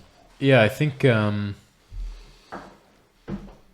it's hard to judge from the outside, but I think looking at at least my class in particular, there were people who I'm like, okay, you're an academic, you should go to grad school, you're going to be successful if you apply yourself. Great. And then there were people who I was like, I don't know how you graduated because I'm not particularly smart and you were constantly asking me for study guides. And like, I don't know how you're here at graduation, So there's the whole spectrum. And I always kind of joke that when we graduated, I think it was just the way that the names came out alphabetically, but it was like so-and-so, summa, magna, extra honors, Anthony, summa. And I was like, it kind of sucks. But I was like, but I was the VP of SAC. Like I did a bunch of stuff for the school. I worked for operations. I paid my way through college. Like, my dad worked there, so I had tuition partially free. But I was like, no, I worked really hard. I did the best that I could. And I wasn't an A student, but I also didn't pretend that I was an A student. I wasn't like jiving it up with the professors and getting A's and going and getting academic things and double majoring. I wasn't doing any of that, but I also didn't have plans to go to grad school or anything. But at the end of the day, I felt like I could go up to any of the professors, even if I never had them in class, and been like, hey, I need to talk to you about something super serious. And they would have talked to me. Yeah. And I don't think that a lot of the summa cum laude graduate, whatever, students could do that. And that's not to say that they're not smart. Of course they're smart. But I think that their relationship with a professor was like, this professor decides my fate. Kind of like I need to charm them or do really well. And that's great. And some of them are going to go to grad school and they're probably going to be way more successful financially and academically than I ever will be. Great. I'm happy for them. But at the end of the day, I feel like I can still call people who are at Christendom and say, hey, I have this issue I want to talk to you about, or I want you to come on the podcast, or I want to hang out with you. And they would do it. And for some of those graduate students, they might be like, yeah, they're great academically, but I don't really want to hang out with them. Like they're not, I wouldn't say they're not abnormal, but they're not just willing to go and just have a regular conversation. Like it's odd because I do this like every other week, but it's odd to sit down with someone and talk for 4 hours.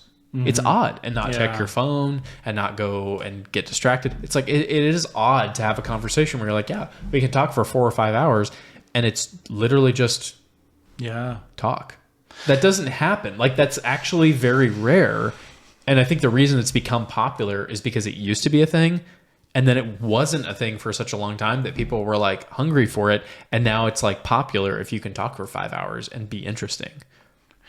Yeah, no, right? This is very true. I mean, I think one thing also, other side of the lectern is your best students aren't always your favorite students. And that's something I realized, What does that mean? Sometimes the students who do best in your class aren't the people that you enjoy having as a student the most. That makes me feel so much better. Yeah. Because I feel like there were a lot of students that I studied with and I was like, I know you're getting an A and I'm getting a B, but I think the professor would prefer to hang out with me than you. But it's not even like there is the hanging out part, but part of it's just like having them in the classroom is always a joy to have them in the classroom. There's one student this last semester who I think he feels probably frustrated with his grades, but I was always happy to have him in class. Always happy to have him Is in it class. a personality? Like, do you just enjoy the personality? Part of it's the personality. Part of it's different people have different talents. And some people are very, very talented at the learning in the classroom. And that's like an amazing gift. Yeah, 100%. It's a huge gift to have. Some people don't have that gift. And some of it's upbringing, some of it's just by nature. But they brought themselves fully there every time. And that's a special thing. And there's something really special about when you see that in a person, even if they messed up, you gave them the grade that their work merited, but they were always a joy because they always showed up. Have you had students where you gave them maybe like a C or less on a midterm? And I've seen this kind of with classmates where it's like, I didn't do well, they didn't do well, and their response was, okay, I'll retake this class or I'll try to do well in the final. And it was just kind of a whatever, I'll give up. And I was like, no, I'm going to go charm that professor. Like I'm going to talk to them, not in a dishonest way, but I'm going to go talk to them and be like, I'm also disappointed. Like I'm sure you're disappointed in me. I'm also disappointed that I got a C. I tried to study. I've got 5 other classes. I'm sorry that I didn't prioritize this more. I want to learn this and I would like to pass this, not have to take it again. Nothing against you. I just don't want to retake this class. So what can I do? I'm happy to do extra credit, presentations. Like what does it take to get a passing grade? I just need to not have a C-. Not because I want to do the bare minimum, because I actually want to excel in this. What can I do? And every time I did that with professors, they'd be like, oh, yeah, well, if you write an essay on whatever and we talk about it, I'll give you a modified grade. And it's like just the effort of like, no, I actually care about this. This is my reputation. I'm paying for this schooling. I'm not going to just get a C and then retake the class.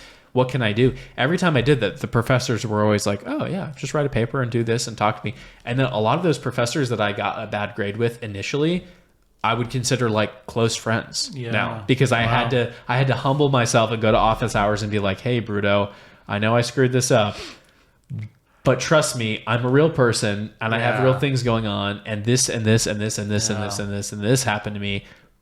But I do care about this, and let's talk. And I would talk to them. I remember being in office hours for multiple hours, just talking to professors. And afterwards they were like, oh, okay, you know what you're talking about. You just didn't do that on the test, or your paper was bad. But like, you know how to defend this in person. And I think that's probably, I don't know if you experienced this, but I think a lot of professors are like, I just want students to come to me after class or in office hours and just say, I have no idea what I'm doing. Please help me. And then you'd be willing to give them a B- or help them pass. But the students who are just like, I got to see, whatever, apathetic, don't care. Those are the students you can't help, because you can't, like, what are you going to do? You need them to want to do well, right? I think there's definitely more disappointment in the student who gets a B+ who could do an A than the person who got a C plus, who you knew put it all on the line. And that's the person you're like, Yeah. you really care about them a lot, and you're there in the trenches with them. You know, they come to you, I didn't get it, I did poorly. Yep. How do I actually make it where I need to go? And there are those who, you know, as you say, are trying to like do the academic thing. And, you know, I may have been that guy at some point, who knows? But You don't have to out yourself. No, but who come to office hours and, you know, they're upset about a grade, and I'm like, you got an A minus. You know, you can do better. It's not the end of the world. Do the math. You're gonna be okay.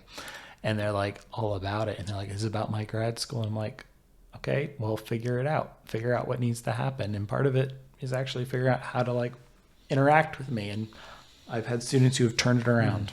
And I was like amazed. I was like, actually, no, you have the thing. You can actually do it. You went and did the hard work, and it wasn't just a game.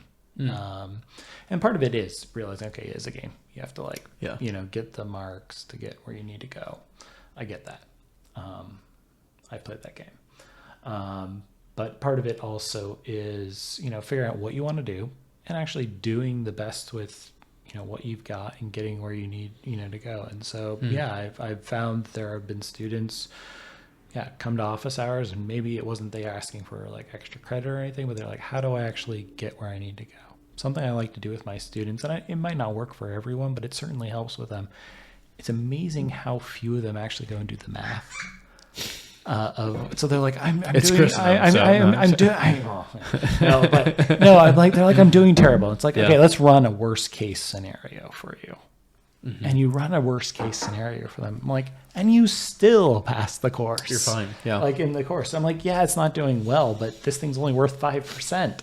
You know, it's not the end of the world. So like that, I think, is sometimes just like thinking through those processes. And part of it is something I had a tutor in high school who really taught me about how do you actually take a test, and looking at it as not just, okay, there's material that I need to know, but also as a challenge, like, and how it's built. And so now as a test maker, I have to think about the opposite way. It's like, how is certain things advantaging certain types of students versus other types of students? Right. What skill set is, benefited here? How do you balance that to be fair and to be upfront about it? And some of it's a give and take, and in practice, I mean, it's a weird thing, and I don't want to like put us on this big pedestal, but a professor in some ways is both a legislator and a judge, because on the one, and that's part of going back to this Oxford experience, is you weren't the judge or the legislator. You were more like the advocate on, beside this person. Yeah, right. But in the American system, that's just how it works. Is that you are you do have those different parts to you, and so it's tricky, having to play those different roles, but trying to like structure in a way that gives opportunity for different people to show, how they've actually engaged with the material. So some people are very quiet, but they can memorize anything that you give them. Other people are very, gregarious, but can't write. And so it's trying to say, okay, what is the best way? There's different ways to like get at those different, those different skill sets. And you realize, okay, listen, I can't actually, it's not going to be perfect justice here, unfortunately. Yeah. So you do the best you can. Yeah. One of my favorite memories of Christendom, I had Dr. O'Donnell taught history. I think it's History 101. And I was like, oh, this will be great. He's great. I love him. And then the class was super hard. And the first couple quizzes we had before a test, I got like 2 out of 10. And I was like, I did the reading. I took notes.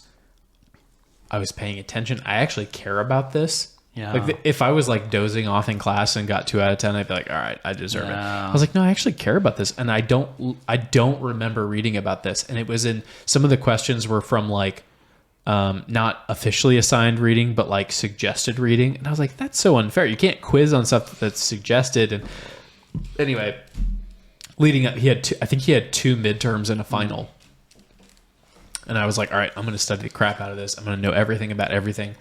And I think I got like a 97 and a half, a 98, and a 99 on all three. And I was like, that was so different than the quizzes, because the quizzes were super specific about particular reading, very like odd. And then in the test, what I really appreciated about this, and this kind of stuck with me for the whole time I was at Christendom, there was a question, and I don't remember what the question was, and I had no idea. And I wrote in the answer, because it was like blue book, like we had 2 hours. Right. It was something about Alexander the Great. I think it was something prior to Alexander the Great. And I wrote, I don't know the answer to this question, and I understand that's disappointing, and I apologize for not knowing the answer. However, Alexander was born in this year. He did this. His father was Philip the Great. He did this. He lost his eye, Alexander the Great conquered these countries. He did this. His horse was Bucephalus. And I did this whole like 2-paragraph essay, just like, I'm sorry for not knowing the answer, but I promise you that I'm not dumb. And I ended up getting like an 80 total. And then he gave me extra credit, and I got 99.5 on the entire test because of that question. Because I could have just said, I don't know, and then moved on. And I was like, no, maybe he just ignores it. And that's a chance I take. Maybe he just ignores my answer because I say, I don't know this answer, and then I go into another answer. But I was like, no, I'm not stupid. I did do the reading, and I know a lot about these topics, and you just happen to pick a different topic. But if you ask me about Alexander the Great, I could talk for an hour about that. I know where he conquered, how old he was. He cried when he couldn't conquer more. And I gave all of this, as much detail as I could, and he wrote some note about like, this wasn't the question, but this is a great answer or something. And I was like, yeah, I think professors should do that. Like, I asked this particular question. Maybe you don't know the question, but part of being a rational, even like semi-political person is to be able to say, I don't know the answer to that, but I can really kick your butt on this thing. And knowing how to pivot, because you're not always going to know the answer. And to be able to say, I don't know about that, but what I can speak to is, and then really give a good answer is actually cool. It's a good skill to have, because if you only study for the answers, then you only know the answers, but you don't know how to BS your way through what you need to do. And part of being a good salesman, or part of being a good, honestly, anything, is to be honest about what you don't know, but then say, but I can totally nerd out about this thing, and I'm going to tell you everything about it. I think people appreciate that. And that's something about, you gave the example of an essay, right? Yeah. And that's one of the arguments for making sure you have essays within exams, is that it allows people to actually show what they do know, even if it's not what you asked, and be able to give in some sort of acknowledgement to that. Because if I go and say, fill in the blank, this, that, and you're like, I don't know. I don't know the date. You don't know. It's objective, but there's something about that. There's a little bit of give and take. Yeah. And that's something that's very, what are your thoughts human about this is a huge question. But what do you think about Dr. Viner, who's at Christendom? We had him on the pod. Such a fine guy, right? He's an awesome guy. I don't think he mentioned this on the podcast, but I remember in his class, he was a huge advocate, and this is because of his Australian upbringing, of minimal testing, maximal paper writing. And he was like, I think testing should be quiz level. Like, I assign this reading, who is the main character, what did they do, what was the swear word they used, like kind of some key stuff, just to like, hey, were you doing the reading? But the real, 75% of the grade should be a paper, and it's 5+ pages or 10+ pages on this topic. You research, you have resources, you write the paper, I grade it, you give it back to me, I edit it, I redo it, and then at that point you should be able to go up in front of the class and for 10 minutes defend your paper.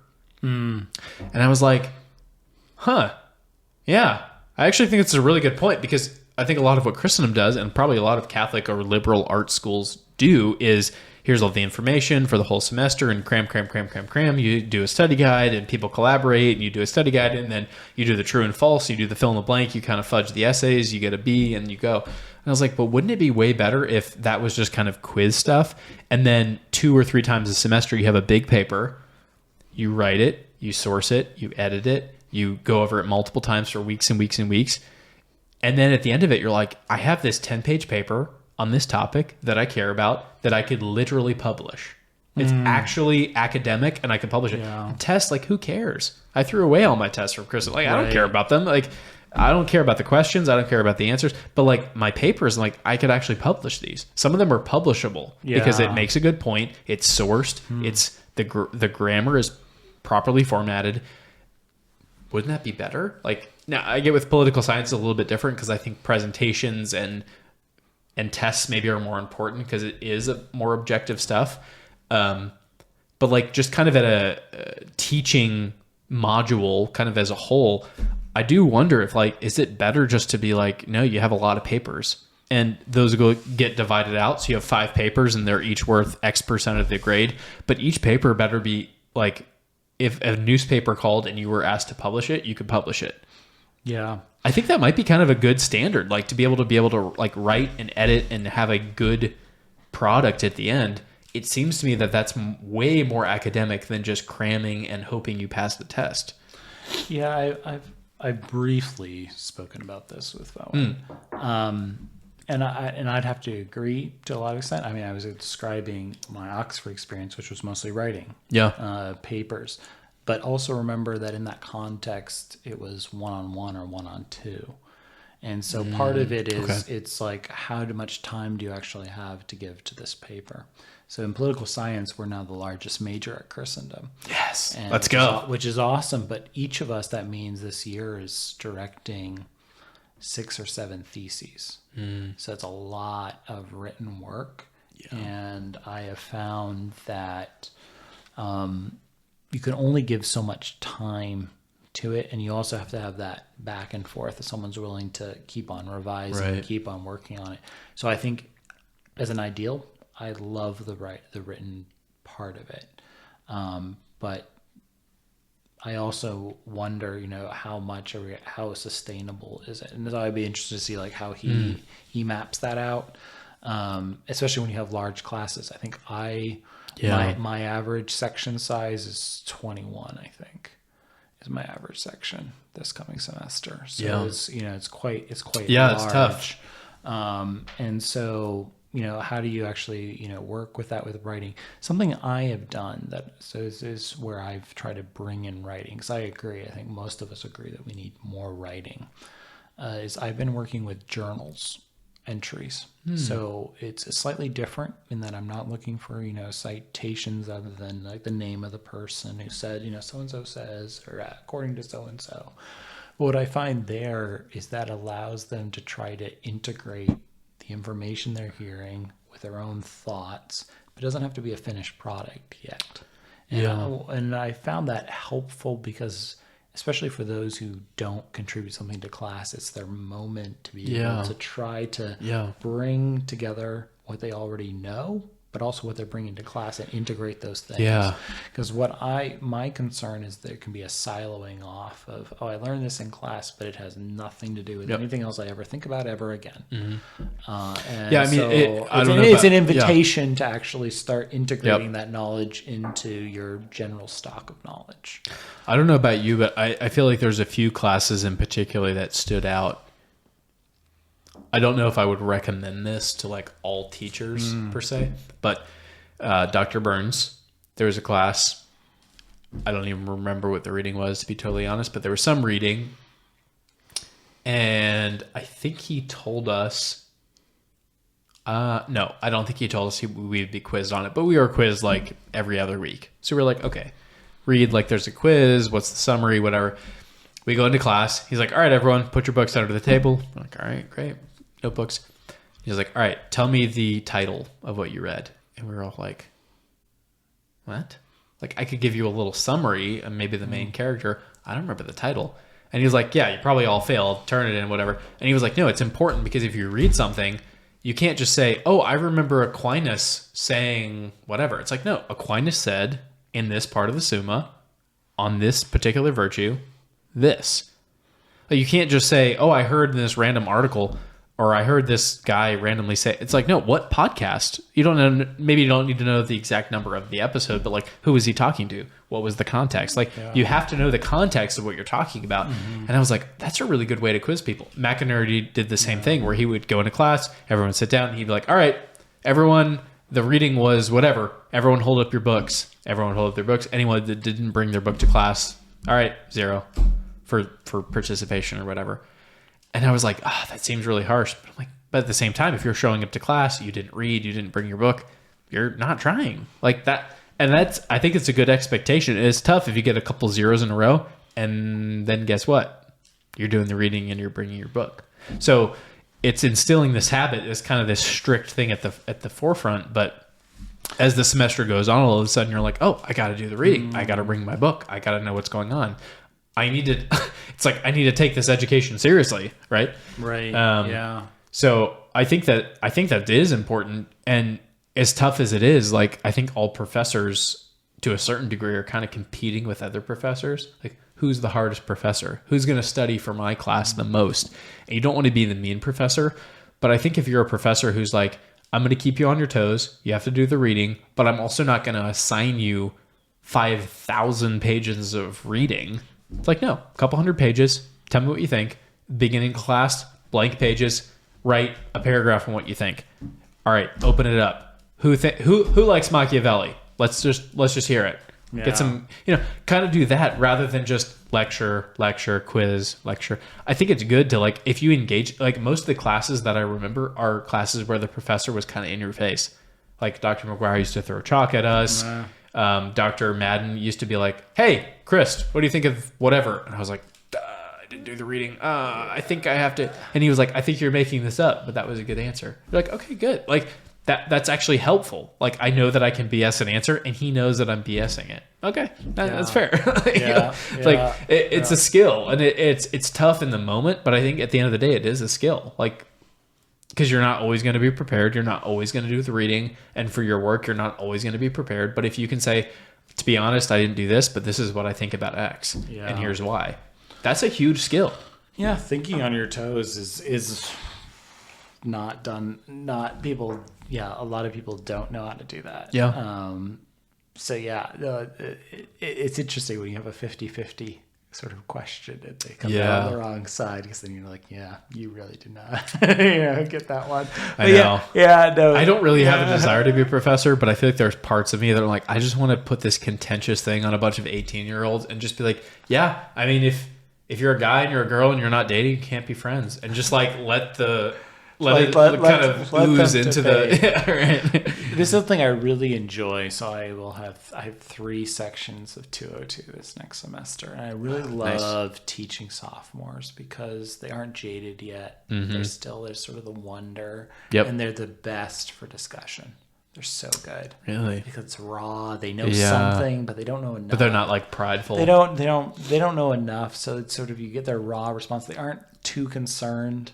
Like to know exactly. I've heard that before from professors where like freshmen are annoying because they're not like in the groove, and then like juniors are in Rome and they come back and they're annoyed to be here, and then seniors are like checked out, but sophomores are like engaged. They're great, and they're kind of like not embarrassed to ask dumb questions, and I think that's what you want as a teacher, is to have students who are willing to ask dumb questions and to kind of be like, this might be a dumb question, but why are we talking about whatever?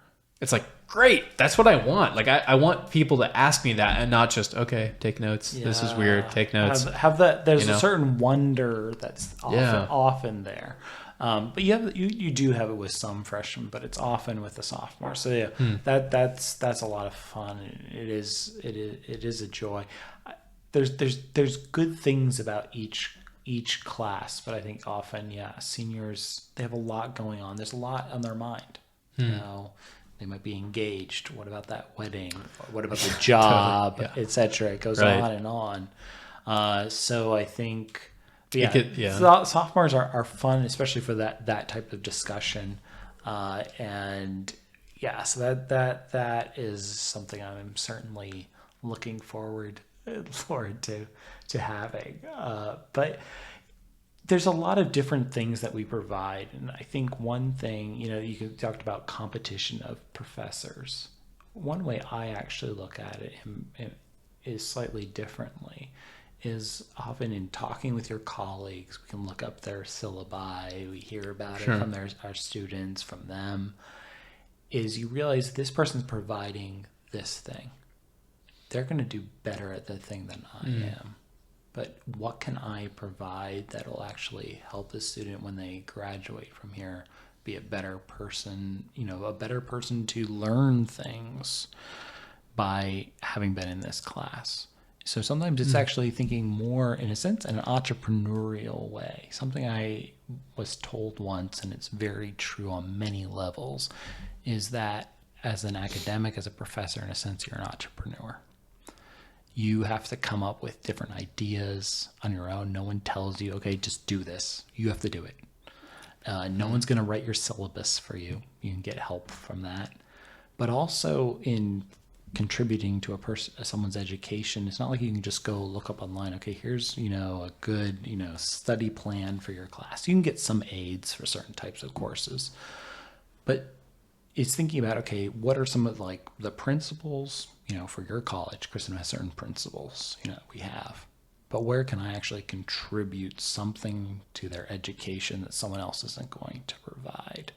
And so you can almost, in a sense, specialize in this thing. Right. Owen's really going to push the writing, and I think all of us agree writing is really important. Others are going to do other things. I like discussion in my classroom, so I really push discussion. I found some value in journals. That's something I push. Yeah. And I found values in certain types of quizzes and cumulative quizzes that can go all the way back to day one. Sure. Because I think repetition is a helpful thing. Not everyone's going to do that. I don't think everyone needs to do that, but I think that's a helpful thing for students to just see. Yeah. Because my hope is that when they leave the college, that they'll have tools so they become lifelong learners, and that they'll be able to find places to have that conversation. Whether that's through their podcast they listen to, their audio books, picking up an old, a traditional book, whatever it might be, that they actually have the tools to actually continue their education for years to come. And, if someone else is teaching them to write in a certain way, I'm teaching them a different way to write. There's different things that we can each give them those tools, and you don't know who's going to pick up that tool, but at least it's been presented to them and shown how it can be used. Yeah. I honestly wouldn't know how to start with that. As a professor, I don't know how I would do that. But it seems like the goal would be I want at the end of this class or the semester or when you graduate that you leave here, number one, having friends, being a better person, having better faith life. All those things are kind of granted. But I want you to be able to go do whatever you want to do and be interested in life. And I think it's a difficult thing to cultivate in a person, to be I want you to be interested in things. And I think particularly for guys, I see this a lot with guys where I'm interested in too many things. Like the podcast, the people who are in podcasts, who can we get on next? Cigars, whiskey, the endless things that I'm just I want to nerd out about this thing a little bit. And maybe it's not a career thing or something I'm going to do long term or even make money on, but I enjoy this thing. And then you see guys who are I just go to my job. And I'm I don't understand that. I want more and more and more. And really my problem is trying to cut back and say, no, I need to not be on my phone after a certain time. I need to not follow this channel. I need to not be busy every weekend because I need to be with my family or my work or whatever it is. So for the reverse problem, it's kind of depressing where I'm you're 24 or 5 and single and you have nothing going on. You don't care about your job and you're not interested in anything. I wish I was you. I have all these things that I'm doing and I'm trying to go above and beyond and do these other things that I'm interested in. Do you find that common? Do you find that common with your Yeah, I would say either people who are uninterested in life in general or who are, I think I would say what I see more than anything, and this is probably particular towards just my friend group and age group, is just kind of a general fear of failing. I want to go to grad school, but I might fail out. Or I want to do this job, but I might not get it. Or I want to pursue this career, but maybe it's not for me. And I'm go do it. Worst case scenario, you don't get accepted or you get fired or whatever, and you're back to where you're at now. But there's kind of this lack of energy of F that. I'm going to go do this, and I don't care if I get sued, or I don't care if I do. Like, I'm going to go, particularly for guys, it's like, go do it. What are you doing? Like, you're not going to be able to go do this when you're 60 or you have kids or grandkids. Like, this is the time, particularly when you're single, to go pursue this thing that you love or you think that you love. And if you don't love it, then you're not going to stick with it for a long time. But go do it. If you're passionate about it, go do it. You're going to get experience. You're going to learn. You're going to grow. Go do it. Yeah. And for me, it's frustrating because there's tons of things that I wish I could go do, and I can't because my priorities are different. And so I'm like, well, I have to prioritize this and this and this, so that gets the boot. I can't do that. But to see people who are like, I literally work 4 days a week and I've like paid vacation and whatever, but I'm just not going to go do this thing. I'm like, that makes me kind of angry, particularly if it's a guy. I'm like, go do it. What are you like? I want to like slap you. Like, go do that thing, because you could be super successful at whatever you're doing. You know? Yeah, because it seems like there's two things going on here. One, there's those who just aren't ambitious enough, or at least willing to take a risk to try something. Yeah. And then there's those who are just interested in a lot of things. And can't decide. And or some of them, it's like, okay, how do you actually balance these different things? Yeah. I've been thinking about this recently. I'm reading a book about, listening to a book about polymaths. So like, you know, the Renaissance men and women. And I was just thinking about, like, who do I know who's like that? You know, John Cuddeback comes to mind, but then there's more prominent people like Elon Musk. He has a lot of different things that he's interested in and he's involved in. He can do them at a high level. And then there's a lot of people who just focus on one thing. But I'm like, this is an interesting kind of group of people. I'm interested in those types of people, you know, who are interested in a number of things and are able to somehow find a balance and not be so spread out that they don't do anything. I wonder if I think it is a virtue of being able to multitask. I don't know if I have this. I definitely want it, but I don't know if I have it. But the idea of being like, I'm interested in this, I want to do this and do it this way, but I don't want to do it all the time. And I want to do this, and I want to do it this way, but I don't want to do it all the time. And you have all these things, and you're kind of like constantly bouncing back and forth, monitoring, because all the podcast, the cigar lounge, whatever you're interested in, you are convinced that that's a good thing to pursue. But you're also like, well, but I can't make my entire life about this because that's not going to be fulfilling, or it's not going to be profitable or whatever. Right. Like, I don't make any money off this podcast, but it's good for me to get out once a week and talk to someone and genuinely invite someone, genuinely have a conversation. And the 35, I think we're at 35 or 36, all those episodes we have, I feel like I could probably call every single one of those guests and say, hey, I need your help with whatever. And they'd be like, oh yeah, 100%. Because I spent 3 hours with them, right? So that's something you can't really replace, of just like, oh yeah, we're business associates. It's like, no, we actually had this experience, particularly if it's in person, we had this experience and it was a great time, and I feel like we're better friends, and now I'm going to call them when something comes up or invite them to my house. It's real. Like it's actually tangible. Yeah. I think the problem comes in when people are either excited about so many things and then they get overwhelmed and don't do any of them, or they're uber focused on one thing that's like not going to pan out. They're like, oh, I'm going to start this like slushy company, and you're like, no, you need to go get a real job. You're like, get rid of that. You actually have to get your priorities in line and go get a real job and make money and provide for yourself or your family, and then you can pursue your passions. So yeah, it's kind of a frustrating thing, I think, to be in your, like, I would say between your like 20s and 40s, where if you're passionate about things and other people aren't, it's kind of annoying. Like, you get annoyed by people who aren't passionate, particularly guys who aren't passionate about anything. And you're like, where's your energy going? Like, sports, maybe? Like, don't you want to start a business and have this successful thing and like network and like actually feel like you're like do something your kids would be proud of you for, even if you don't have kids, like that your family would say, hey, my brother James is running for local government and I'm going to put a sign in my yard because I'm proud of him. Like, don't you want to do something like that? And I feel like there's this huge lack of like, I don't really care. Like just this apathy that's really annoying. Like, to be totally honest, it's annoying. And I think as a professor, I'm sure you see that in students, or they're just kind of like, I'm pretty smart, I can probably BS my way through this and get a B+ and graduate. And that's fine, and you could do that. But wouldn't you rather than like really struggle and like maybe be a C student, but come and see you and do additional work and then be like, no, I earned this. I'm going to get this even if it's a B, I'm going to get this because I tried really hard.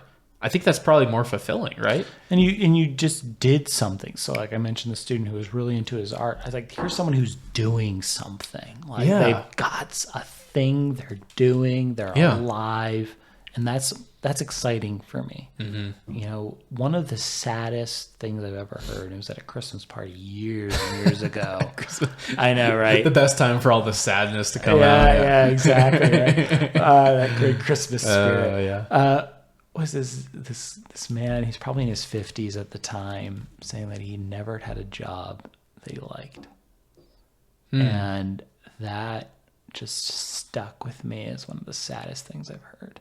Like, especially as a guy, like I think he was a provider, so I think maybe he had a wonderful family life. Checked all the boxes. All those things maybe have been good, but I don't necessarily know he had like a job that just like provided and made the perfect family life. So like, I could see someone doing that, but it was a very sad thing that I thought, and I was like, I really, I don't know his full story, but I really hope that young men, young women who are going to have a career. Yes, they want to have something they can provide for their family. Yes, they should have something that helps actually their community, their society. But also I hope it's something they can love, too. It's not just go, do your dream, something that's not actually just providing, but like that actually can be all those things together. Yeah. They at least can strive after that and get some glimpses of that at minimum. And I think that's the beauty of having a community or close friends or a spouse or something, is that I think a lot of times, I don't know if this is universal with men and women. Maybe it is. But I think for men in particular, there's kind of this persona of like, I need to be a provider. I need to protect. I need to make six figures. I need to do whatever. There's kind of these like societal standards. And it's okay. Like if you get to that, that's great. But at the end of the day, like, what do you enjoy doing? Like you're going to get burnt out. Like I don't care if you're making 3 figures. Doing some programming job. If you hate it, you could be a missionary and make nothing and be fine. Like there are plenty of people, probably most of our grandparents or great-grandparents lived on almost nothing in a 1-story home with 2 bedrooms and 10 kids and did fine during the Great Depression. They did fine. They were fine. Could it have been better? Sure. Right. But like I without knowing much more, like I almost guarantee that how I'm living as a 23-year-old is better than my grandfather lived as a 60-year-old. I have a bigger house. I have more money. I have more contacts. I have a better faith life. My church community is better. It's like all of those things are better than what he had, and he did well. And I would say that he was a good man and lived a good life and raised his kids well. So it's like I don't have an excuse to do poorly. And in fact, because I have this opportunity and we do have this culture where you can get a new job every 6 months and you could be successful by being an influencer and all this stuff, it's like you really don't have an excuse to be bad at what you're doing at all. And I think at the end of the day, it comes down to like, if you don't know what you're good at, you should have close friends and talk to them and ask them what you're good at. And I think most of like either a spouse or your friends would be like, you're good at this. You're interested in this. You're good at this. You know a lot about this. You should go do that thing. Because I think sometimes you get so, particularly with social media, you get so overwhelmed with all these companies and people and influencers that are doing all these things. And you're kind of like attracted to that lifestyle, but that's not really who you are. You have people who are close to you who are like, you're good at this, this, and this. You should apply for that. Like I've had that a few times where I'm like, oh, maybe I'll take this job because it pays this. And my wife or my friends were like, but you're not good at that. Or like, you wouldn't like that. And I'm like, oh, yeah, you're right. You're totally right. I should totally take the pay cut and do this other thing because I'm way better at this thing, Or it could be even something that you're pretty good at, but they're like, that obviously drains your energy. But when you come back from doing this, you're alive, you're excited. Even if you're complaining about it, it's because you feel like something didn't go as well as you wish it had, but you're excited about it. Yeah. It actually doesn't just take energy out of you, it actually puts some back in you. And that's been like an interesting thing. So like having those people to give you feedback. Does teaching do that for you? Teaching, it's definitely a give and take. It can be exhausting, but it's definitely something where, you asked me at the beginning, all right, before we started, is there trepidation? Like, And I was like, no, there isn't. And like, that's what tells me that there's something really good about this as a fit for me, is that yes, there's work. Yes, there's hard things. Yes, there's things that you're going to complain about, but like, you're excited to go back in and do your thing. And that's exciting. Like, that's like a good feeling when you're like, yeah, it's work. You know, we're still in this valley of tears, but there's something that really resonates and you feel excited to be, you know, putting in, you know, the plow again and starting again and seeing, you know, what will come, you know, from this semester. And it's not just, you know, it's what I will learn, what I hope they learn, but also there's also the craft element of it too. You know, how will I refine my craft this time around? You know, I get another shot at it, you know, whether it's a particular course or something else. Sometimes it's experiments. You're like, okay, we're going to try something. Let's see how it goes. Here we go. Here it goes. You know, I got 25 students who get to try it out and see how it goes. See what we do. Yeah. It's teaching is such an interesting, I don't know, it's kind of an interesting field, because I think that everyone in their life has a capacity to teach, whether they take advantage of that or not. I think particularly fathers.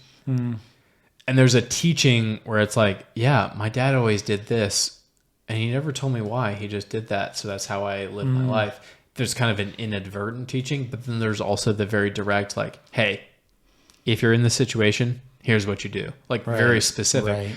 But I wouldn't say it's necessarily innate to men. I think women can be phenomenal teachers too, and they teach in their own way. But I think a lot of times that women teach in a very, like, I don't know what the word is, but like, women teach by just being in the presence of, right? It's like mothers, they teach their children and they're just around them all the time. Don't do that. That's hot. Don't touch that. Don't go down the stairs. That hurts. Here's food. It's just this kind of like constant being there. And I think, and I see this in my own life, fathers, like, you come home and you're like, don't do that. Don't talk to your mom that way. Don't do this. Here's what you should do. And it's kind of an abrupt, big moments, but it's kind of like, do this, don't do that. Whereas mothers are just kind of like present. And I think it depends on your situation, but I think that most people, particularly guys, I think could understand this, where it's like, do you want to go get a straight answer from someone? You go to your dad. Hey dad, I'm thinking this. Should I do X or Y? Do Y. Okay, great. Yeah. But if I just want to go like vent to someone, or just be like, Mom, life is hard, or like, this is tough, or like, I don't like this.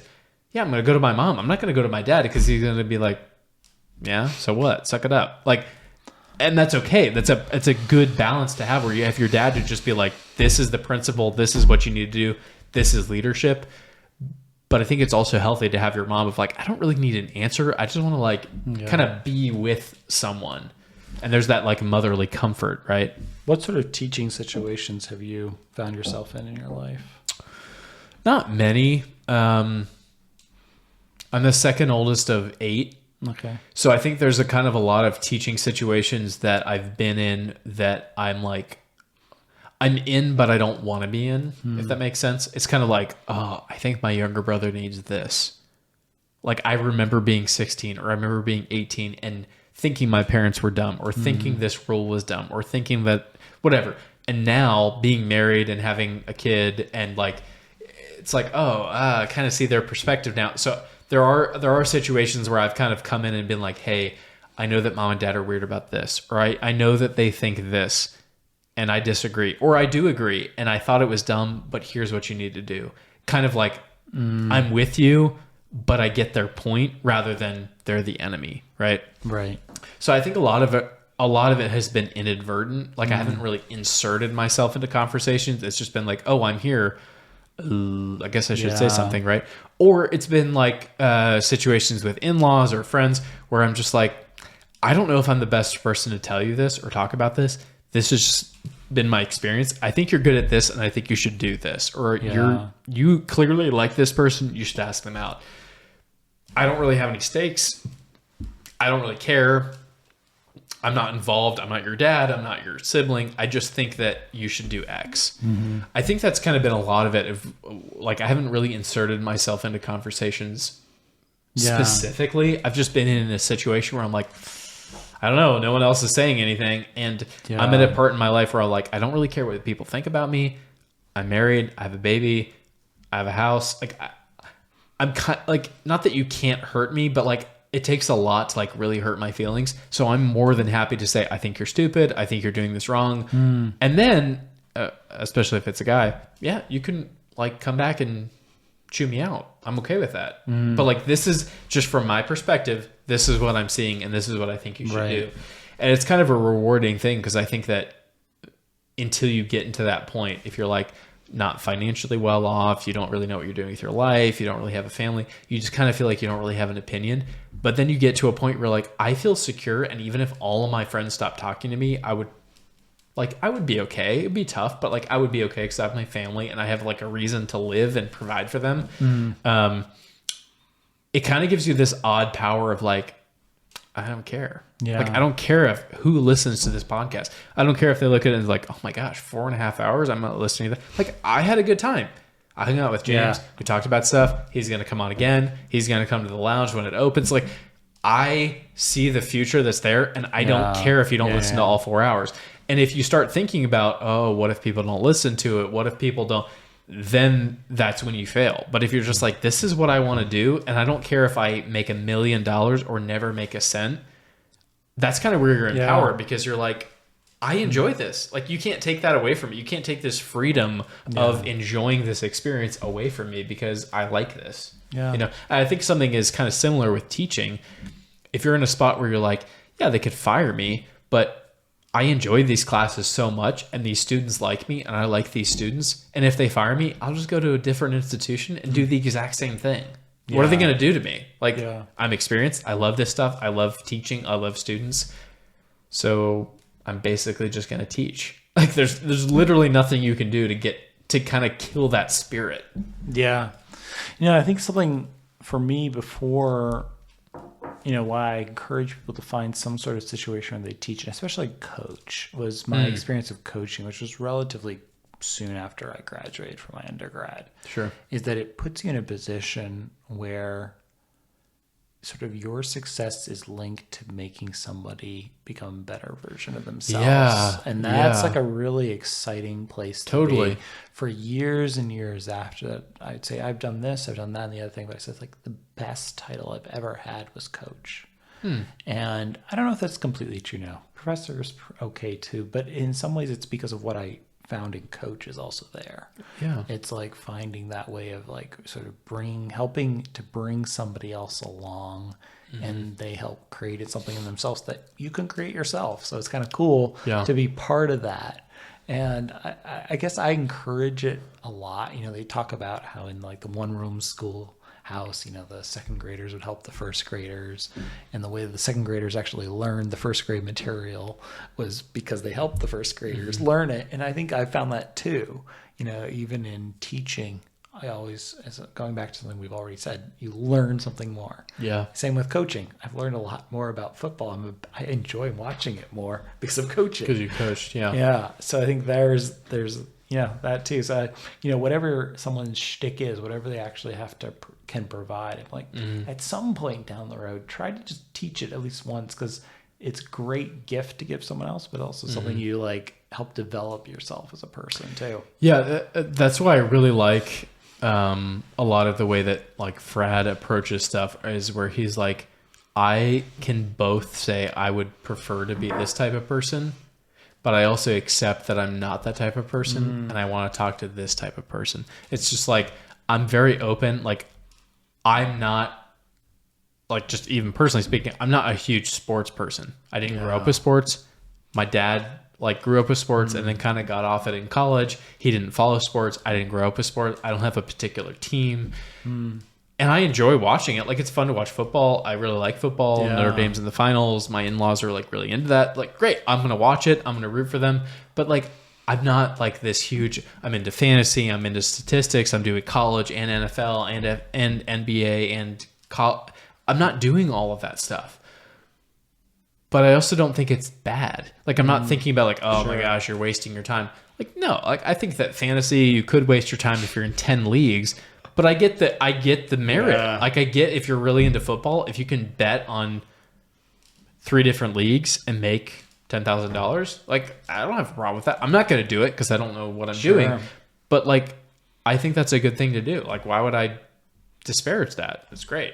So I think that a lot of kind of growing in virtue is just like, as we were saying, recognizing the things you're good at and becoming better at them, recognizing the things that you're not good at and trying to improve those, or just saying, I'm never going to be into this thing, but I'm not going to judge people who are into this thing. This is something I've had to learn with my wife. She's really into ballet. She did like classical ballet for years and then did like all types of different ballet.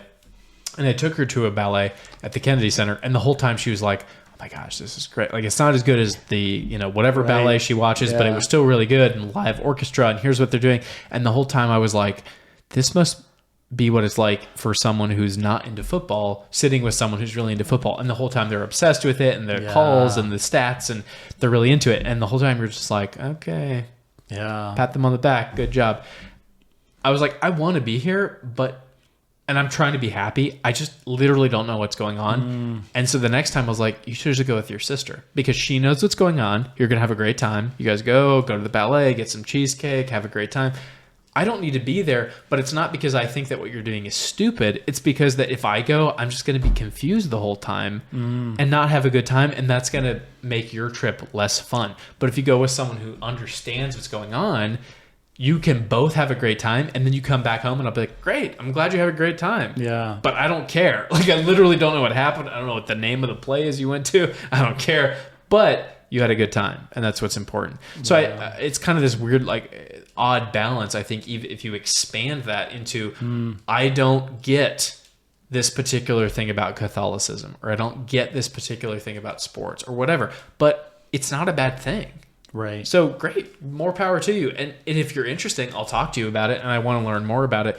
But I'm not going to make this the thing that I need to get into. And I'm sure you've had this experience with academia where you're like, wow, that theological or philosophical thing is really interesting. But I'm not going to start teaching philosophy. It's just, oh, yeah, I might read that thing. Right. Yeah. So it's kind of like you're disciplined, you're interested in other things, but you don't just totally uproot what you're doing. Right.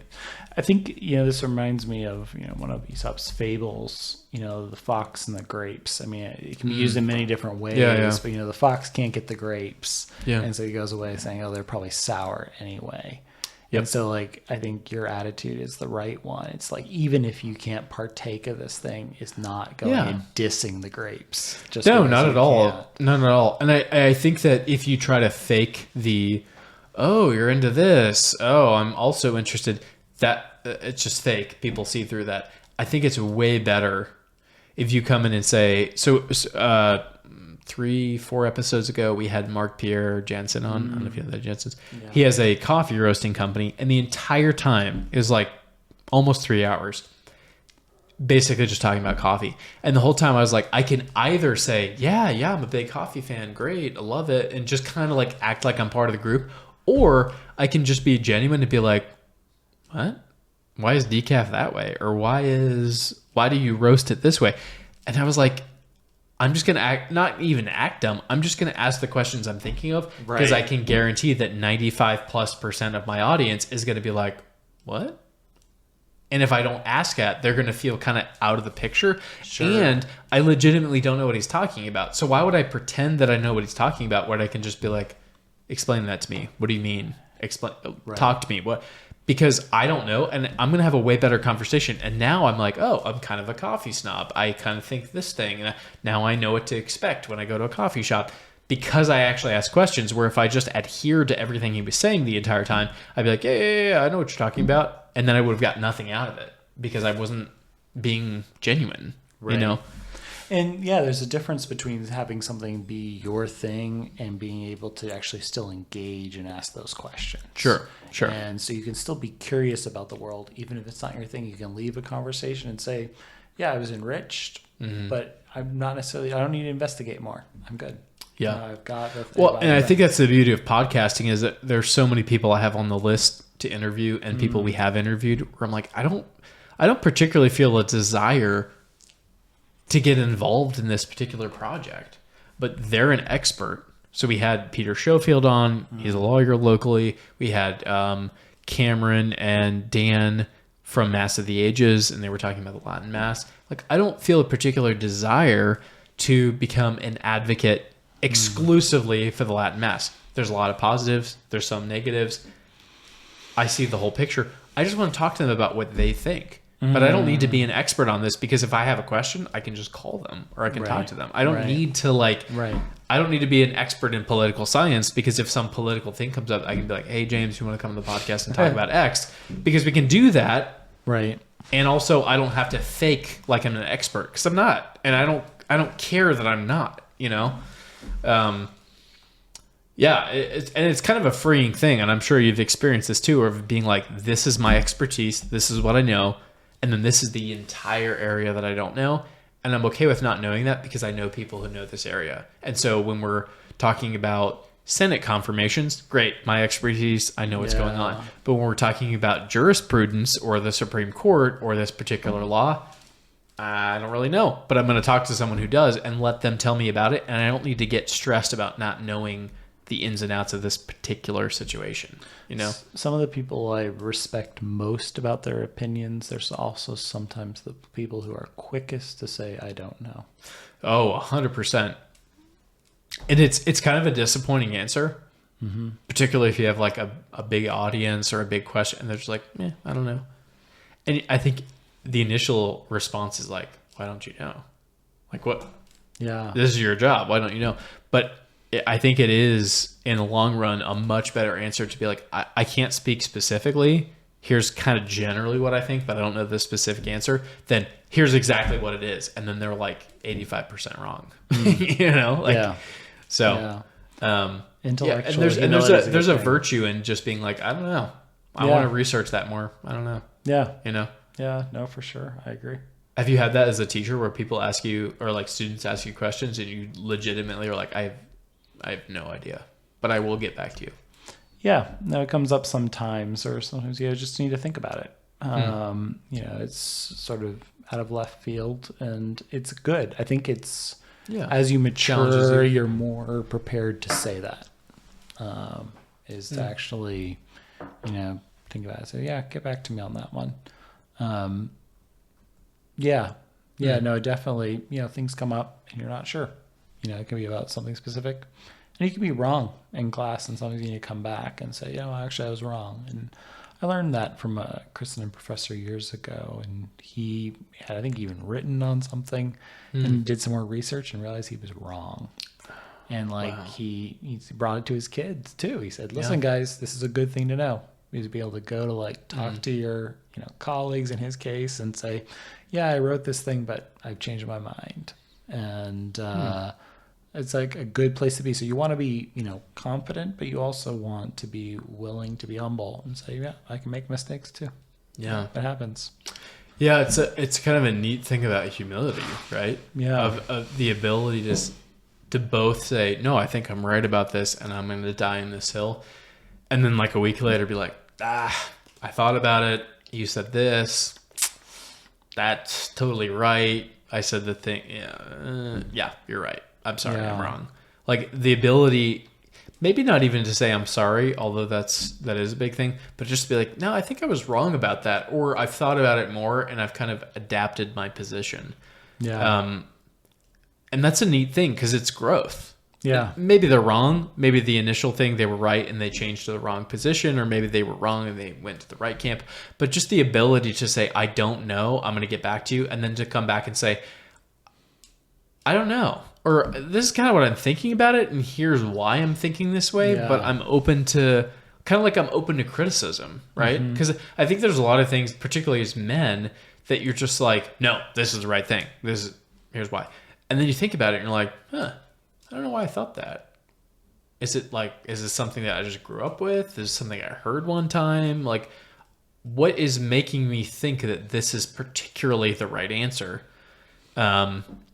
And I think it's good to be able to like, okay, let's really like break this down. Why do I think this is the best TV show of all time? Why do I think this is the best Christmas song of all time? Like something kind of silly, but like, no, like let's really break it down. Why am I advocating this particular position? Here's why. And if you can lay out a good argument, then great. And if you can't, then you like, maybe you need to reconsider why you're advocating Or you may say, particular I thing. just like it, but I can't tell you why. That could be your answer. No, and I think that's a real thing too. Is I think that also too many people try to come up with a really reasonable, thorough, academic response, and sometimes I think it's just the matter of like, I just really like it. Yeah.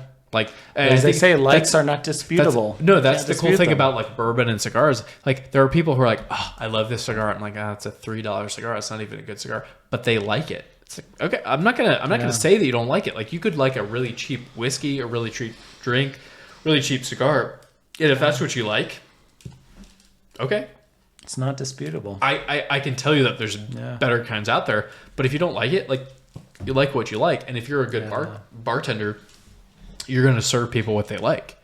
And so I kind of in a larger picture, it's kind of like, obviously there's objective truth and there's certain things that's like, you need to decide on these things, but there is a lot of objectivity in what people like. Like, what do you think is true? Oh, okay. And I think it is a really wholesome thing to both say, I disagree with that, but I'm not writing you off as a person. Like, or to be able to genuinely say, not just like flippantly, but say, I see where you're coming from. Yeah. Is see the reasonability of something that's wrong. Well, it's like people who from or you the disagree with 1980s were Democrats, and now they're still Democrats. And you're like, okay, I get why in the 1980s, because they're pro-worker and pro-immigration and pro all these things, that you're a Democrat. But now if you look at the party, do you want Trump or Kamala? That's the reality. You can't vote by party anymore, because if Trump was the Democrat nominee and Kamala was the Republican nominee, I would vote for Trump. That's not even voting for personality, it's for policy. But if you're going to adhere to the Democratic policy from 50 plus years ago, well, that changes. They were advocating for the working class and the poor and all this stuff legitimately for a while, but then FDR came in. A lot of things happened. Woodrow Wilson. You've got all these different things in history that happened, and now the Democratic Party is not the same Democratic Party of 50 plus years ago. So you need to be vigilant. Like, what's actually going on? Who's the candidate? What are the policies? Are they pro-abortion? Like, particularly if you're Catholic, who's pro-abortion? Right. Yeah. Like, that's a big thing. Like, I'm not saying you should base everything on that, but if you have a candidate who's pro-life and a candidate who's pro-abortion, that should change your mind, or at least alert something in your mind of being like, this person, because I'm thinking about voting for them because they're Democrat, but they're pro-abortion and I'm Catholic. Like, that's a big deal. It is. And I think a lot of things kind of come into that kind of manner of thinking or speaking of, like, you can't just be party specific. You can't be even person specific. You can't just have a particular podcast host that you follow and everything they say is true. It's like, well, is that what the church teaches? Is that reasonable? Is that right? Maybe they're a really reasonable person. 95% of the time you can trust them, but there's going to be that 5% of the time that they're not going to be saying the truth. They're not going to be adhering to church teaching, or maybe they're way out there, and you need to be able to say, this is what we're talking about. This is the reasonable argument, and then this is what other people are saying, and I need to be able to confront that properly. But I think that's why prudence is such a big deal, is because so much of life is just, okay, well, they think this and I think this, but we're going to do it this way, and I'm going to, I'm trying to plot, and there's plot not it out. the cool thing about Catholicism is there's not a right answer with everything. And that's also a downside, is that there's not a right answer. Like, homeschool, private school, public school, there's not always a right answer. If you're for your particular family and financial situation and education, whatever, there's different things that could be 100% right, but it's very dependent on your specific situation. The circumstances matter. Yeah, they do. Exactly. Yeah, and I think as a teacher, I'm sure you've seen that, where it's like, well, typically I would do this, but this student does this, and this is the scenario, and it's all very subjective, and so it's just kind of a lot of like judgment call, kind of, well. And think about this. This is what they also, need. I even am finding this already. Is that as we are moving more and more deeper into Gen Z and eventually Gen Alpha in front of us, is that they're different, and there's different things that you need to appreciate about your students that weren't true before. And so you're adjusting as a teacher isn't just because you've grown as a teacher, it's also because your audience is different. And so you need to actually adjust to reach them. Totally. So there is that change that takes place as well. So I think it's just trying to, there's not like, okay, here's methodology for all time. Well, you may actually have to adjust it, based on, your students. So something, just little tiny thing I've had recently is I've realized my students now mostly write with Google Docs instead of Word. Okay. And so even in my day, people would even write with WordPerfect sometimes. So like, the applications people are using are different. So like catching that and saying, okay, this is going to introduce this error for you, because you're probably using this platform now. And that's something that I'm catching more and more. And so it's now just being aware of that so that I can bring that to the students and say, okay, by the way, if you're using this, because I now know that you're probably using it, just know this is going to happen, because it wasn't something that was happening with Word, but it's happening with Google Docs. So just things like that. It's probably a bigger conversation that we won't have time to get into, but like with AI, right? Hey, I noticed that out of my 30 students, 25 of them gave almost the exact same answer. It kind of seemed like you guys typed these questions into ChatGPT and then made a Google Doc and then shared it with everyone, and then everyone memorized it. What are you getting out of this class? Like, sure, you can fake the answer and memorize it and share it with everyone and whatever and pass the class and get an A, but are you the kind of person who can go into a work environment and your phone isn't working and you can still know how to get home and you can call people and you can you can be resourceful and figure out how to find a computer or research things properly, or are you entirely dependent on this technology? I think that more and more teachers are coming up with like, students are writing essays, but I don't know if it's AI or them. I don't know if is this them answering it, particularly if it's remote learning and stuff. It's like, is this just a prompt that you're typing into ChatGPT and they're answering? Because you can do a pretty good job, and the essays it cranks out are different. Like, how are they going to know? So it's kind of this raising of standards on both sides, where it's like, well, the technology is so upgraded that you need to do a better job. But as a teacher, you also have to be more vigilant that your students are actually learning, because there's so many more ways to cheat. Like, But it's a new world with AI, particularly. I mean, there's developers now building stuff for us to help us detect it better too. So it's an interesting AI versus AI war. Do you think that AI is going to be bigger than the internet? Because it seems like the internet was like, there's nothing. Oh, the internet, everyone has a website. You can order pizza online. You can do this, and people start making applications. But it's kind of like, it's there, but you have to do the work. With AI, it's like you can tap in a prompt for ChatGPT to program a code to do X, and it's like you can basically make this AI make code that makes an app. Like you could just invent an app. If you know how to code, you know how to the right prompts, you could literally make an app and make millions of dollars just off this code. Yeah, I mean, I wonder how that like factors into academia, because it's like, is academia just going to say, hey, everything is going to be presentation, oral, like no computers, no phones? Or are they just going to lean into it and say, hey, we know you have ChatGPT, but we also have programs that are going to be able to recognize if it's ChatGPT, so do your own work? It's hard to know where this is going to go. I think there's going to be different responses. I mean, it's certainly a conversation amongst faculty. Yeah. And it's also just the wider academic community, even what's acceptable in research. Because there's ways, there are now, there are AI platforms or AI-powered platforms being developed to help with research. And so what's acceptable, in that space. So I think there's going to be a lot of questions for, more generally, but then also with student interactions. And I wouldn't be surprised if there's some sort of response somewhat similar to what you're seeing now in in public schools where they're saying you can't even bring your smartphone into school, Yeah. where it's realizing this thing's not bad, but it's not helpful when it comes to accomplishing this thing. How you're actually going to govern that and regulate that, I'm not sure. It's a little bit easier in a public school setting with minors, where you can say, okay, you got to leave your phone here. Your parents are on board.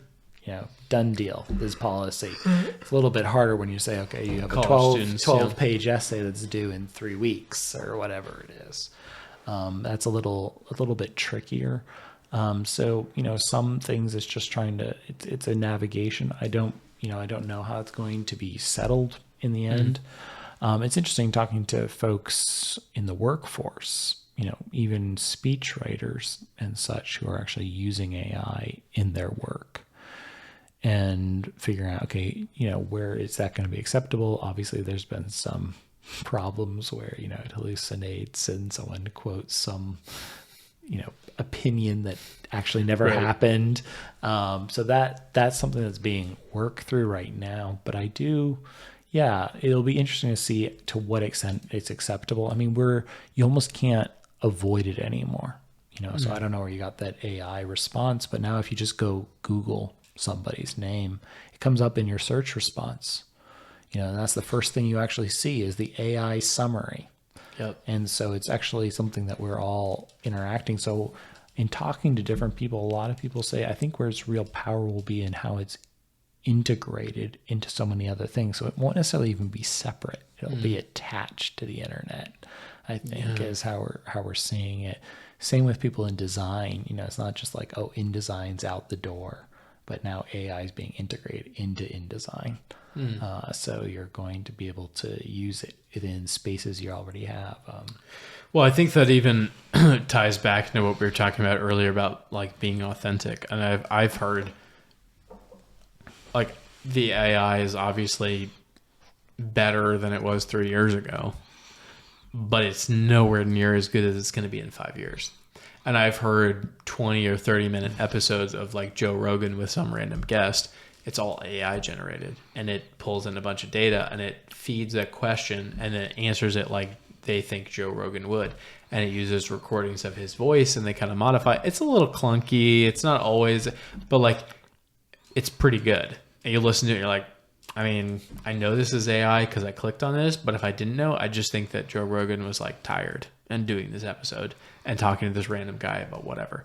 And it's like, that is crazy that AI can take, I mean, to be fair with Joe Rogan, it's like thousands of hours of podcasting, but his opinions, and it can kind of like pivot and make decisions and answer questions based on a podcast. Like it's just audio that's uploaded. It's not even a prompt. And it could take this and make an entire long format podcast based on what Joe Rogan would say and his guest would say, or whoever. That's wild. And I think that it'll get to a point where it's like, is this podcast even authentic? Like, how do we authenticate it? Maybe you have to pay a subscription to be authentic, because if you have enough recordings of your voice, AI could duplicate that and make another podcast. And it could be even better than what you're doing because it's shorter, it's faster, it cuts out the fat, whatever. So it's like, okay, now we're in this weird world of like podcasts dominated for a time. Now you have AI that can do podcasts better and more efficiently. So what are you going to listen to? You're going to listen to the 20-minute interesting conversation, or are you going to listen to 4 hours? Well, probably the 20 minutes. But what if it's AI? Then what's authentic? And all of a sudden it opens this whole door into like, this is certified, it's so fake. like organic, everything basically. is fake and deep fake, and like you don't even know what news is real, and it's like everything becomes really fake really quickly. And it's kind of scary if you think about like the amount of news story and media and podcasts and interviews and movies and whatever that could literally all be AI generated and no one would know because it's so good. Yeah. It's kind of scary. Like it really is for students too. Like they could turn in tests with perfect answers and you might not know because they did it online. Now, hopefully you have the software to be able to detect that, but it's like for a while, for a couple of years until that software gets upgraded, it's like, no, you might just think that's a real answer. Yeah. So I think there's always going to be, it makes you have to relook at questions of why do we examine people? Why do we have tests? and what are we actually trying to see through this test? Yeah. Because there's a lot of different things that you're trying to accomplish through that. And it makes you, I think what's good about all of these types of challenges is it makes you think about what are the principles behind the thing. Yeah. Why do we examine people? What is a good education actually about? What are we actually trying to accomplish, through having a college education? And so, yes, there are challenges. And I think AI is a large challenge. But at the same time, I say, don't forget the silver lining of all this, that it's allowing us to ask these questions again. And remember, why are we even, having exams? Why are we actually assigning papers? What are we actually trying to accomplish here? And I think those are good questions to remind ourselves, of and, refine our thinking on. So I think I definitely see there are dangers and challenges associated with AI, but I don't think it's all like doom and gloom. I think that there's a way to navigate this and that we will navigate it and that we won't get it right every time or the first time, and we'll make mistakes going in both directions. But I think that, there's a real, that there's something that we can actually embrace the good part of it and also try to fend off the bad stuff, especially as we're trying to figure out how we actually still accomplish the good that we're here to accomplish as teachers. Yeah, and I think the important thing to think about is like, if there was a way we could just shut it down and say, no internet, no AI, whatever, maybe we do that. The fact is, it's just here. There's nothing we can do about the internet. AI is accessible. There's nothing we can do. So the best thing we can do is say, okay, what are the positives? How can we use this for the good? How can we use this for a guest summary at the beginning of a podcast? It took me a second. I typed in your name. I typed in James Bergida, Virginia, and it gave me that whole thing. Yeah. Now, some of it's maybe wrong.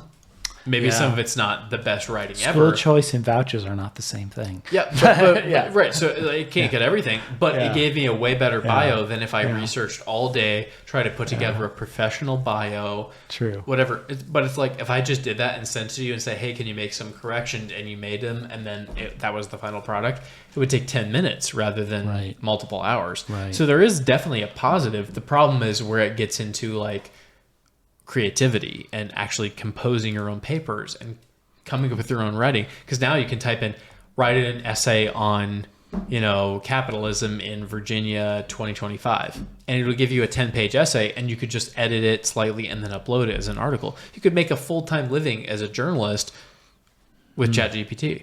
You could. Now hopefully eventually they would catch you, or you'd be on the spot and you'd be kind of shown to people for what you are. But the point being is like you could fake it for a long time because the technology is so good. And I think that there is a temptation to say it's evil, throw it away, get rid of it. My approach is, there are definitely downsides, 100% downsides. But let's use it for the upsides, and then let's figure out how to make the downsides less bad. Same thing with the internet. Like you have a phone, you have a brick in your pocket, you can literally search anything on basically any information known to man. And with that comes a ton of power and research capability and technology and knowledge of lots of things. And pornography is part of that. Okay, so do we get rid of it because there's scrolling too? Even doom scrolling. Do we get rid of it because of that? Maybe you need to get rid of your phone or block the internet or do something. Yeah, maybe that's a real concern. At the same time, just because that's existent and like all of those bad things are there doesn't mean it's a bad thing that you can just Google a certain thing and have an answer in a half a second. So I think you have to kind of take it in stride in the same way that we took internet in the same stride. You have to take AI in the same sense of like, there are a lot of downsides, and I accept that, and I don't want any part of that, and I'm going to work to condemn those things and make sure those things don't happen. But for the things that it's good for and the things that it's kind of built for, I'm going to totally use it because it's great. Like it's awesome, And so, part of it's figuring out also what are the mores, the customs we're going to have around this thing. So you may or may not remember this, but when I think smartphones came out, at first it seemed like everyone would like show everyone things on them, and now there's a lot more people are generally more careful about using them around other people. I mean, generally, if you're going to have it out, you'll like put it face down. Yeah. If you're in politics, it's face up. Wait, why is it face up? Because people always have things coming in, and it's actually far more acceptable in the industry to be playing around with your phone, playing around with your phone and things. It's all about instantaneous, really fast. So there's a different culture around it. Not necessarily for those who are like electeds, but like their staff and such, certainly phone up. Sure. But you know, those things took time to develop. So I think it's hopefully will develop around AI. You know, figuring out, okay, when's the place that's appropriate to go and look something up on AI? You know, since, you know, some people will say, oh, let's Google this thing. But often we'll actually have a conversation about it. It doesn't mean that we have to like pull out our phone every moment and say, what does Google say about this? Yeah, that's the neat thing. What's on Wikipedia? Maybe on a kind of a closing note, I think that's something I really like about podcasts is that, of course, I could have a producer here looking up everything. And there's some things that we've mentioned that I wish that there was a TV over on the left or right where I could say, yeah, don't you know this, you know, they're adding wood to the ice cream? Look at this video. Because we could both watch it and be like, yeah, that's the video I saw. And there's kind of that camaraderie, or anyone who's listening could tune into that if they're watching video. At the same time, this is something I review and I kind of reflect on almost every episode, where it's like, when is the last time that I wasn't on my phone for like 4 hours? Except for sleeping. Okay, sleeping aside. You get up in the morning, your alarm goes off, you're on your phone. You check your email, you check your text, you check your Instagram, you check your, Twitter. You go to work, you check your calendar, you check that. Constantly you're checking your monitor. Your phone is at like 0% by noon. You're checking, you're constantly, and then you get home and you're like, I feel exhausted, but I didn't do anything, and I'm tired, and I've been on the screen all day, and it's just exhausting. And then you go and you have like a 4-hour podcast, and I'm like, I don't know what's going on in the world. I don't care. Yeah. Like, I literally don't care. If something happens, they'll call me and I'll feel the multiple vibrations and I'll pick up. Otherwise, I don't care what's going on. I just want to talk to the person I'm with. Yeah. That's why I had this episode. That's cool. Why I carved out this evening. And it's kind of a weird thing that you have to carve that out. At the same time, it's really cool. Yeah. Because no one else is doing it other than people that are podcasting. Who else is sitting around with their friend or someone that they know, not even well? Like some of the people I've had on the podcast, I've met once, or I've never met them in person, and I had them on Zoom, and we talked for like 3 hours. That's cool. That's crazy. Yeah. But it's really cool because it's like, we talked for 3 hours. We didn't check our phone. We were totally present for 2 or 3 hours, and it was a great time. It's a pre-commitment device. Is what they call it's that. it's really like strange because if the phone was there, like if I had you over for drinks at my house, we would have talked for a while. We would have had a good time, but I would have checked my phone. I would have showed you stuff. I would have gone to the bathroom and checked stuff. I would have gone to my room, and like I would have not been present in the same way. And the only reason, that's why I hate doing this alone, is because like I have to take a picture for the podcast, or I have to check my phone for stuff. But it's like most of the time I can literally talk for 3 or 4 hours with someone, never check my phone. I have no idea what time it is, and I literally don't care. That's cool. And it's really cool. It's really strange too, because like up until now that was just a normal thing,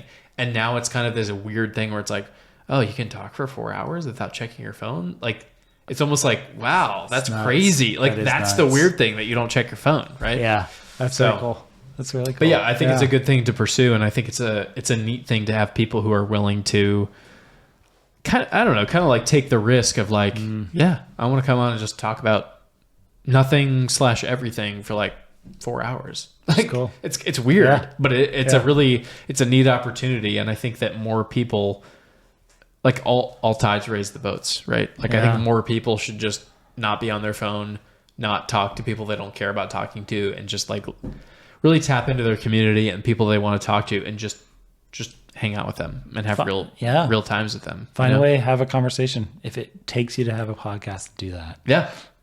And if not, then just talk to people. Go get a beer. Go get a beer. Yeah. Go to a pub, find a pub. All right. We've been going long enough. I'm going to close this out. Thanks everyone for tuning in. This is a Doing Virtue podcast.